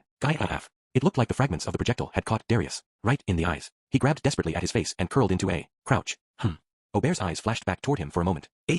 In that instant, Eris sprung forward and unleashed the sword of light. HNH. Aubert blocked it. He actually blocked it. Turning his sword sideways, he met the blow with the very thickest part of its blade. Eris' sword cut quickly through Aubert's and finally sunk into his arm. But the cut was shallow. Her injury was probably preventing her from fully executing her technique. Grah! Ghislaine was on him as well. Aubert tried to evade her strike, but the sword of light wasn't the kind of attack you could just dodge. It was the unstoppable, inescapable trump card of the sword god style. There were ways to counter it, of course. You could disrupt its user's movements, throw them off balance, or position yourself somewhere they couldn't use it. By taking measures like that in advance, you could prevent them from cleanly executing the move. Aubert had done exactly that throughout this battle, but at the very end, he simply couldn't. Ghislaine's flawless sword of light slashed into him at the shoulder and ripped its way down his flank. Splendidly done. Murmuring those final words, Aubert collapsed to the floor. He lay flat on his back, a pool of blood spreading out around him. For a few moments, he twitched and quivered, but then the light faded from his eyes, and he stopped moving at all. He was dead. My eyes, my eyes. Aubert, help me, Aubert. Across the room, Darius was still curled up, clutching at his face, and screeching. My spell had taken the fight out of him entirely. Ghislaine walked over and looked down at him for a moment. Then she glanced over at me and Eris. We both nodded. Without a word, Ghislaine swung her sword down. The blood sprayed far enough to hit me on the cheek. We left Darius' corpse as it was, lying right there in the room. This was a request Ariel had made well in advance. No matter where or how we killed him, she wanted us to leave his body where it fell. It was very likely she'd be accused of his murder later on, but apparently, she believed this would actually improve her public image. The High Minister sure hadn't made himself too many friends and admirers. Phew. He was dead, and we'd murdered him. The man had it coming, but it still left a sour taste in my mouth. I hadn't finished him off myself, but that was hardly relevant. I'd killed Darius as much as Ghislaine had. I'd killed Aubert for protecting him, and then I'd killed him as he squatted on the ground, blind and helpless. For the first time, it felt real. I knew, deep down, I was a murderer. I wasn't sure why it was different this time. Maybe it was because this one had been so up close and personal. Hard to say. With a small sigh, I shook my head. It wasn't worth dwelling on, was it? This was the path I'd chosen, and I had to come to terms with that. In the aftermath of the battle, we moved into the room next door, and I used one of the king-tier healing scrolls Orsted had given me to treat my injury. It worked even better than I'd hoped. My nearly severed leg was right back to normal in an instant. I was still feeling kind of cold, though, probably because of all the blood I'd lost. Eris was next up. Her face had gone pale as she watched me treat myself, but once it was over, she pulled up her own shirt, quickly enough, revealing her alluringly well-defined. The wound in her side was bright purple. That could only mean one thing. Aubert's kunai had been poisoned. I tried elementary and intermediate detoxification magic on it, to no effect whatsoever. For a moment, I just stared at the wound, cold sweat running down my back. But then I remembered something Orsted had told me. Aubert favored one specific kind of poison. It wasn't lethal, and he carried the antidote with him. Hurrying back into the other room, I rifled through Aubert's clothes until I found what I was looking for. I had Eris drink some of the antidote and then spread some on her wound as well, just to be on the safe side. I also took some, since he'd wounded me with his sword. After a few anxious minutes, the color of Eris' skin slowly returned to normal. I breathed a shaky sigh of relief. If that had been a more powerful poison, she might well have died. Thank God. That was way too close. As I continued working on her injury, Eris murmured, "Nice job, dodging Nebulous Cross, by the way." I wanted to say I hadn't exactly dodged it, but I'd managed to avoid a fatal blow, so maybe that counted. I only pulled that off because of all my sparring sessions with you, Eris. I've seen even faster slashes, so I managed to react in time. You know, I never even dodged that one myself. There was a hint of sadness on Eris' face as she said that. Aubert had been one of her instructors at the Sword Sanctum. The memories of those days were probably flashing through her mind, but a moment later, she shook her head. Well, whatever. Now that's a girl who puts the past behind her quickly. I'm kind of envious. Anyway, the bottom line was that Eris, Ghislaine, and I had all survived. We'd won the battle we were here to fight. All right then, I said, rising to my feet. Shall we head back? Sure, let's. Now, all that remained was our triumphant return. When the three of us walked back into the hall where the party had been held, we found a surprise waiting for us, but not the fun kind. Luke had a sword held to Ariel's neck, while Sylphie furiously glared at him with her rod in her hand, and Paimon knelt on the floor. What the hell is going on here? As we stood in the doorway, stunned, Luke's gaze flashed over at me, and then he spoke. His words weren't directed at me, though. He was speaking to Sylphie. If you want to save Princess Ariel, kill Rudius here and now.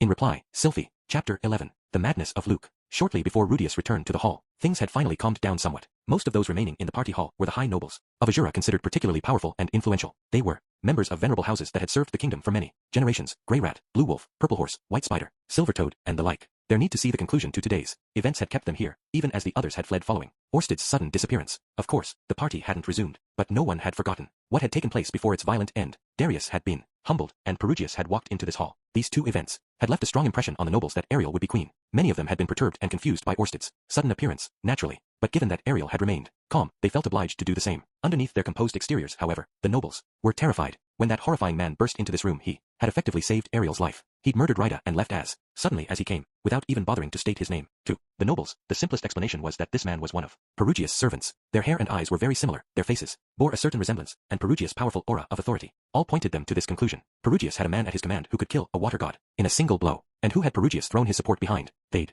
learned that only minutes earlier. Anyone who opposed Ariel might find themselves the next target of that monster. This thought, as much as anything else, led them to submit themselves to her. They didn't ask any unnecessary questions about the man's identity. They'd accepted their new master's reality as their own. Ariel had returned to Azura as a ruthless killer. Darius might have escaped this room, but he was surely dead by now. The princess had every intention of murdering anyone who stood in her way. Nearly everyone in the room, including even First Prince Grabble, now believed this. It was a testament to the power of Orsted's curse. But there was one exception. There was one man in the room who knew Ariel better than anyone in the world. One man who'd heard about Orsted from the man god. One man who still viewed Rudius with suspicion, although Ariel's arguments had silenced him. His name was Luke Noto's Grey Rat, and in this moment, Luke was asking himself a question. Should he truly just obey the will of that horrific evil man and his servant, Rudius? Luke's heart sang with uncertainty and alarm. He couldn't shake the feeling that it was wrong to join forces with Orsted regardless of the outcome. Even Darius seemed less cruel, less loathsome. The man god had visited Luke in his dreams, glowing with holy radiance. With kind, gentle, and thoughtful words, he had offered Luke guidance for the road ahead, explaining how to help Ariel take the throne, and warning that Rudius had been seduced by the words of a vicious enemy. But Ariel insisted that this god was evil. She insisted that he was deceiving Luke and trying to destroy them all. And sure, many of the man god's claims had ultimately turned out to be lies. No, not quite lies, exactly. His words had been vague and ambiguous in a way that led Luke to draw the wrong conclusions. Perhaps he shared the blame for jumping to conclusions. In any case, Luke was Princess Ariel's loyal knight. He was inclined to take her word over that of an unfamiliar so-called god, with unclear motives. Even if he couldn't manage to believe the same thing she did, he was prepared to respect her judgment and follow her to the bitter end. But now, at this last stage of the game, his feelings on the matter had shifted sharply. Seeing Orsted with his own two eyes had changed everything. Luke considered himself a skilled evaluator of women. Conversely, he wasn't much good at sizing up the qualities of a man. This was a weakness he was conscious of. Even so, he knew beyond a shadow of a doubt that Orsted was evil. There wasn't the slightest chance that man would work with anyone to accomplish something meaningful. He was a villain to the core, a dark god who led men to their ruin. Ariel was simply wrong about him. Most likely, Rudius had been enthralled by him as well. But even if that was the case, what was Luke to do? What action should he take, now that he was sure the princess was following a path he viewed as wrong? He could express his opinion, yes, but what would that accomplish? Orsted had already taken action. He had already played his part. Darius and Gravel were all but dead, and Ariel had essentially secured the throne. At this point, perhaps it was simply too late.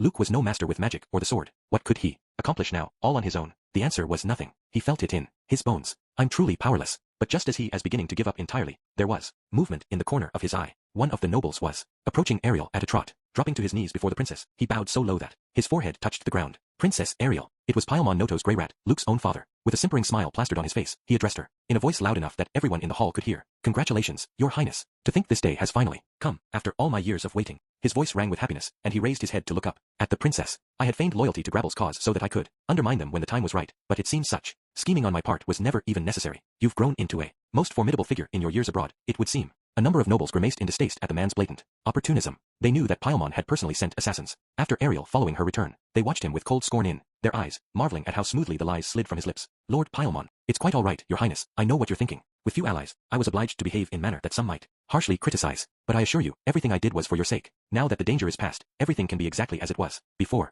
I'll provide you with my staunch. Ariel didn't allow him to continue any further. Paimon Noto's grey rat, she shouted, her voice loud enough to overwhelm his own. You had your family to consider. You had your safety to consider. Your betrayal was understandable, perhaps, given the weakness of my position. Paimon stared up at Ariel with his eyes wide. This was the first time she had ever shouted at him this way. But once you have betrayed your ally, have the dignity to stay their foe until the end. In your hour of defeat, you slink back to your former master? Have you no shame? His eyes rolling frantically, Paimon took a moment to squeak out a reply. My deepest apologies. Some among the nobles couldn't quite stifle their laughter at this pathetic display. A crimson blush spread across his face as Paimon hung his head in disgrace. But Ariel wasn't finished venting her anger just yet. A part of me viewed your changing sides as justifiable, since you sought to ensure the survival of your house. As long as you yielded your role to Luke and retired quietly to your lands, I had no intention of punishing you further. But now you fawn at the feet of the woman you betrayed. You are contemptible beyond words, sir. It's clear that your continued existence will be nothing but a burden on this kingdom. At those words, Paimon's face went white. Let death be your apology. It was at this moment that Luke realized something. It's all another farce, isn't it? Ariel had probably expected this to happen all along. Perhaps there was a chance her words were true, and she hadn't intended to execute Paimon. Her promise with Ghislaine was hardly binding. She could have talked the woman into sparing his life, and perhaps she'd meant to do so. For many years, Paimon had been Ariel's greatest ally. Right now, he was cringing at her feet and begging for her mercy. But until their flight to Renoa, this man had been the singular leading figure of her faction. His maneuvering had been less than skilled at times, but he had still helped Ariel in countless ways. It was Paimon who'd arranged for her escape to the northern territories, and it was Paimon who'd sent her north with numerous attendants, who helped her survive that perilous journey. In a sense, she owed this man her life. Ariel hadn't forgotten that. But if she were to simply forgive him after his open betrayal, the world would see it as a sign of weakness, and that would compromise her ability to govern Azura. She might have tolerated allowing him to sneak away in disgrace, but now that things had come this far, her only option was to take his head. Luke, lend me your sword. I'll give him the honor of doing this myself. Paimon turned toward his son with a look of sheer terror on his face. His eyes were pleading silently for Luke to say something on his behalf, and as he met his father's gaze, Luke hesitated. Luke, I knew my father was a coward, but I also knew how understandable that was.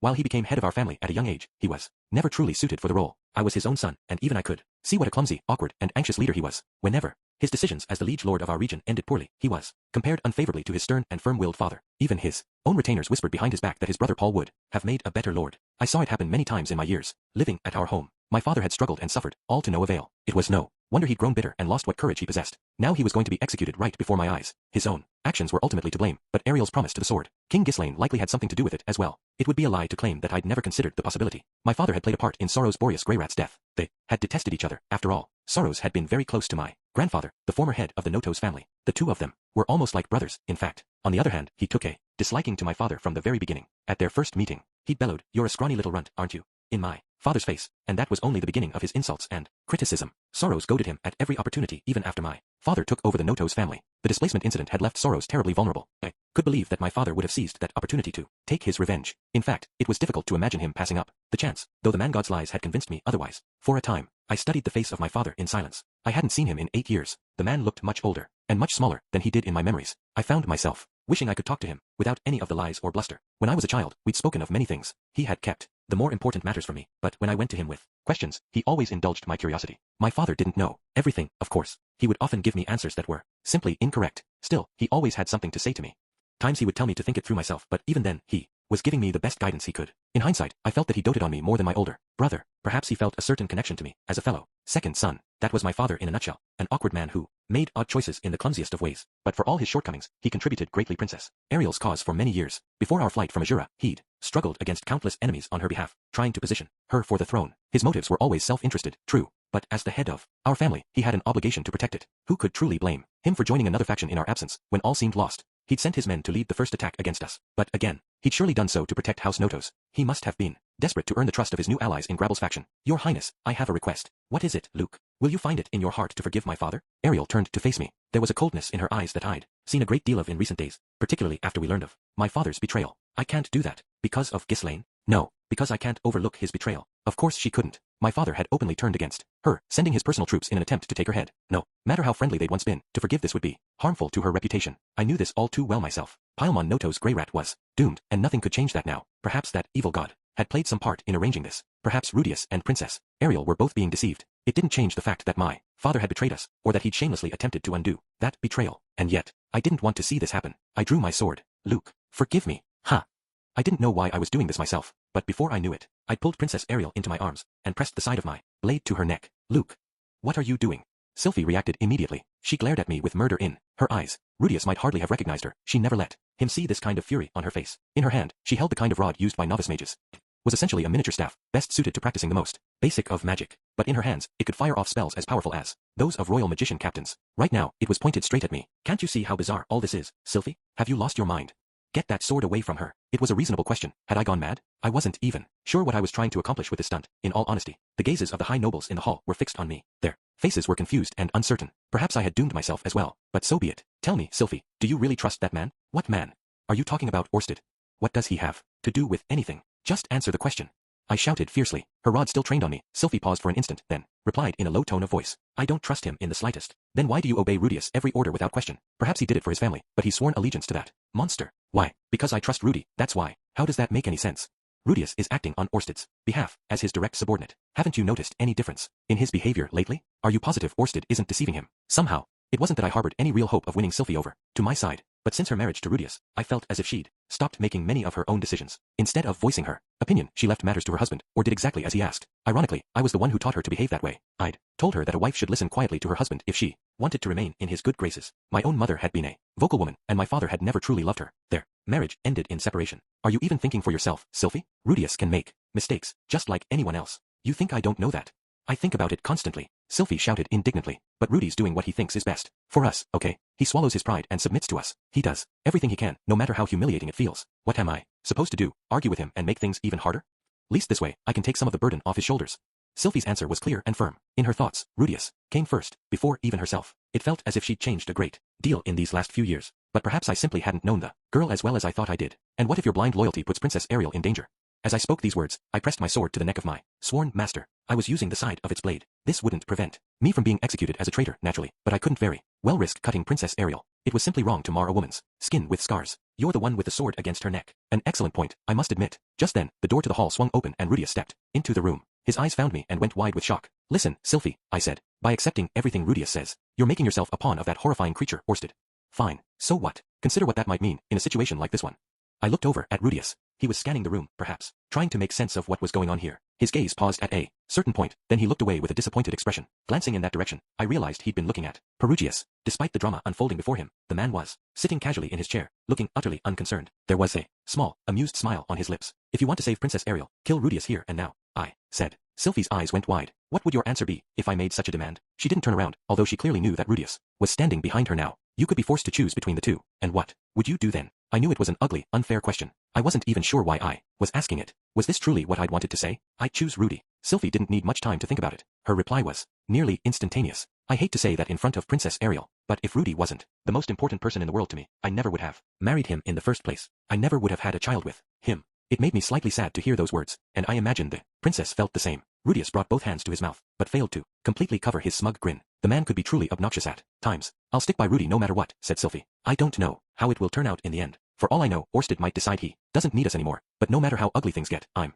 going to be there helping Rudy. I mean, that's what I signed up for, right? Those words hit me like an arrow to the chest. She was right. I felt it in the pit of my stomach. I'd found one of the answers I was struggling for. Ha! I let out a small sigh. What was I doing here? What was I thinking? My role was to aid Princess Ariel, even if she stumbled, even when she chose poorly, and even if her cause looked lost. I wanted to be the one man who would always be there for her, regardless of the circumstances. That was what I'd signed up for, as her knight. What did it matter if Orsted was an evil god? True, I would rather have obeyed the man god than that creature. But would I follow the man god over Ariel? The question wasn't even worth considering. It was my duty to respect her decisions, obey her commands, and risk my life to protect her if she chose poorly. It never had to be more complicated than that. My own words had come back to hit me in the face. Now then, Luke. I suppose Princess Ariel had heard my faint sigh. She chose this moment to break her silence. Now that Sylphie has chosen Rudius, will you be cutting off my head? Ha! If so, I'd like a little time to speak with my brother first. Perhaps he'll allow Sylphie and the others safe passage outside of Azura. Do you mind? Her voice seemed strangely calm. You're not going to ask why I'm doing this?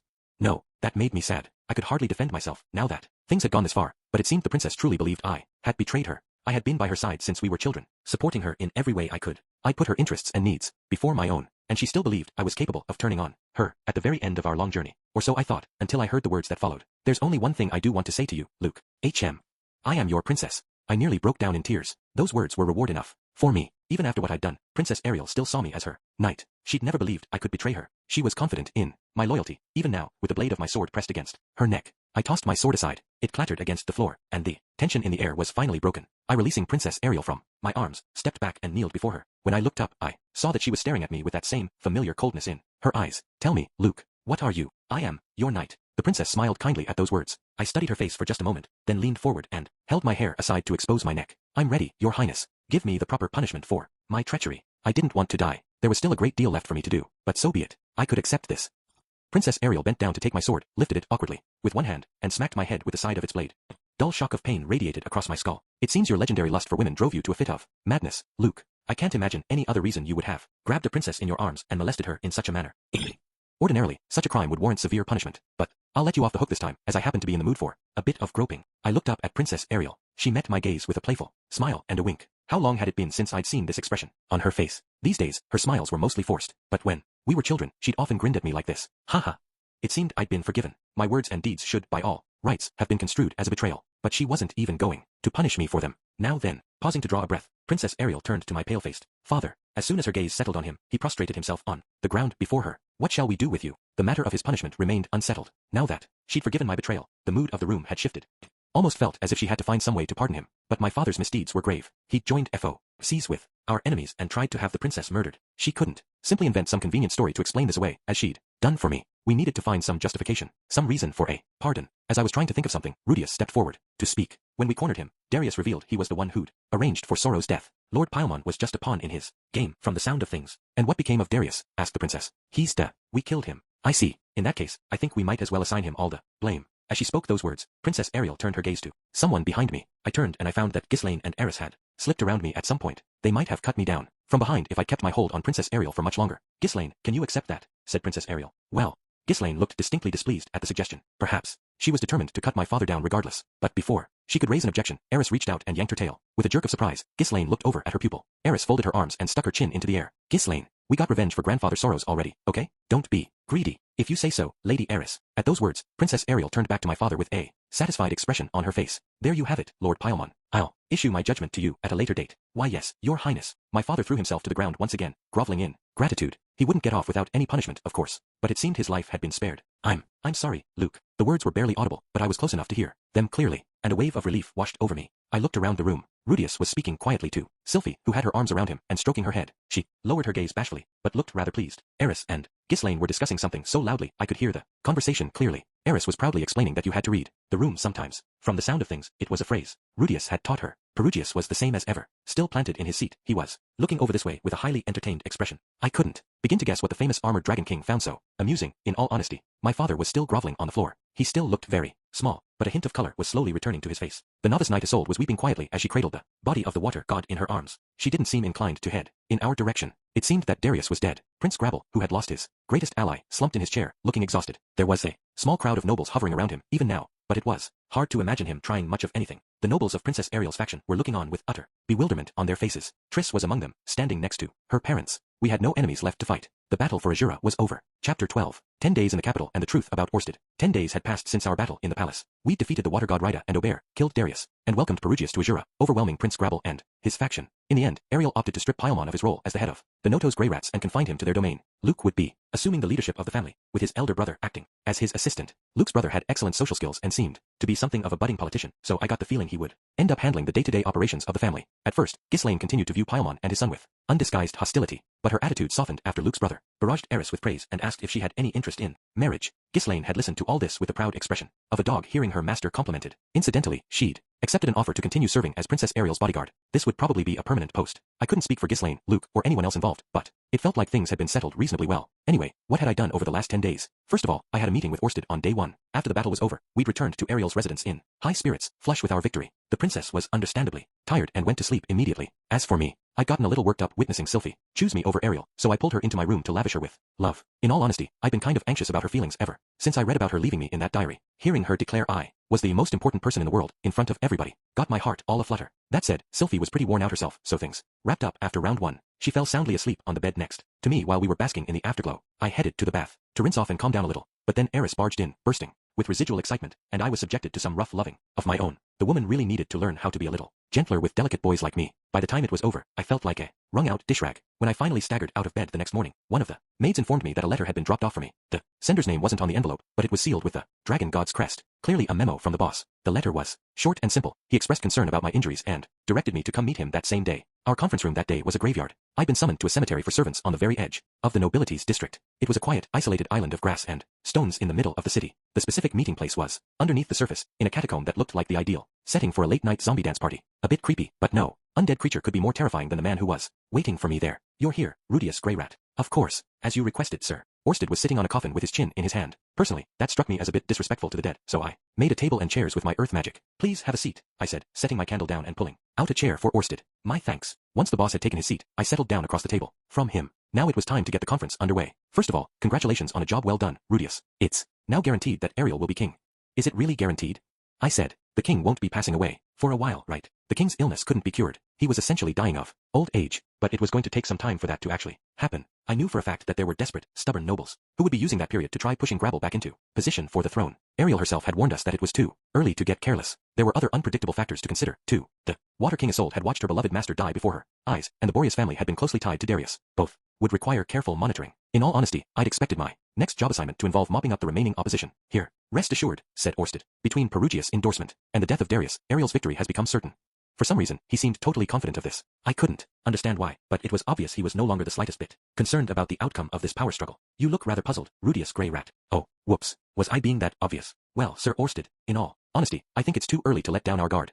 Orsted's gaze struck me with full force. Come on, boss. It's not like I don't believe you or anything. Really, I'm just trying to say it isn't exactly over yet, you know? I mean, well, sometimes things don't work out exactly as you foresee, right? It feels like we wrapped this up really quickly. Isn't there at least a chance the man god still has a trick or two up his sleeve? No, said Orsted. I can say that with certainty. There wasn't much I could say to that, really. Orsted was still hiding something from me, and it seemed he didn't have any intention of changing that. Well, I was a disciple once. Guess it makes sense to keep me in the dark. I hadn't meant to mutter those words, but they slipped out. Anyway, I regretted them immediately. Orsted rose to his feet at once and glared at me even more intensely than usual. Yikes. I am sorry, sir. I didn't mean it like that. It's not like I'm complaining about you keeping things from me.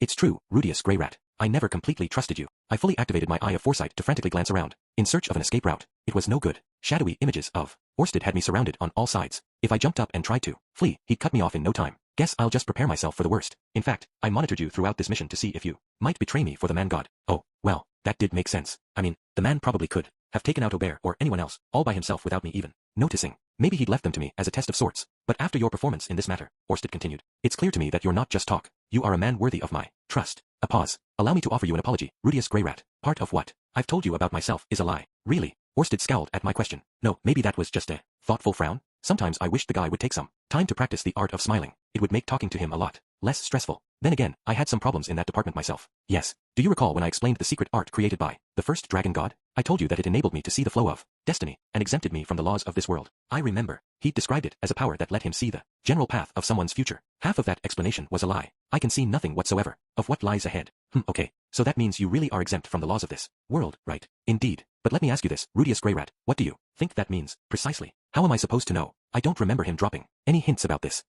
Well, what about his curse? The one that makes everyone hate him? Could that have something to do with it? Nah, I can't see how that would be connected. Well, you said it dramatically slows your rate of mana regeneration. But that's just a side effect, right? Yes, my mana regenerates very slowly, and in exchange, I am immune to the man god's meddling. Don't you find this odd? However, why would the first dragon god have created an art that puts its user at such an enormous disadvantage? I mean, maybe that was the only way to hide him from the man god. The trade-off might be worth it. Wait, no, that doesn't make much sense. The man god can't see me when I'm wearing Orsted's bracelet, and my mana regenerates just fine. Allow me to explain, Orsted continued. This secret art was created to guarantee victory against the man god. I blinked. In exchange for crippling the user's rate of mana regeneration, it allows them to redo this war from the start with their memories intact, no matter how or when they die. Does that mean what I think it means? Is Orsted actually? My starting point is in winter of the year 330 in the armored dragon era. I return to a nameless forest in the northern regions of the central continent. From that moment, I have 200 years. Unless I kill the man god by that deadline, I am returned. Automatically. The same thing occurs when I die at some point along the way. So he was stuck in a time loop. The possibility had occurred to me before, but I'd found it too strange to believe. An outlandish story, I'll admit. But you have seen a man travel through time with your own eyes. Surely you're capable of believing this. Well, yes. My future self had found hints about the principles of time travel in ancient dragonfolk ruins, and I knew they'd created a reincarnation technique that sent their souls into the future. I could easily believe they'd worked out a way to jump back in time as well, especially since I'd figured out how to do it all by myself. So, can I ask how many times you've reset so far, sir? Orsted. I stopped counting at 100, he replied bitterly. 200 years times 100 would be 20,000 years. Just thinking about this is making me dizzy. I've traveled this loop hundreds of times by now, I suppose. Orsted said, and in the course of those attempts, I've witnessed Ariel and Grabble's battle many times. I know what matters to its outcome, and I know who matters. I know what will lead to Ariel's triumph and her defeat, and at this stage, it's simply impossible for Grabble to turn things around. Ariel's victory is assured, even with the man god meddling with events. Even so, the man god does not retain his memories of our past conflicts, and is therefore unaware that I'm trapped in a time loop. But after I learned of his existence and began my war against him, he has meddled in conflicts of this kind numerous times, and in every instance, there comes a point where he ceases to interfere. And we just passed that point. Precisely. Well, this did explain why Orsted always made his predictions with such confidence. He was speaking from a truly huge amount of experience. A part of me felt like events might still take an unexpected turn. But when you put the same group of people in the same situation, they were probably going to act the same way every time. There had to be some minor differences in the circumstances this time around, but the odds of a complete surprise did seem very low. In other words, there's no cause for concern, Orsted said. Ariel will rule. Okay, I understand now. At this point, I was willing to take Orsted at his word on that. Something did make me slightly anxious, though, the fact that he'd failed in his mission so many times in a row. Sir Orsted, can you really defeat the man god? I can. I've already established what I need to kill him, and I know what preparations will be necessary. And this time, I have you on my side as well. We're very close now. All right, I'll just have to believe that. To me, it didn't make much of a difference if Orsted was seeing the future or if he was caught in a time loop. I had to trust his judgment either way. I was going to do my part. It was the only way to keep my family safe. On the third day after the battle, Isolde stopped by the mansion where we were staying. It was something Princess Ariel had given to us, apparently one of the smaller residences she owned, but still, twice the size of my home back in Renoa. The thing even came with servants who'd take care of it in our absence. She said we were free to use it as a villa anytime we stopped by Azura. Isolde had come over to see Eris in particular. I was wary of her at first, just in case she was here for revenge. She seemed to notice the tension on my face, but still behaved quite politely. After introducing herself to the servants, Isolde followed Eris to the living room, where the maids brought in some tea. Her hospitality was pretty modest, but you'd never know it from how confidently Eris handled things. The girl was a natural at ordering people around, which made sense, given that she'd grown up in a mansion. Living in my house was probably a little awkward for her, wasn't it? I mean, we did have Aisha, but she wasn't really a servant. Isolde received our welcome graciously, but seemed doubtful about my presence in the room. After a while, she bowed to me cautiously. It's a pleasure to meet you, sir. My name is Isolde Kluel. Eris and I trained together in the Sword Sanctum. Nice to meet you, I said. I'm Rudius Greyrat, Eris' husband. Isolde grimaced. Ah, so it was you. Well, the woman seemed to hate my guts, but I'd been expecting that, given the way she talked about me the first time we bumped into each other. Yes, I'm Rudius, the man who neglected Eris for years on end and took 2 other wives in the meantime. Right. This was starting to feel familiar. It almost felt like I was talking to Cliff. Might we have another Bible thumper on our hands? I mean, yeah, I figured that out the first time, too. I had rather assumed you were that frivolous knight Luke you know. Well, I don't think I ever lied to you about my identity, did I? No, I simply jumped to conclusions. Isolde paused, then offered me a slight smile. In any case, it seems you take better care of Eris than I'd expected. What makes you say that? This sudden turn in the conversation felt a little puzzling. I wasn't sure how much I took care of Eris, honestly. She definitely took good care of me, but I didn't remember saying anything about our relationship either way. The Water King Isolde is here to visit, said Isolde. She was a student of the water god Rida, and saw her master killed before her eyes. What if she's an enemy of the princess? What if she came here for revenge? Eris might draw her sword. I have to protect her. That's what you're thinking, isn't it? It's written all over your face. I didn't know you could even fit that many words on my face. I felt like people had been reading my thoughts way too often lately. Maybe I really did need to make some time for those smiling practice sessions. Ah well, it wasn't the end of the world. And that makes you think I'm treating Eris well? If you didn't care about her, you wouldn't be so protective, said Isolde. She's just wife number 3, after all. Did she really have to call Eris number 3 right in front of her? It wasn't like I ranked my wives or anything. In all honesty, I assumed you'd be neglecting Eris, perhaps demanding that she fight your battles and sleep with you, but otherwise not even speaking to her. Sounded more like slavery than a marriage. Eris wasn't really that talkative in general, though. It was rare for her to start a conversation, and sometimes she just burst into my room at night to ravish me. Was I just her plaything, or what? Nah, that wasn't fair. She was always willing to do stuff like training with me at least. It's a bit of a relief, said Isolde. She looks quite happy with you. Well, I'm glad to hear you think so. That earned me a smile from Isolde. It was a beautiful thing to witness, honestly. She looked like the prim and proper type, but there was a hint of the alluring about her too. Men would be falling over themselves around her once she really blossomed, but I had a feeling that wouldn't happen until she got married. I could see her as the sexy wife next door, for sure. Ouch. Eris, dear, it hurts when you stomp on my foot. So, why are you here, anyway? Rudius is mine, so you can't have him. Hearing me complimented usually put Eris in a good mood, but today she seemed to be stuck in her bossy brat mode. Believe me, I'm not interested in the slightest. Understandable, but do you have to sound so disgusted by the idea? I'm a little hurt. You want a duel then? Asked Eris. Isolde smiled awkwardly. No. Master Rita wanted me to carry on the water god style, and Princess Ariel has already agreed to support us. I'm not your enemy. Just as originally planned, Isolde was going to complete her stint as a novice, then receive an appointment of some kind once she became a full-fledged knight. She'd probably end up as the palace sword instructor or a captain of the royal knights. There was even a chance she might even be granted a noble title at some point. Master Rita could be rather prickly, but it seems she had a number of friends and sympathizers in the royal court. I suppose the princess doesn't wish to make an enemy of all the practitioners of her style, either. Yeah, that makes sense. The swordmasters of this world tended to be monstrously strong. Political clout still counted for more than combat prowess, but it would be silly to antagonize a group of deadly fighters when you could get them on your side instead. And of course, we're all quite relieved to know that our training halls won't be shut down entirely. On a superficial level, Rita's attack was an insane, unprovoked attempt to murder a princess of Azura, even in a place like the royal court, where intrigue was constant and murders were commonplace. A public assassination attempt was going to lead to an investigation. You could get away with anything, as long as it happened in the shadows. If you got caught, there was going to be some trouble. Well, unless you were a seriously powerful figure like Grabble, Ariel, or Darius, who could sweep most things under the rug. In this specific situation, Ariel didn't want to spark a conflict with practitioners of the water god style, and they weren't interested in fighting a losing battle, either. Since their interests coincided, no one would be held accountable for Rita's crime. Everyone had agreed to put the incident behind them. That was probably difficult for Isolde. On some level, it's a pity that Master Rita lost her life, but at least she died a swordmaster's death. That's no small accomplishment in these peaceful times. I only wish she'd told me of her intentions beforehand. She seemed to mean those words. I got the sense that she wasn't so devastated about Rita's death. It was an attitude that reminded me of the adventurers I used to travel with. So you're over it? Asked Eris bluntly. I won't deny that I'd like to avenge my master's death, but it wasn't you, Ghislaine, or Rudius who killed her, so I don't suppose I'll ever have the chance. Isolde sounded just a little bitter as she spoke those words. Maybe a part of her regretted not chasing Orsted when he fled that hall. I don't mind dueling if you want, said Eris. Please, Eris, don't even joke about that. I have an obligation to protect the training halls of my style. The last thing I need is to suffer some lifelong injury fighting a crazed hellcat like you. A crazed hellcat? Rude, but accurate. Who cares about a bunch of musty training halls, anyway? I suppose it would seem odd to a girl who fled her house and her responsibilities, but for some of us our obligations are very real. Eris fell silent, looking sullen and a little sad. It's only been a year since the last time we saw each other. Anyway, said Isolde, her eyes flashing playfully. Wouldn't it be more fun to wait until we've both gotten a bit stronger? Oh, yeah, you're right. Just like that, Eris' face lit up in excitement. She seemed to think her friend was being completely serious. Isolde, on the other hand, was regarding her with the patronizing smile of someone who just tossed a dog a bone. The woman clearly had some experience handling Eris. The only real reason I stopped by today was to see you, Eris. Since you've come all this way, why don't I show you around the city? That sounds good. I was getting kind of bored just sitting around here. Anyway, let's go. You're certainly welcome to come along as well, Rudius. I considered the matter for a moment. There was a chance the two of them might get into a fight out there, and for all I knew, Isolde had been lying to us this entire time. What if she led Eris into a mob of water god style students or something? It felt safer for me to tag along. Okay then, I guess I will. We spent the rest of that day seeing the sights with Isolde. My concerns proved unfounded, as she never led us into any ambushes, and seemed to be genuinely enjoying her time with Eris. I guess she waited until she came to terms with her master's death before visiting us. On the 5th day after the battle, Sylphie and I received an invitation to dinner from the Boreas family. Eris wasn't invited. I headed over there half expecting them to try poisoning us, but, as it turned out, they wanted to use me as their intermediary to establish a friendlier relationship with Princess Ariel. I'd never met the current head of the family, James, but he'd mentioned my name to Alphonse, who was still heading up the reconstruction effort in Fittoa. The old man had shared a few stories about me from the good old days, which prompted James to make the invitation. It seemed Alphonse had mentioned that I was Paul's son, and technically part of the Noto's grey rat family tree. Cozying up to me might create friction between the Boreas family and Luke, Ariel's most trusted retainer, but I got the sense that what they really wanted was for me to undermine House Notos. If I demanded a noble title as a Noto's grey rat, it would inevitably cause a conflict between me and Luke. Even if I didn't come out on top, the struggle would create opportunities that the Boreas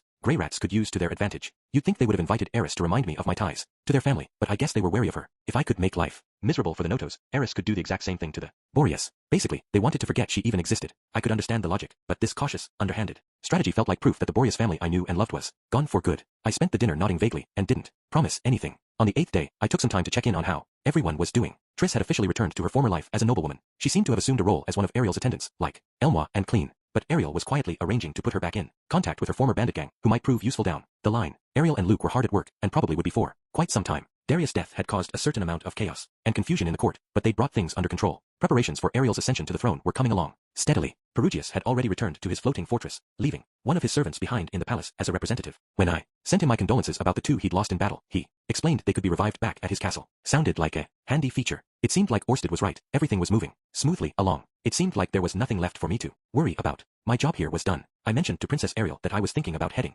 home soon, and the next day she summoned me to her chambers. On the night of the 9th day, I found myself in Ariel's bedchambers in the Silver Palace. I didn't want anyone suspecting me of cheating on my wives, so I brought Sylphie along with me. The princess hadn't asked me to come alone or anything. Her chambers were beyond luxurious, naturally. Technically, all of this was part of the palace, but she had an entire house to herself. Here, the furniture and decorations were all magnificent. The sofa was so soft I was worried it might swallow me whole. The whole place seemed to be twinkling slightly, even the parts of it that weren't made of gold. This had to be the fanciest stuff you could find anywhere in this world. Ordinarily, this room would probably have been swarming with maids, but I guess Ariel had dismissed them all for our meeting. Made the place feel kind of empty. The princess poured us drinks, personally, with her expensive furnishings looming coldly all around her. Here you are. Thank you, your highness. The golden cup she'd handed me was full of purple liquid wine. Huh. This must be the pricey stuff, too. Like Romani Conti. Pricey. I see you brought Sylphie as well. Yes. I wouldn't want to be alone with a pretty woman like yourself at this hour, you know? People might talk. Goodness. Yes, I suppose there's no telling what could have happened, is there? Ariel was smiling, but Sylphie didn't look amused. She did know I was joking, right? Rudy really might have gotten you into bed, you know. My wife seemed to think I was a beast who'd cheat on her at any opportunity. Sad, but I only had myself to blame. Even if Sylphie didn't trust me, I still trusted her, especially now that she told everyone she would choose me over Ariel. Hearing that really got my heart quivering. Honestly, if I were a praying mantis, I probably would have let her eat me on the spot. Now then, after handing Sylphie her glass of wine, Ariel settled down into a seat across from us. Allow me to express my sincere gratitude once again, Rudius. It's thanks to you that we've made it to this point. I don't think I agree, your highness. This was your victory, and you made it happen yourself. All those years Ariel spent making connections and gathering allies back in the kingdom of Renoa had finally paid off. She had a whole stable of talented, savvy loyalists at her disposal. They were already stepping in to fill the vacuum left by Darius' death, and to replace the nobles of the Gravel faction. If things kept moving along according to plan, the princess would have total control over the kingdom before too long. And what of the matter with Lord Perugius, or your guidance on our journey, or that introduction you arranged for me? It was you who made this possible, Rudius. I would have fallen short without your assistance.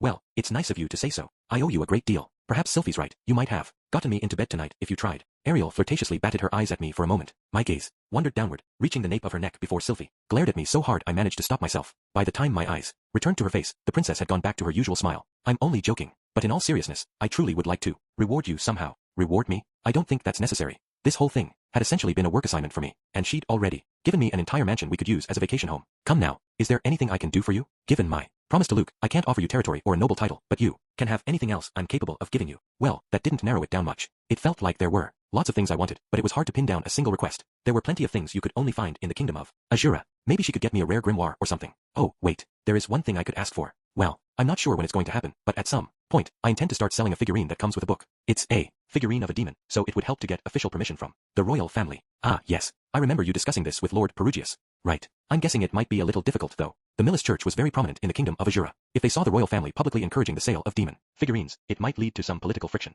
Not at all, said Ariel. I'll see that you have authorization, and provide you with workshops that can manufacture your product. You don't think the Millis Church will object? It won't be an issue. Problems of this sort can be solved with money. Ah, the power of bribery. It made sense, though. Taking the throne of Azura meant becoming the single richest person in the world. Okay then, I guess I'll get in touch once we're ready. Very well, I'll be ready and waiting. So we had a sponsor and a manufacturing plan. Now it just came down to how quickly Julie could perfect her skills. I seemed to remember reading in my future self's diary that the figurines sold well when packaged with a picture book. Specifically, that sounded like a smart approach. There were a lot of illiterate people out there, but they could at least look at the pictures. We'd have to find an artist if we really wanted to rake it in. As I busied myself with counting unhatched chickens, Ariel straightened her back and turned to Sylphie. Of course, I owe this victory to you as well, Sylphie. Congratulations, Ariel. I'm so happy for you. Yesterday, Sylphie had formally quit her job as Ariel's bodyguard. She'd been busy arranging for her replacement until the day before, but once it was actually done, she spent an entire day with her head in the clouds. You're sure you don't need my help anymore, right? That's right. I'll be just fine. Thank you so much for all the years you spent protecting me. Ariel bowed her head deeply as she spoke those words. That wasn't something you saw every day. Please, Ariel, you don't have to bow to me. I don't want to pretend I can repay you with gifts or money, Sylphie, but I want you to understand how truly, deeply grateful I am. You've helped me in more ways than I could even count. Come on, it's not that big a deal. I was just helping out my friend. Sylphie took the princess' hands and squeezed them gently as she spoke. They had been friends for an entire decade now, hadn't they? You could really tell how much they cared about each other. Please do come back to see me, Sylphie. You're welcome any time. I will, I promise. And if you happen to be in Renoa, well, I guess you wouldn't have time to stop by our house or anything. True, but I can always arrange for a party at the castle there. You'll all be invited, naturally. Ahaha, I guess we're big, important people now, huh?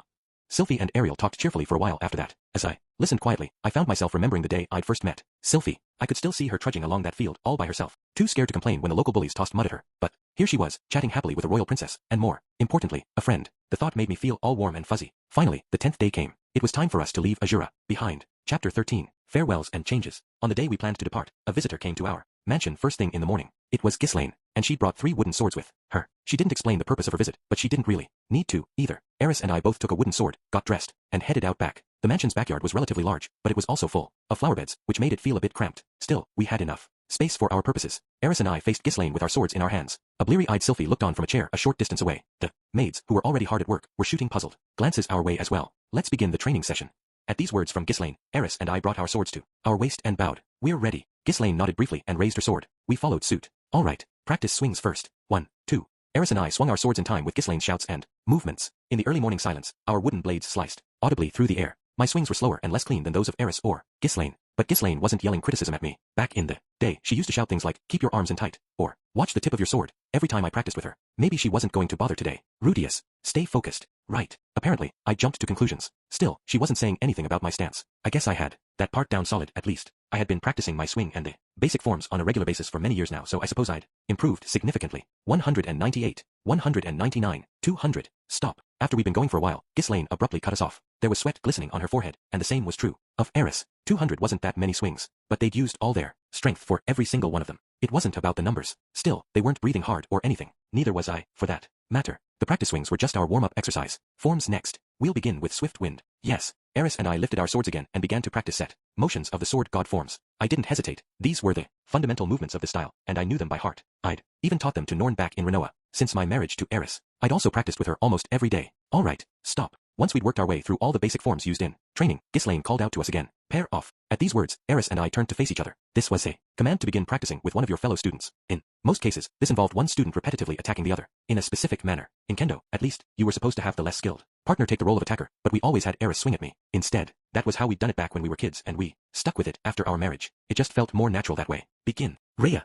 As soon as Ghislaine gave the signal, Eris went on the offensive. She was sticking to the standard practice forms, so her movements weren't impossibly fast. Her sword moved just slow enough to allow me to respond, and she stopped her swings at the last moment, when they would have struck me. Of course, the sword god style didn't teach you how to do that. When we were kids, she was constantly smacking me when we practiced, but things were different now. She'd learned a lot since then. Alternate. When we switched roles, my attacks were totally ineffective. I didn't have to worry about stopping my sword. Eris took care of that. For me, just fine. The difference in our skill level was obvious. I could have put up a slightly better fight by relying on my eye of foresight, but I didn't activate it. I hadn't gained this power back when we were in Fit Toa, so I wasn't going to use it. Not this time. All right, stop. At Ghislaine's command, Eris and I lowered our swords. Normally, the next stage would be a freeform sparring session. Putting me up against Eris without my magic or demon I wouldn't make for much of a contest, of course. To my surprise, Ghislaine turned to me and jerked her head. Rudius, step aside and observe. As I moved out of the way, Ghislaine stepped forward into my place. I backed away another 5 paces and kneeled on the grass. Facing off against her student, Ghislaine brought her sword behind her waist. This will be the last time, Eris. Right. Nodding, Eris lifted her own sword high above her head. It was a stance she never used when practicing with me. Ghislaine would be drawing and attacking in a single motion, and Eris would be swinging downward with all her might.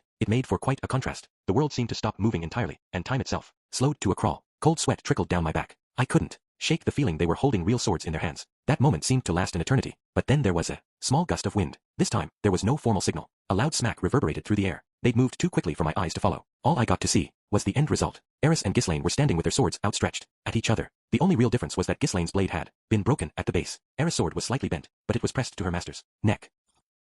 The two of them stayed in that position for a moment, then slowly pulled their weapons back. For some reason, Eris had a little scowl on her face. Her expression solemn. Ghislaine nodded to her student. That concludes our training session.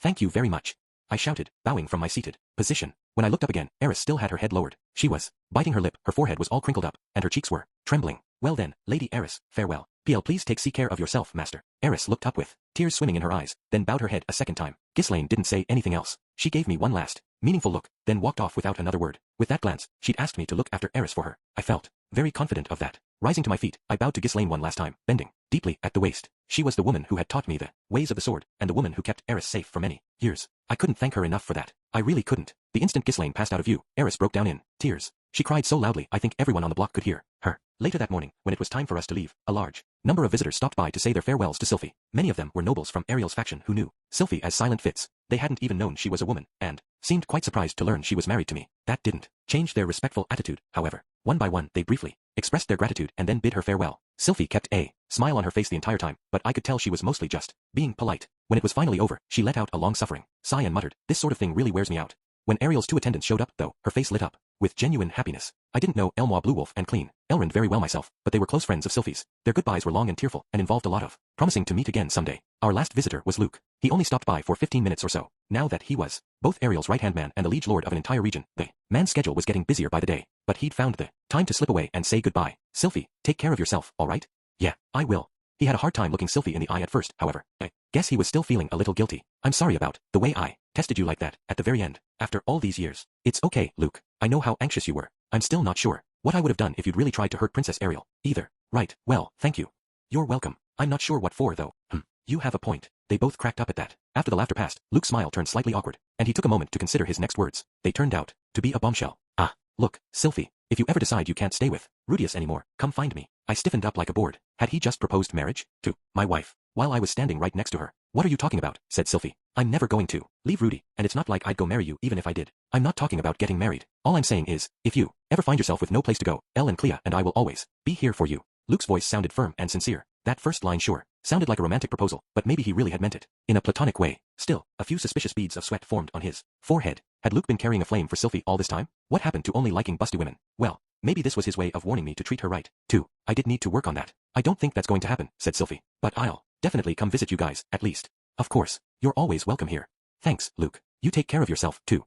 Compared to Eris and Ghislaine's farewell, this felt pretty low-key, but it wasn't like they'd never see each other again, right? I had to imagine they were going to stay in touch, at least. Rudius. For some reason, Luke now turned his attention my way. What was this about? Did he want another duel or something? "I'm sorry I was so suspicious of you on our journey here."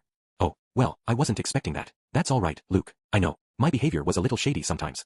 It was true that Luke had been misled by the man god, but I'd also acted in some genuinely suspicious ways, even though I knew there was a good chance Luke might be a disciple. I had to share some of the blame for the way things played out. "Anyway, it's your job to be a little paranoid, right? I'm glad you see it that way." Scratching at his cheek, Luke offered me an embarrassed smile. "My offer stands for you as well, Rudius. If that stick of a girl ever loses her appeal for you, come pay me a visit. We've got plenty of maids with curves in the right places." Luke, flinching at the anger in Sylphie's voice, Luke chuckled softly. "Only joking."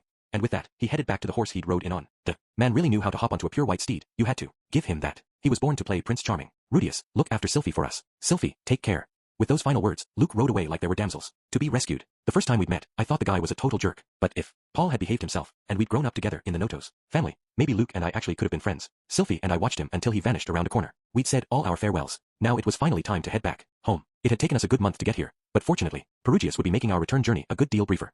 Some point in the last 10 days, he'd created a new teleportation circle in the royal palace. That would take us to his floating fortress, where we could teleport to the ruins just outside Sharia. From there, it would be a half-day's journey back to our front door. Compared to our long, eventful trip out, this was going to be a total breeze. From now on, we could use the same route to reach Azura in a single day if we wanted to. When I explained this to Eris, I discovered that she'd expected our journey back to take over a month as well. "What the heck?" was her reply. I cried like an idiot over nothing. Then she punched me. Personally, I felt like it was a good thing that she'd done her big goodbye with Ghislaine. Geographically, they might be a mere day's travel away from one another, but they'd still gone their separate ways. I guess that beautiful memory had been spoiled slightly, though Eris didn't cry too often, so it was a shame to think her tears had gone to waste. At this point, it occurred to me that Ghislaine had probably jumped to the same conclusion as her student. Those two were pretty similar in a lot of respects, weren't they? One of these days, we'd have to pop up out of nowhere and surprise her. Of course, Perugius would probably get irritated if we started breezing through his castle for no real reason, so it was probably best if we only used that route when we had some actual business to attend to. Come to think of it, though, it might be useful to have some emergency travel options of our own. Orsted probably knew how to draw teleportation circles, right? Maybe we could create more direct routes to Azura and the other major countries. Apart from the convenience factor, the man god wouldn't be able to destroy the circles if nobody even knew they existed. I made a mental note to pitch that project to the boss. Since the use of teleportation magic was officially forbidden, we made a show of exiting the city before sneaking back in and heading to the palace. By the time we made it there, the sun was already setting. We decided to spend the night in the floating fortress. Eris, Sylphie, and I shared a single room in Perugia's castle. We'd been a party of 8 on our way to Azura, but only 3 of us were returning. That did put me in a slightly melancholy mood. I found myself gazing into the fireplace with Eris and Sylphie lying in the bed behind me. Ordinarily we all took separate rooms, but for some reason, they both wanted to sleep with me tonight. Maybe they'd been in the mood for some physical affection? Things hadn't worked out that way, though. Eris tended to get awkward and hesitant when it wasn't just the two of us. In any case, we'd taken one of the larger guest rooms and cuddled, but I had a tough time falling asleep and ended up slipping out of bed. With nothing to do in particular, I decided to just sit down and let my thoughts wander for a while. It was a very quiet night. The crackling of the flames was the only sound I could hear. As I watched the fire flicker, I found myself reflecting on the events of the last few weeks. I'd won this battle. I'd beaten the man god. It felt fair to call this a complete victory. In fact, no one in our party had died. We'd dealt with all of the disciples, and Ariel had secured the throne of Azura. Yet somehow, I didn't feel especially happy or reassured. All I'd really done was follow a path Orsted had laid out for me. And as crucial as this battle was, it was only the first round in a long war. I was going to keep fighting battles like this from now on, stressful, murky, battles where victory brought no real relief. What had I even accomplished this time, really? Ariel had solved half my problems for me. I'd nearly gotten Eris killed, and I needed Orsted's help to deal with Rita. I wasn't seeing much ground for optimism there. Rudy, as I was turning all this over in my mind, Sylphie stirred and sat up in bed. You're still up? Yeah. It's the middle of the night, you know. Her gaze had turned to the window. It was pitch black out there. A few hours must have passed since she and Eris fell asleep. Phew. But instead of going back to sleep, she slipped out of bed and took a seat beside me, cuddling closely and leaning her head on my shoulder. I put my arm around her in return. Neither of us said anything for a while. Sylphie's body was nice and warm, hot, even. It almost made me think she might be running a fever or something. As I studied the nape of her neck, she lifted her head slightly to meet my gaze. Her eyes were shining slightly in the firelight. This felt like the part where I should kiss her, so I squeezed her shoulder a little tighter. You know. And then she started to speak. When I quit my job as Ariel's bodyguard, it was like all the air went out of me. Drawing back from my kiss, I nodded and waited for Sylphie to continue. All I could do was sit around and think, wow, it's really over. Ha. Something like relief showed on her face as she got those words out. Sylphie had been Princess Ariel's guardian for 8 years, from the age of 10 to 18. She'd spent her entire adolescence with Luke and Ariel. I had to imagine she was feeling a sense of loss right now. I wasn't sure if I could fill this void for her, but maybe that wasn't my role to play in the first place. I was Sylphie's husband now. I wasn't her friend, and I couldn't replace her friends. But you know, Rudy, I did think this through beforehand, Sylphie said after a moment. Up till now, I was so busy with Princess Ariel that I barely spent any time looking after Lucy. So I'd like to stay at home with her from now on. I looked over. Her expression was more confident than I'd expected. Our baby's getting bigger by the day, you know? I'm sure she's going to need a lot more attention soon. Sylphie paused for a moment to nuzzle her head against my shoulder. I reached out and ruffled her hair affectionately. Her head seemed a little hotter than usual, although I might have been imagining it. So I think I'll focus on taking care of her, Sylphie continued. I want to be a good mother for a change, I guess. I'd never thought of Sylphie as a bad mother, but by the standards of this world, I guess you could have called her neglectful. The only people who let maids raise their kids for them were nobles, and we were just an ordinary family. Still, I wasn't from this world originally. Back in the place I came from, two-income marriages weren't unusual in the slightest. You know, if there's anything else you want to do, I'm fine with that too. Sylphie was only 18. She was considered a full-fledged grown-up in this world, but she was still very young. There was plenty of time for her to find new goals or chase her dreams. It's not like I wanted her to ignore our kid or spend all her time partying, but I felt like she could juggle taking care of Lucy and pursuing something else. Then again, maybe I wasn't taking our responsibilities to our kid seriously enough. I wasn't exactly the world's best dad myself. I'm not sure what that would be though. Sylphie cocked her head to the side and looked up at me thoughtfully. I did want to be more like Eris for a while, I guess. Really? What did Eris have that Sylphie wanted? The first words that popped into my mind were big breasts. I liked Sylphie's just the way they were, honestly. But if she really wanted to work on this, I could always give her a daily massage to stimulate. Come on, Rudius. Let's try to take this seriously. Yeah, I mean, she's basically your equal, right? Said Sylphie. You fight together. She watches your back, and you watch hers. That always made me kind of envious. She paused. But after that battle with Orsted, and how things went this time, I think I finally put that behind me. I'm never going to be a match for Eris, or for you. I couldn't agree with that. Sylphie was a very talented mage in her own right. She wasn't on Eris level in combat, to be sure, but what could you expect? Eris had devoted her entire life to mastering swordplay, and Sylphie had plenty of skills that Eris didn't. So I decided to give up on getting stronger and find a different way to support you. Oh, now I was starting to understand. Sylphie wanted to watch my back in a way that Eris couldn't, and that led you to this stay-at-home idea? Yep. It sounds Roxy wants to keep teaching at the university, so I'll look after all the kids for our family. I'll make sure they learn their manners, teach them what I know, and help them grow up safe and strong. My feelings about her proposal were a mixture of gratitude and guilt. In all likelihood, I wouldn't be able to spend much time taking care of the kids myself. Our battle against the man god wasn't over yet. That meant Orsted was going to keep sending me on these missions, dispatching me to far-off places to fight his enemies. You okay with leaving that to me, Rudy? On the other hand, Sylphie had settled on this as her new goal. She'd found a role to play, and she was ready to move from one stage of her life into the next. Of course, I know you'll do a great job. I felt overwhelmed with sudden affection for my wife. Sylphie was always cute, but right now she looked even more adorable than usual. Unable to control myself any longer, I leaned in and kissed her on the lips. She didn't try to pull away, so I let my hand slide down from her shoulder to her butt. Sylphie's eyes opened wide with surprise, and she looked a little uncertain for a moment, but then she lifted her waist a little, and I froze like a warrior who'd met Medusa's gaze. I could feel someone watching me, but from where? Oh, the bed. Eris was awake, and she was looking our way with glittering eyes. I'm not talking about sparkly, happy glittering, either. This was more of an angry tiger scenario. Why did she always just watch silently when she caught me with the other girls? It was mildly terrifying. Sorry, I guess we should just go to bed for tonight. Ha, oh, yeah, I guess you're right. Sylphie and I headed back over to the bed and got in next to Eris. There was time enough for the romance once we got back home. Perugius might be spying on us anyway. Come on, Eris, don't ruin the mood like that. Sorry, but you were being all sneaky. No, I wasn't. You're always welcome to join in, you know? Want to give it a try. You can't be serious. That sounds so embarrassing. I felt like it would be more embarrassing for me than anybody else. Eris tended to put me in some borderline humiliating positions. As I closed my eyes and listened to my wives whisper to each other, I felt a sense of satisfaction wash over me. Sylphie had taken a big step forward in these last few days. She closed out one chapter of her life and found a way to change herself. I needed to learn from her example. With her watching my back, maybe I could find a way to be less fearful of the future. That was the last thought in my mind as I drifted off to sleep. Chapter 14. Home again. The magic city of Sharia hadn't changed a bit in the 2 months we'd been gone. Well, I guess a few buildings had been finished, and some repairs of the city walls were now complete. But that was really about it. I mean, I hadn't expected much to change. Orsted had guaranteed the safety of my family. After all, if I'd come back home to find the city a smoking pile of ashes, I probably would have started up a labor union on the spot. I smiled to myself, picturing me and Ariel donning headbands and barging into the boss office to demand a collective bargaining agreement. Of course, the idea might have seemed less funny if something had happened in my absence. I guess I was feeling a little relieved to see everything the same as always. We made our way through the city streets and plazas to our home. The house looked just as we'd left it. It wasn't a smoldering ruin encased in ice or surrounded by magical thorns. BYT was wriggling around in the front yard as he photosynthesized, and Dillo was snoozing in his armadillo house. Everything seemed peaceful. We're home. Welcome back. As we opened the front door, I heard the pattering of footsteps from the back of the house. Within seconds, Aisha appeared and threw herself into my arms. That girl never got any less energetic. Where's my present? You guys didn't forget, did you? Nope, said Eris, pulling a box out of her baggage. Here you go. Aisha popped out of my hug and accepted it eagerly. Yay, thanks, Eris. She opened the box right away. It contained an oval ceramic trinket with a long handle covered in delicate engravings. Aisha's eyes lit up with excitement as she examined it. Oh, this is a hand mirror, right? I remember seeing these in Chiron. That's right. There was a lot of fancy glassware available in Osir. Probably because they traded extensively with the Begarit continent. Since our journey home was nice and short, we picked up a bunch of mirrors and baubles to bring back with us. Oh, it's beautiful. I bet it cost a bundle. Hee hee hee. Hee hee. Glad you like it. Eris looked very proud at Aisha's overjoyed reaction, but it was Sylphie who'd actually picked that mirror out. Eris had decent taste herself, but she always went for overly simple stuff like sturdy kitchen knives. Wow, I really am adorable, aren't I?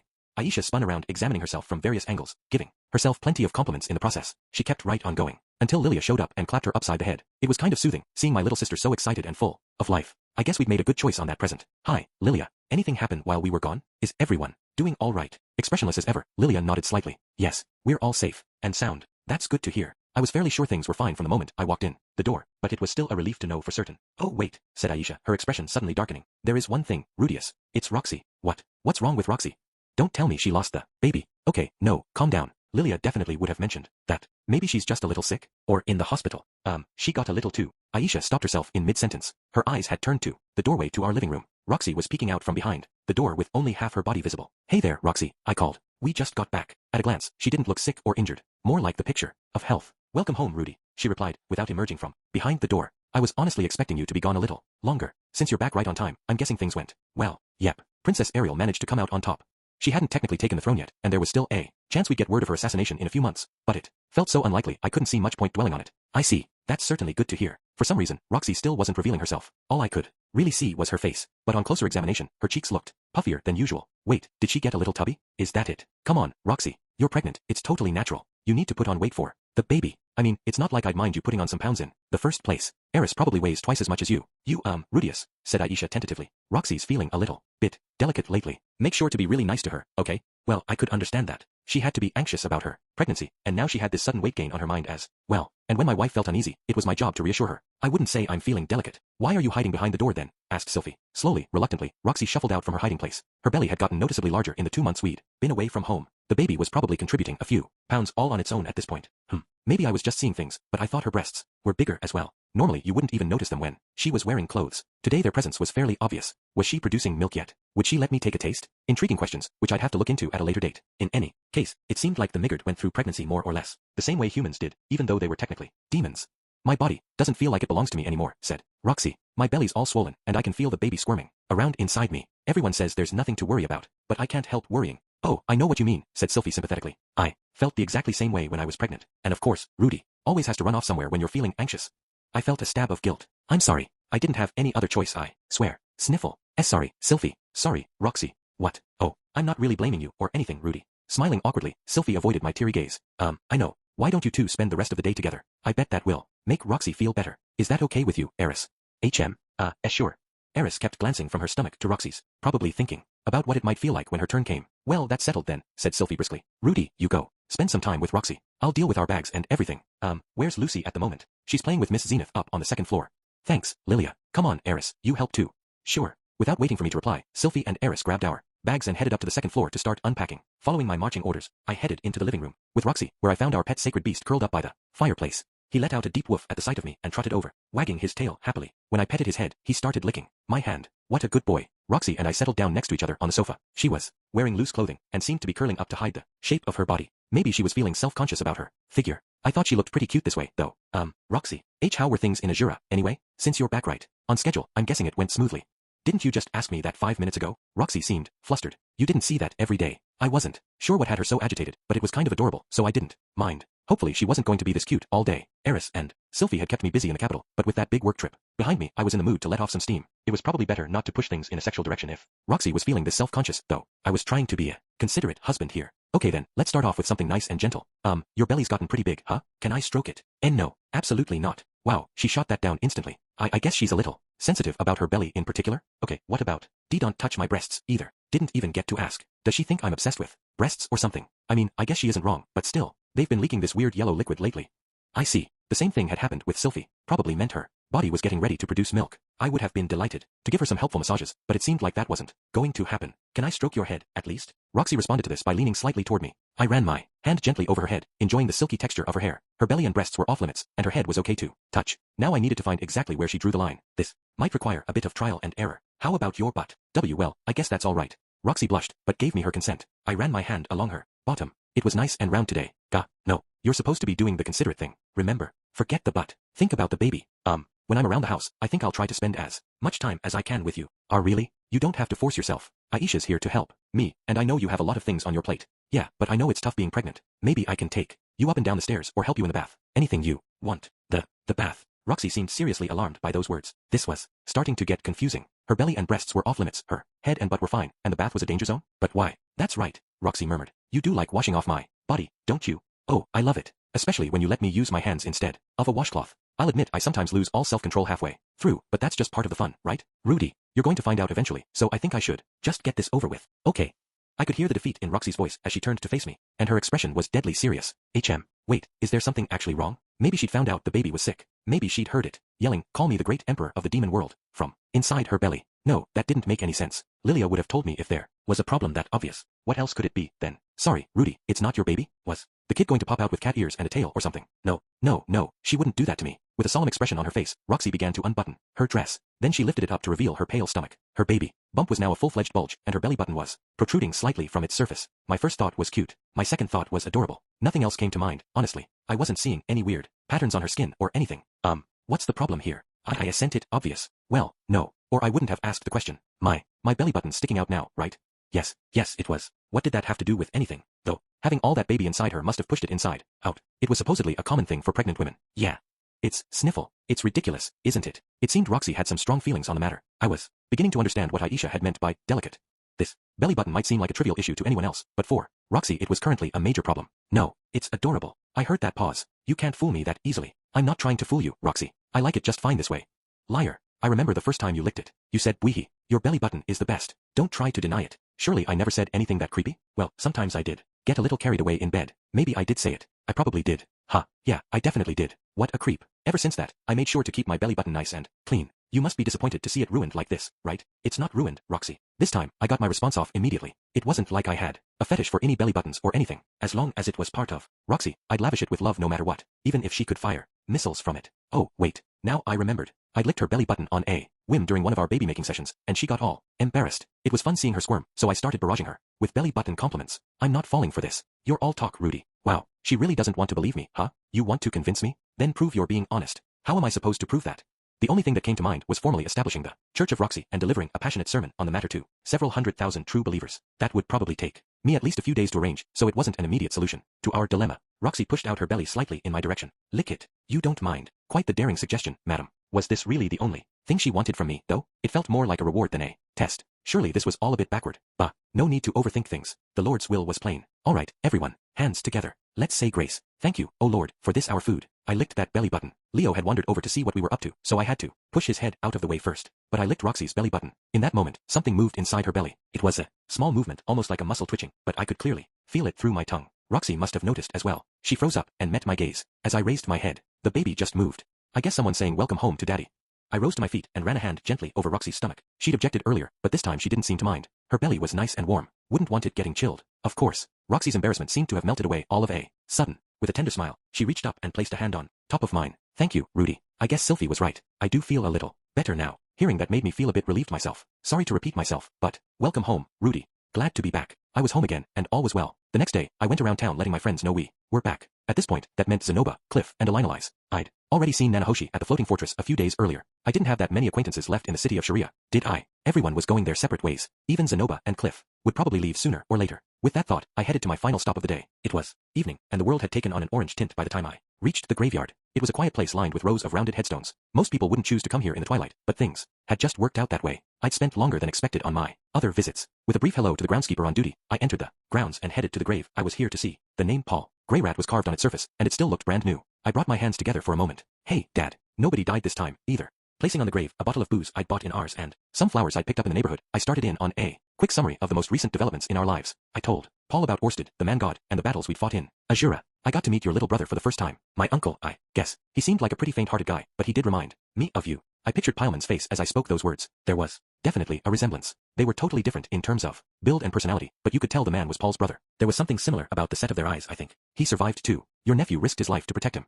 Made me feel a little envious. Luke had acted to save his father, who would otherwise have been executed, or that was what it looked like to me, at least. I wasn't there for the entire conversation. Pilemon wasn't an admirable person, and we'd originally been intending to kill him, but seeing Luke's sheer desperation made me want to help him out. I'd ended up stepping in to offer some support. I had to murder someone this time. I didn't deal the fatal blow, personally, but I tracked him down and attacked with every intention of killing him, and he died. I don't regret that, but it did leave a bad taste in my mouth. It wasn't like this was the first time I'd killed someone. Similar things had happened before, but this one had really stuck with me, probably because I'd heard Ryda's story a few minutes earlier. I took a few moments to reflect on everything that had taken place in Azura. On the whole, the mission went well. We hadn't lost anyone we didn't want to lose, and we'd achieved our objective. Still, it had been a very close call. One small mistake along the way, and we might have lost someone. We probably would have won the battle anyway, but only at a terrible cost. Yet we'd succeeded this time, completely. There was no denying that, but I felt like there were plenty of lessons to be learned. What if we'd managed to defeat Aubert at the Red WYRM's Whiskers? What if YTAA had successfully escaped from our battle in the streets of Ars? What if Orsted hadn't come running when Ryda caught us in her deprivation field? What if Aubert hadn't carried the antidote for his poison? You could drive yourself crazy asking questions like that, of course. Maybe it wasn't productive to dwell on all the details. There was one thing I knew for sure, though. The enemy was still alive and well. We'd beaten the man god once, but the battle for Azura was only the first of many to come. This conflict was going to last for years, decades. How long could I keep squeaking by like this before something went horribly wrong? I'd gotten lucky this time, but I hadn't always been so fortunate. Had I felt like my mistakes had cost me dearly in the past, even if I didn't think of it that way at the time. Paul's death was a good example. Back then, I convinced myself that things had just worked out badly, and to be sure, I gave that fight everything I had. I made some mistakes and questionable decisions, maybe, but I still did my very best. That allowed me to believe Paul's death was unavoidable. I told myself it was just bad luck, a quirk of fate. Was that actually true, though? Could a bit of good luck have saved my father's life? Sure, he'd died at the very last moment to that Hydra's final attack. The smallest of fortunate coincidences could have prevented that, or even an unfortunate coincidence, like someone getting injured earlier and forcing us to back out. Maybe if we'd found just one more person for our party. Well, no point speculating about it. The point was, luck could always turn on almost anything. Did I have to keep tossing the dice